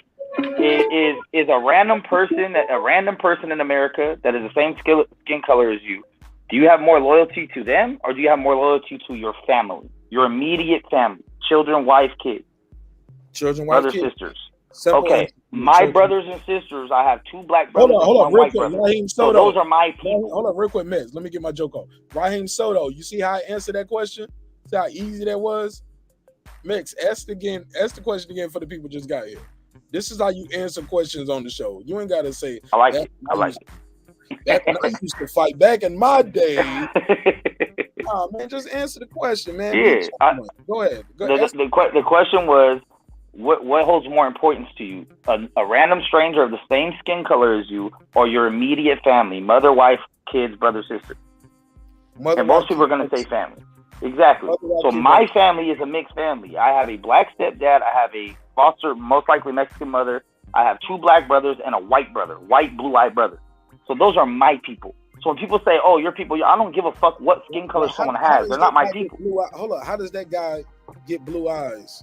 And how do you look like? Because he has a white dad. We have the same mom, but he has a white dad. Okay. My mom had three different dudes, three Mexican, black, white. She ran through it. How old is your mom now? How old is your mom? Probably like 55 or some shit. She had me at 19. So. Okay, so your mom is 55 now. And she what state is this? California. So your mom got a nice little tan. What's up with her and her? Like, Mex, how would you feel about, you know what I'm saying, man, Mark, your mom, your stepdad situation type going on? I mean, you don't be my stepdaddy, but you, hey, pop the thing, bro. And your stepdaddy too. Like, we could be both. Hey, you ain't never be my stepdaddy, but you be my mom's boyfriend. If that's what you want, go for it, bro. Nah, if I marry your mom, you gotta call me Pops, nigga. Nah, never in my life. We gonna catch a fade before that happens. If I marry a 55-year-old sister out of California, and that's your mama, nigga, yo, you calling me Pops, nigga. Hey, if you beat me in the submission, I might, but I probably still won't. But nigga, like baby boy, you want some real sneakers? Like, But this is why I think the way I do and see things the way I do. Because when people start dividing people by race, I'm like, you're telling me that I should be dividing my family. You telling me I should think differently or treat my black brothers differently than my white, and they should be treating me differently. And then on top of that, my black brothers, I have nieces and nephews that are black. My niece and nephew, blood niece and nephews that are black. And I also have blood nieces and nephews that are Mexican, or my white brothers that have kids yet, but when they do, they'll be white. So it's like, how am I gonna treat people differently, or how am I gonna tell one, hey, don't come in here and talk to us because you're not black. The black part of the family is gonna speak in the room, and if you're white Mexican, stay out there with your people. Like, what the fuck? That's ignorant as fuck. So that's why I'm like, nah, I don't agree with that shit, and I'm not gonna let other people bully my viewpoint because they're old dudes from the South. I get it. I've never lived in the South. I get it. It's a deep history of racism, and they're 50, 60 years old. I'm not gonna argue with it. You see things the way you do. And I don't think it's necessarily silencing your voice. Yes, you come from a blended family. I have a blended family in my background. My best cousin's married to a white man. I don't know that white man's plight, if he has one, or what he thinks. I don't know his experience. It was hard getting them niggas to work sometimes. Them niggas running away. They was fighting back. They was trying to poison me. But the thing is, was trying to fight me back when I was trying to take the pussy. I own this pussy. What's wrong with her? Yeah, that's the white man plight. Don't get me on. I'm just saying. It's a general. I'm telling you what the history book says. It's a general example. What I'm saying, my point being, even though your family may be blended, you still don't have physical experience. And what I'm saying is, you are entitled to speak your opinion. And I don't think it's necessarily go to your people or stay with our people, whatever the case is. But here's the thing: I'm saying this as a foreigner. I'm not Black American. But these toes I won't step on. I would never tell Black Americans, oh, y'all need to get over slavery. It's 2022. No, that is not my plight. That is not my history. I know it was horrendous. I have no right to even tell Black Americans how to feel about racism in America. Even as a Black person myself, I am very outspoken. But I'm not gonna just be like, oh, just get over it. Oh, what? Racism? It doesn't exist. Like, no, I have the darkest of dark skins. And I'm just saying, for me, I think it's like, for me personally, I don't want to be tone deaf. But because I don't want also my ignorance of American history for me to blind me. So things and issues, when my friends talk about these things, I just listen. And that's my analogy. I just listen, like, because as outspoken as I am, that's not my history. That's their pain, their history, their venting process, how to comprehend. And I listen. And so it's not necessarily just Black, Mexican, or white, or go back to your country, or go back to like your people and stuff like that. I also have the wherewithal. I lived in Southern California for a long time. I worked in India. It was 86% Hispanic population. I learned how to speak Spanish there. And when I was in that culture, I never for once thought, oh, I don't understand why they keep crossing the border illegally and all the stereotypes. Never. Because in my mind, I actually heard the nurses I worked with the people that I worked with, why they go to the Mexicali border, why the crossing over happens, or what happened, and hearing their families, the first generation American Mexicans, or the ones that, have real close relatives that just entered. And I never dismissed that. Like, I don't get it. Why don't you just be legal like everybody else? Come through the border. Because I've heard people talk tone deaf like that. But to me, like people's life experiences make sense when the people explain it to me. No, when the people explain it to me. But what I'm saying is, in my example, I didn't say to my coworkers, well, people should move through the border security and get their papers right and do this, because it's not my plight. It is not. I cannot speak on that. I don't know. I'm actually learning why people do the things they do. So it's the same thing with Black experiences. It's not that Max is not allowed to speak on it. You are darn for sure allowed to speak on it. But maybe minding places that may sound tone deaf, because that's how I am. Like, I'm giving you myself. As Black and as dark as I am, I'm not an advocate for Black American history. I'm not. And I will never portray myself to be. But I like to listen. I like to learn. I like to read and find out, dang, this was effed up. Dang, this is effed up. You know what I mean? That's No, just my point. I'll sit there and listen, and once again, it's on video, so people can see. I had my mic on mute for probably 10, 15 minutes. Yeah, I was laughing at certain things were said, but I never cut no one in. I've said nothing to nobody about nothing about what they said. It's just when people try to tell me what I need to think, that I'm wrong for thinking certain ways, or I'm wrong for the way I'm thinking. Look, I think they wrong for the way they thinking. So who makes one right and one wrong? Because of the skin color? No. That's not because, like I said, like I'm not a 56-year-old man that lived in the South my whole life. I'm a 36-year-old mixed family in the Cali. You're saying they're wrong for the way they're thinking, but is the way they're thinking their feelings though? Everyone is justified to their feelings. If they feel that's the point I was gonna make with Mark's statement about the whole smoking weed and me being impaired in thinking. People are impaired with their feelings also. They have that's their feelings. You can't tell somebody how to and they're not thinking. That's some shit. Sometimes people don't think logically. Would say to a sober person, like when they try to say some real shit. Listen, like, well, you impaired with your feelings. But even if they're 60-year-old, 70-year-old people from the South, my father is in his early 70s, and he will talk about the white man in Rhodesia before independence. He will. You know, he will, because that's his experiences. He has experienced cruelty in the hands, and he has seen it. So it's like his life experience at 70-something years old. Once again, my stepdad's black, right? My stepdad's originally from North Carolina. He got sent out here to get away from that shit. His mom, his whole family came out to visit California when him and my mom got married when I was young. I sat there for hours and listened to grandma talk about many stories. Burning crosses in the yard, people getting dragged down dirt roads in the back of pickup trucks, like real shit, real racist shit. But she ain't never played no victim. She ain't never sat there and the white man's out to get me with that type of mentality. And neither has anyone else that's been an older black person that's dealt with shit. I haven't experienced that. So to get on YouTube and everyone's a victim when the people I know that actually dealt with it, that actually like had to and set their kids off to get away from it, they don't even have that mentality. Then that's why it's like, it's kind of like, I'm going to go with the person that actually experienced it. Not with someone that, you know what I mean? But teach your own. That's fine. Amen. But I'm saying, yeah. Let me say this, Nick. The thing about it is, you just made... And Brandon, keep it brief because we got two other people up here who ain't had a chance to say nothing, and they've been patient. Well, I'm going to shut up. We got Centos. Okay. Let me go to Centos because Centos been on hold for 10 minutes exactly. Thank you for your patience, Centos. Thank you for your time and energy. Let me let everybody get their bars off because we got to land this plane. We'll be back. I know Friday and Saturday I'm gonna be able to do it all nighter because my wife's out of town and I'm gonna have a babysitter, so I'm gonna chop it up with y'all. We're gonna kick it, have a good time. We got to end this one. Centos, go ahead. But don't hang up to everybody. I want everybody to still give me their final thoughts. Boston Scholar, you dropped right off. But go ahead, Centos. I'll talk to my man, Mick. That's my man.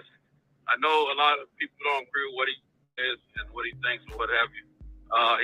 He's given us his reasons why he thinks and feels the way he does, and I understand. You know, he's from a blended family background and things of that nature. I don't think everyone's trying to tell you to you're wrong about what you're saying. I think they want you to understand why they feel the way they feel. And like some of the others will tell you, don't come off condescending to others when they're speaking about their experiences or their family's experience. Now, I'm an African American brother. I am one of those brothers from the South in his mid-50s. And like I've told you before, Max, you know, we've had our talk. I just recently experienced racism through the legal system. And I've experienced racism off and on throughout my life, but that has not changed me to just be like, I'm ready to go out here and kill up all the white folks that have done something wrong to me. I'm not at that point in my life because my heart is not built like that. However,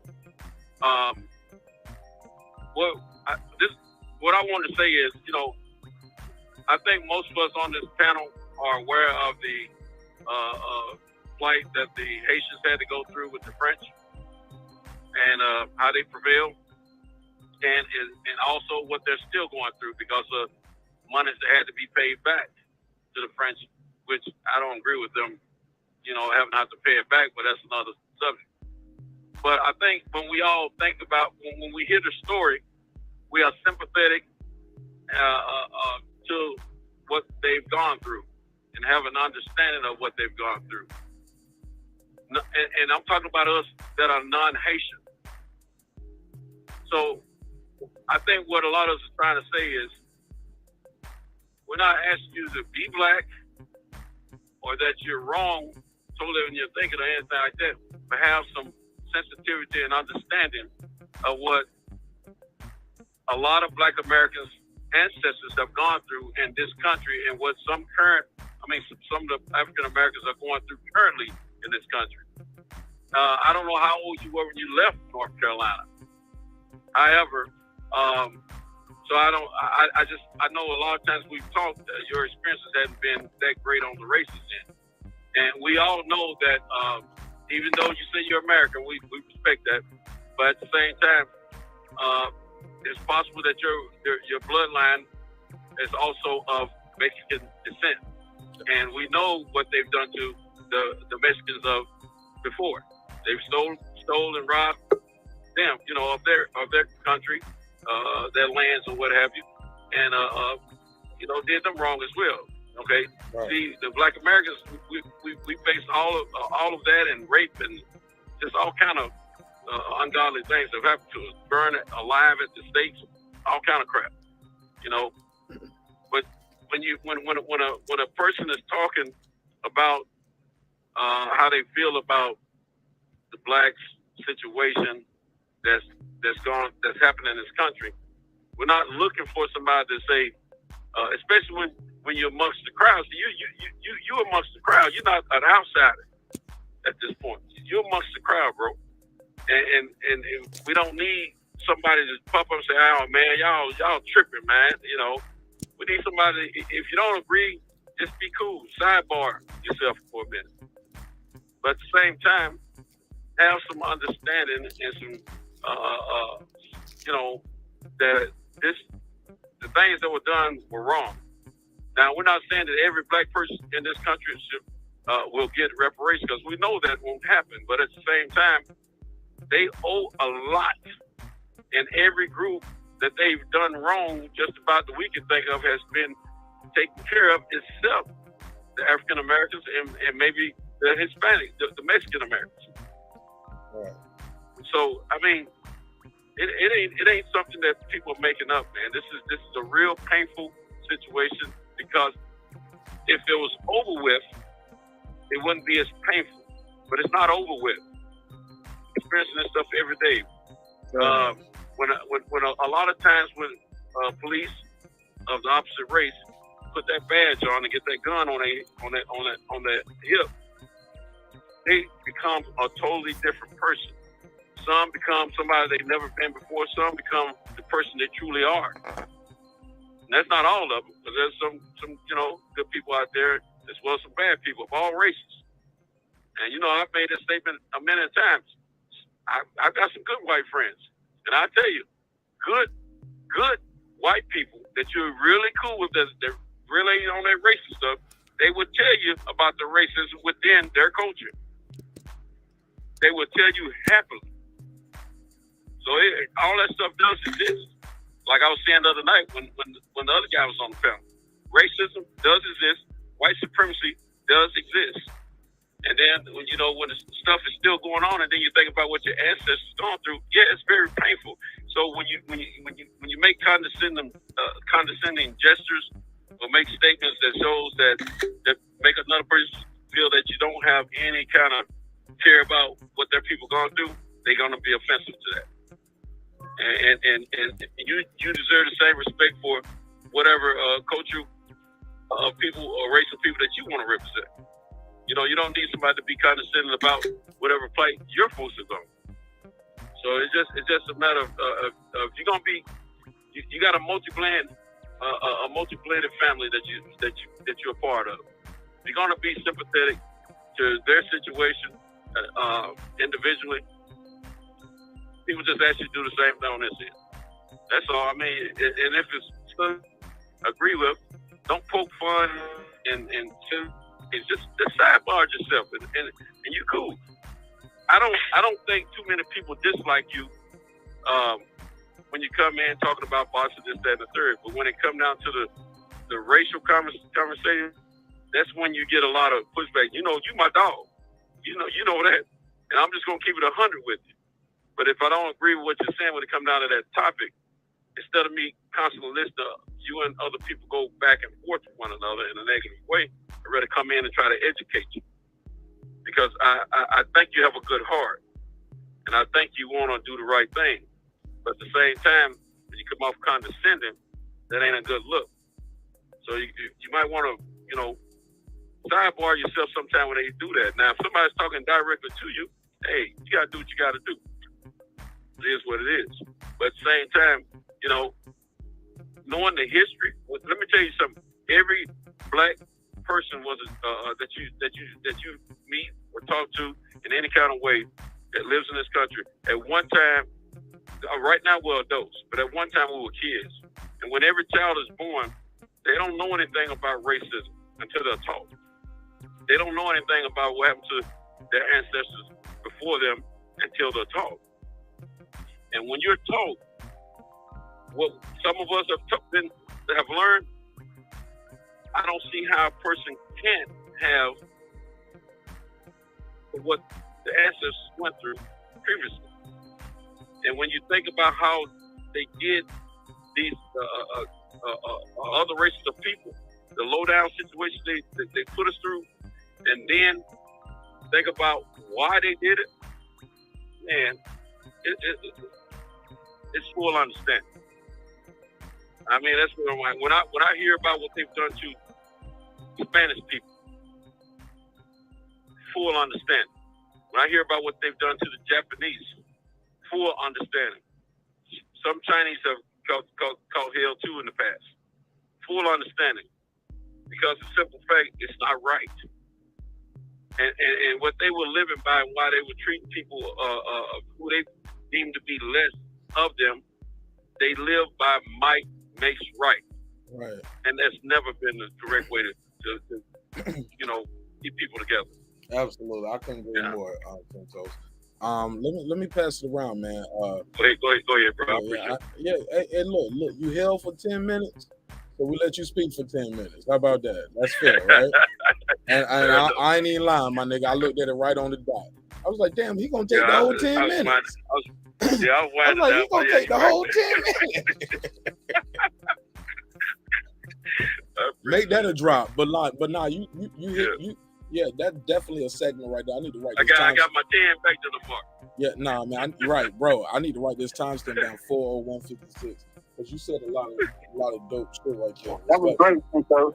That was great. I really don't have much to add. Right. So I never heard Brandon Washington say that. So I'm gonna use this time to end the show, and I'm gonna let Mex reply, and I'm gonna let the lady of the house get the last word. So Brandon Washington, thank you for your time and energy. Be here tomorrow, man. I wish y'all pull up earlier, man. We could start these conversations earlier. Y'all always pull up for the last hour or two of the show. And yeah, man, y'all kept me here an hour and 28 minutes longer than I'm supposed to be here. So y'all really got me. Look at everybody, man. Love you all. See you tomorrow morning. All right, see you tomorrow, bro. All right, man. Santos, thank you, bro. See you tomorrow, Santos. Thank you so much. What up, G? Absolutely. All right. Shout out to Santos, man. Boxing Scholar, give me your take on everything we talked about. Boxing Scholar, and then or Mitz, do you want to reply to any of that first, or Boxing Scholar, how y'all want to go? I'm gonna let Memory get the word. No, I mean, I don't understand. Like, I just don't understand the history lessons. I've never denied it. Like, people are acting like I'm sitting here like slavery didn't happen. You need to go over it. I was like, nah, I'm not. It's not that. I'm saying, is this what you teaching your kids in 2022? Are you teaching them this? To live their life like this? That the white man's out to get them? That everything they do in life somehow is going to be? Is that how we going to teach the next generation? We're just going to pass it down? That's my main concern. That's how you feel. That's how you feel. Because I know there's the belief I have. I'm not going to teach my kids the belief. I hope that hopefully in her life she don't have to go through that shit. So I'm not gonna put it in their mind at 6, 7, 8 years old that no matter what you do, you're never gonna win. And white man's out to get you. That shit. That's the only shit. I'm like, I don't try to be condescending to nobody. And like I tell people all the time, at the end of the day, whether it's Deacon, whether it's Brandon, or anyone else in this chat that don't like me, if I see you out there getting your ass beat by some racists, I'm not gonna walk the other way. I'm gonna be right there in there, back to back, swinging with you. I don't care when it comes to color. What if it ain't no racist though? What if it's Kenny Porter slapping them up? Like, what you gonna do? I'm just asking. Hey, if it's a one-on-one, we letting that rock. Asking. What you? It's a one-on-one, we letting it rock. Run down on. Let's say Kenny Porter say, "I want some more of that work," and you right there beside your boy. Like, what you gonna do? Hey, if it's a one-on-one, you gotta catch that. You gotta catch that, bro. One-on-one, you gotta catch that. I ain't gonna let nobody get jumped though. My brother, my nigga, you ain't gonna slap my little brother in my face. I'm like, JR, let me do this real quick. Back up, because little bro don't fight. You know what I'm saying? Hey, you gonna learn today. Little bro don't pop the pistol. Like I'm saying, like so I got a box. Yeah. Wrestle. We got to get into a little. I have my boy saying, and y'all boys need to learn how to squabble next time. Well, and what's the show? Snowfall. What's the nigga name of Snowfall? His uncle. What's the uncle name of Snowfall? Somebody in chat gonna tell me. What's the uncle name of Snowfall? He's like, next time y'all boys need to learn how to squabble. You know he beat dude's ass in the parking lot. Yeah, he beat his ass in the point. He beat the shit out of him real quick. Said some slick shit and he fucked them up. And they was like, yeah. They pulled out the guns and everybody else pulled out their guns. And everybody backed the fuck down and let him get his ass keep getting beat. Next time that boy need to learn how to squabble. Because even with the Mexican, I used to live in San Diego. I used to party in Mexico all the time. They don't fuck with me in Mexico. I'm not Mexican in Mexico. Oh man, your name is Isaac, so they think you Mexican, and that's why they giving you all this hate, Mix. But you say you got a your kid is darker than me. I mean, I probably do come from Latin descent of some sort, and probably some maybe Native American descent, most likely. You gel your hair up when you was you had the button down, buttoned all the way up, looking like one of the Vacos. Nigga had he had all the mousse, all the gel. Might have had some custard. It was custard. Frisco. Had the little curly jerry curl juice tips dripping all on his collar and shit. He thought he was dripped that night too. He thought he was girl behind the mic. You couldn't tell that nigga he won't fly that night. It's like, you know what I'm saying? He said, I just left the Oscars and shit. You know, these sweaty loafers on, boy. Let's get it. I was like, with the plaid button down. Yeah, I just left the Oscars and shit. You know how I did. Yeah. All right, man. Look, this been hella. I'll fuck with all y'all, even the ones that don't like me. I don't take it personally. I don't even know y'all motherfuckers, so I don't really care. But my thing is, don't try to bully me with your fucking opinions. It ain't gonna work. I don't care how many people come in here and tell me some shit. You still can't really pick, right? It's whatever, huh? You still gonna show up, right? Every week. I'm always, and I know I'm outnumbered. You feel me? So it's good. I'll stand on my own too. Hey, Max, you seem like a good dude, bro. I don't have nothing against you. Good with the host, Max. No, sorry. You good with me? Max, you good with me? You good over here, bro? Oh, always. But here's the funny part, though. This is what I find a little bit funny, right? It's not just like a black and non-black thing, because any black people that don't agree with these strong opinions of other black people start getting called coons and all kinds of shit. So it's really just, if you don't agree with what I'm saying, then fuck you. And that's what it turns into. Right. Because it's not even a race thing. When you white, you're a racist. You don't agree with me black, you coon. Yeah. But here's the distinction. Get in. Go ahead, the distinction makes is why this is always a hot button topic for black people. It's not because black people feel like the man is against them, but it's because no matter how far we get in life, we still have to deal with black issues. We could become, Obama rose to the highest land in the office, the president, and he still dealt with racism.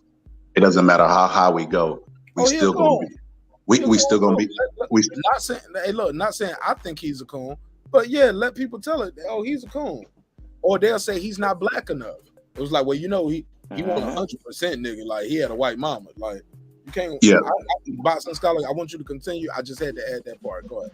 Yeah, but the point I'm making is that, like, they always say, why don't black people talk about race so much? And it's because it's always happening to us. It doesn't matter how far we make it in life, it's still happening to us. So that's why that's always a hot button talking point. Like, we don't interject ourselves in other people's conversation. Like, when the alphabet people meet up, there's no black people there like, hey, no, this is what y'all should do. That only happens with black people. Like, we don't own anything in as far as culture goes. And the little stuff that we do have, like rap, white people will show up and tell us that Eminem is the best rapper of all time. They're always interjecting themselves into black conversations where they're not even really invited. So it's like they're like in Texas. I got to give you something right here though. Hold up. How they not invited and they paid for it? They funded it. They own the record label. They own the distribution. They own the video company. They own the network. What you mean? I'm playing. I'm just. I get you, but they're making money off the artists, and they have a history of they used to just and they used to just steal the artist's sound and make it white and put a white face to it. So they have a history of theft. But why would they have an opinion about who's the best in that genre? That doesn't make any sense.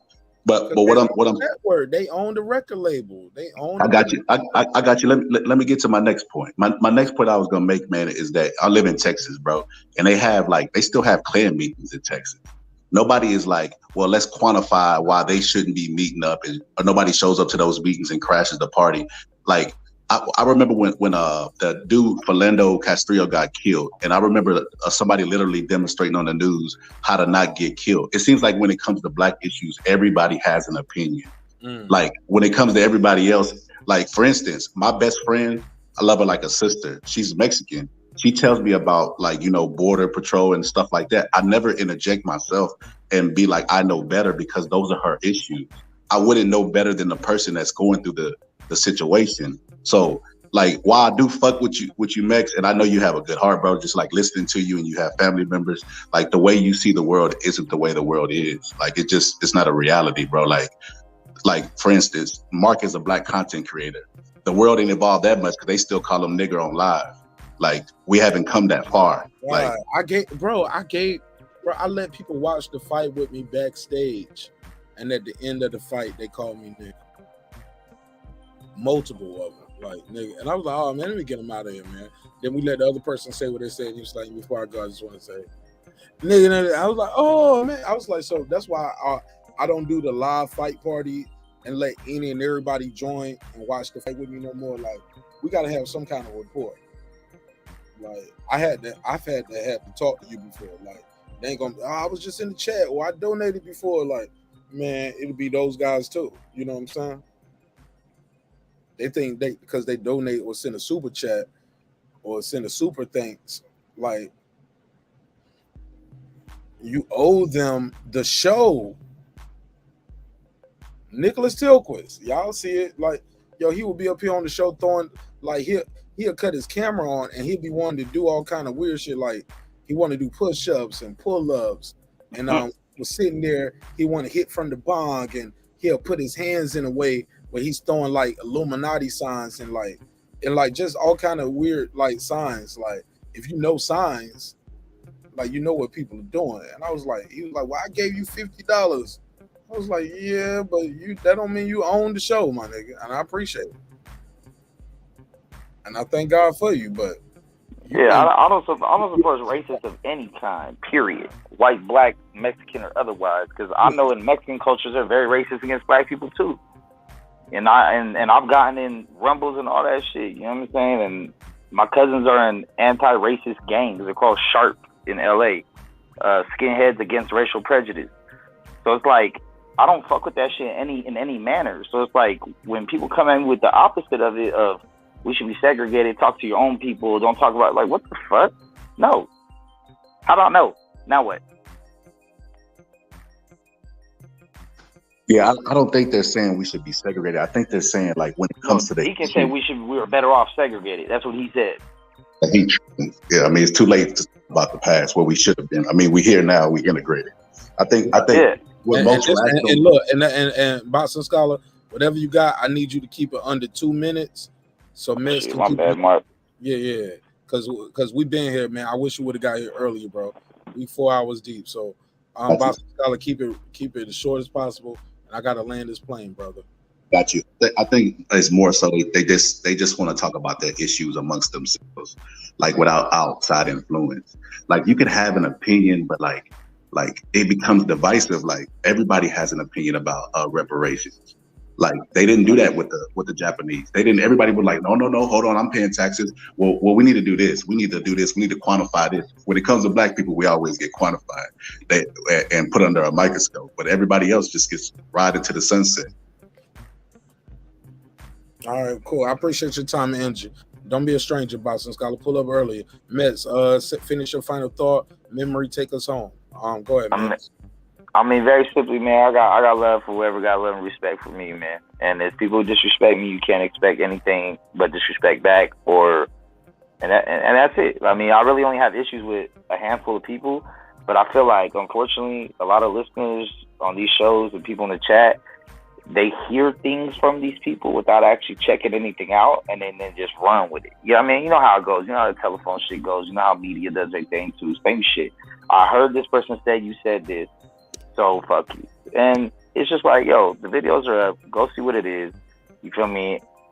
I mean, really, when you think about it, my immediate family, 3 brothers, mom, dad, 3 of them are black out of the 5. I mean, out of 3 and 3. So it's like, to say all this other shit that I'm racist, all this shit, nah. I don't agree with a lot of the viewpoints. I don't agree with a lot of the victimization shit, but what you say, nigger? What you say, niggerization? Victimization. Don't start, Mark. Don't go there. It's not like you said niggerization.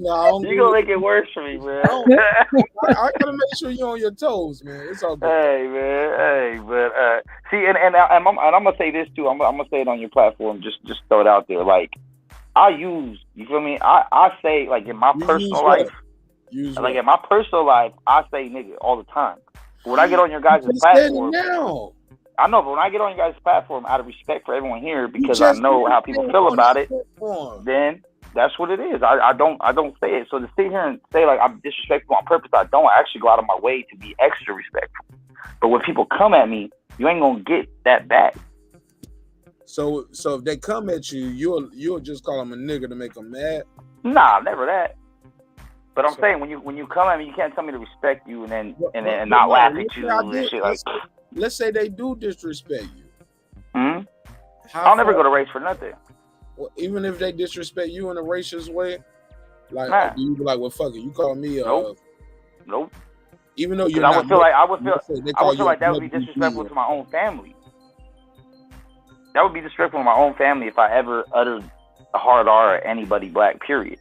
That would be disrespect to my niece and nephews, my brother, my grandma, my dad, everybody. You just use it in regular conversation. Yeah, like when I'm with my, with my kids, like we chilling, like. You know what I'm saying? You say, yo, y'all my nigga. And everybody say nothing. Nobody even blink. No. I mean, when I was, growing up, every now and then. Say that to Kyle, be like, man, I love y'all niggas, man. I'll see y'all tomorrow. They can be like, yeah, they gonna blow it up. He said the N-word, and all of a sudden it's the niggas. Yeah. But I mean, I made the statement the other day. I said not all black people are niggas, not all niggas are black, and everybody that's born and raised in the hood know that shit. Whoa, you said that on a live? I said that on Fred's show. You said what now? I said that on Fred's show because Kyle had brought it up. What you said again? What you said? Okay, I said not all black people are niggas, and not all niggas are black, and anyone that's raised in the hood knows that shit. And that's just simply put. And that's what Kyle was talking about too when he's talking about like the differences in the different kind of like women and bitches. How we had that conversation a long time ago. Not you know what I mean? So different categories of people. And that's why I was telling Fred. I said, look, I'll be trying to be righteous as much as I can, but I'm still one foot in, 1 foot out because I still live in this environment every day of my life. I'm riding in the car with my brothers. I got to worry about getting shot because they're gangbangers, and I don't support gangbanging either. But those are my brothers, so. Yeah, I'm still stuck in these situations myself, but I don't even put my shit out there like that. I just listen. But as soon as I open my mouth because of my skin color, I can't talk. I can't have an opinion. Like, fuck that shit. Ain't never been that. Okay. Well, I guess we're going to have to table this for now. And much love for you, Mark. Thank you, bro. Fair enough. Wow. You heard it. Heard it here first. Girl behind the mic. How do you feel about any and everything we talked about? As always, my guest will get the last word. Woo! And the lady of the house will definitely get the last word. Go ahead, Queen. Interesting. It was a great show. I learned a lot. And I've since forced, I always debate with that. I think somebody had said it vaguely or something like that, but I got to a point where like, I'm done explaining my blackness. I'm just done. Like sometimes you get to that point because it's not about, okay, so most times what I notice is it's like as a black person that lives in America, I spent so much time trying to explain the best that I could my experiences. Okay. And it's like, no matter how you explain it, it's either you're met with people that are 5%, less than 5% are genuinely interested in hearing. 95% will bombard you with, oh, well, it's not that bad. People pick up themselves up at the bush, those types of mentalities. So I came to an agreement a long time ago that I probably won't always indulge in like the Black American talk with people that are non-Black. And it's not saying that, and I want Mex to know that it's not saying you're not welcome here. You're welcome here. I enjoy listening to you because you open up my mind. But for me personally, I just knew because I used to get into arguments because in my mind, I'm like, how are you going to tell me how to feel? I'm telling you what I have experienced. So, and I realized I was like, you know what? I'm not going to beat a dead horse. I'm not. People are going to see things the way they want to see them, no matter how you say it, which way you say it. And that's not to say people cannot be outspoken. Yeah, be outspoken. But I just realized for me, the fight is too deep, But other than that, man, it's been a great show.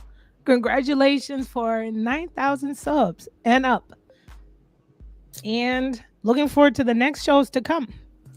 Man, you guys are part of it, man. You guys are making this thing possible, man. 9,002. All right. 9,002. 9,002. So we broke a new record tonight. New milestone. Shout out to you and everybody who made this possible. Can you plug your channel and let us know when we can get some dope content over there? We need that backup party over there, man. Like I can end these earlier and we can start growing that channel and send people over there because the second half of the show, we like to go into these type of zones, but if y'all pull up earlier, we can get into it earlier. But it seems like y'all love it when we get into these zones. We got to get there a little earlier, not the last 30 minutes or an hour, because that 30 minutes or an hour might turn into 2. But I was quick earlier though. You see me? I was trying to fast forward through. You saw me trying to get through the first topics to get to the last, because I know where it's gonna go. Raheem Soto. Brother Raheem. He just didn't want to play the game. But I appreciate your time and energy. Please plug your dope ass channel and I'll drop the link to it in the link tree. All right. And I'll play the long outro. You want to say the name? Oh shit. Okay, well you can follow her. Her name is Memory, and you can follow her at Decoding Dreams with Memory. We call her Girl Behind the Mic over here, but if you know her well, you can call her Memory. And I'm trying to set up a date, man. Somebody shoot me an email. My email is scrolling at the bottom of the screen. I'm gonna see if I can set up Memory doing. She's gonna decode one of your guys' dreams, and we're gonna do one of those decoding dreams segments. But I think she needs to get with the person who wants to do it off air first to make sure that it's okay. You know what I'm saying? Because some of these things might be personal. They might not want that to be known or seen or heard. So I think that's the right thing to do, right? Where they need to, at least have a 5-minute one-on-one or shit. You could just tell me like, nah, Marq Nash, whatever happened. I'm cool. It's not a psychic reading, y'all. It's not a psychic reading. No, it's decoding your dream and understanding your dream. So I appreciate everybody's time and energy. I hope you all have some sweet dreams tonight. Much respect, much love to everybody who made this possible. If you guys are still within the sound of my voice, that means you're a part of the neighborhood here. And guess what?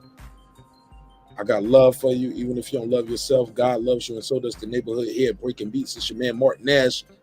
You already know what we do. We break down business, entertainment, art, technology, sports, and anything else you and I can squeeze into those letters. It is a hip-hop political sports show with a comedy twist. We like to let the jokes fly because life is serious enough. Always remember, dreams require sleep, goals require effort, and you can get that hoodie at marqnash.com. And I got a promo code Nash27. And yeah, I'm trying to get better with putting some new merch up for you guys and ladies as well. So thank you so much for your time and energy. And I think I ran out of catchphrases to say, so I think that's all the catchphrases. So bye. That's gonna be my new catchphrase. Nah, my new catchphrase is this: for people who always want to argue and beef and try to run amok on the panel. No, we're not gonna run amok. We're gonna show everybody love. We're gonna show everybody respect, and we're not gonna let you just run amok, run astray, run a flop. Nah, man. You know what it is. I built this shit. Me. Brick by brick. And I'll be damned if I let you tear it down just because you don't like the way another nigga talk.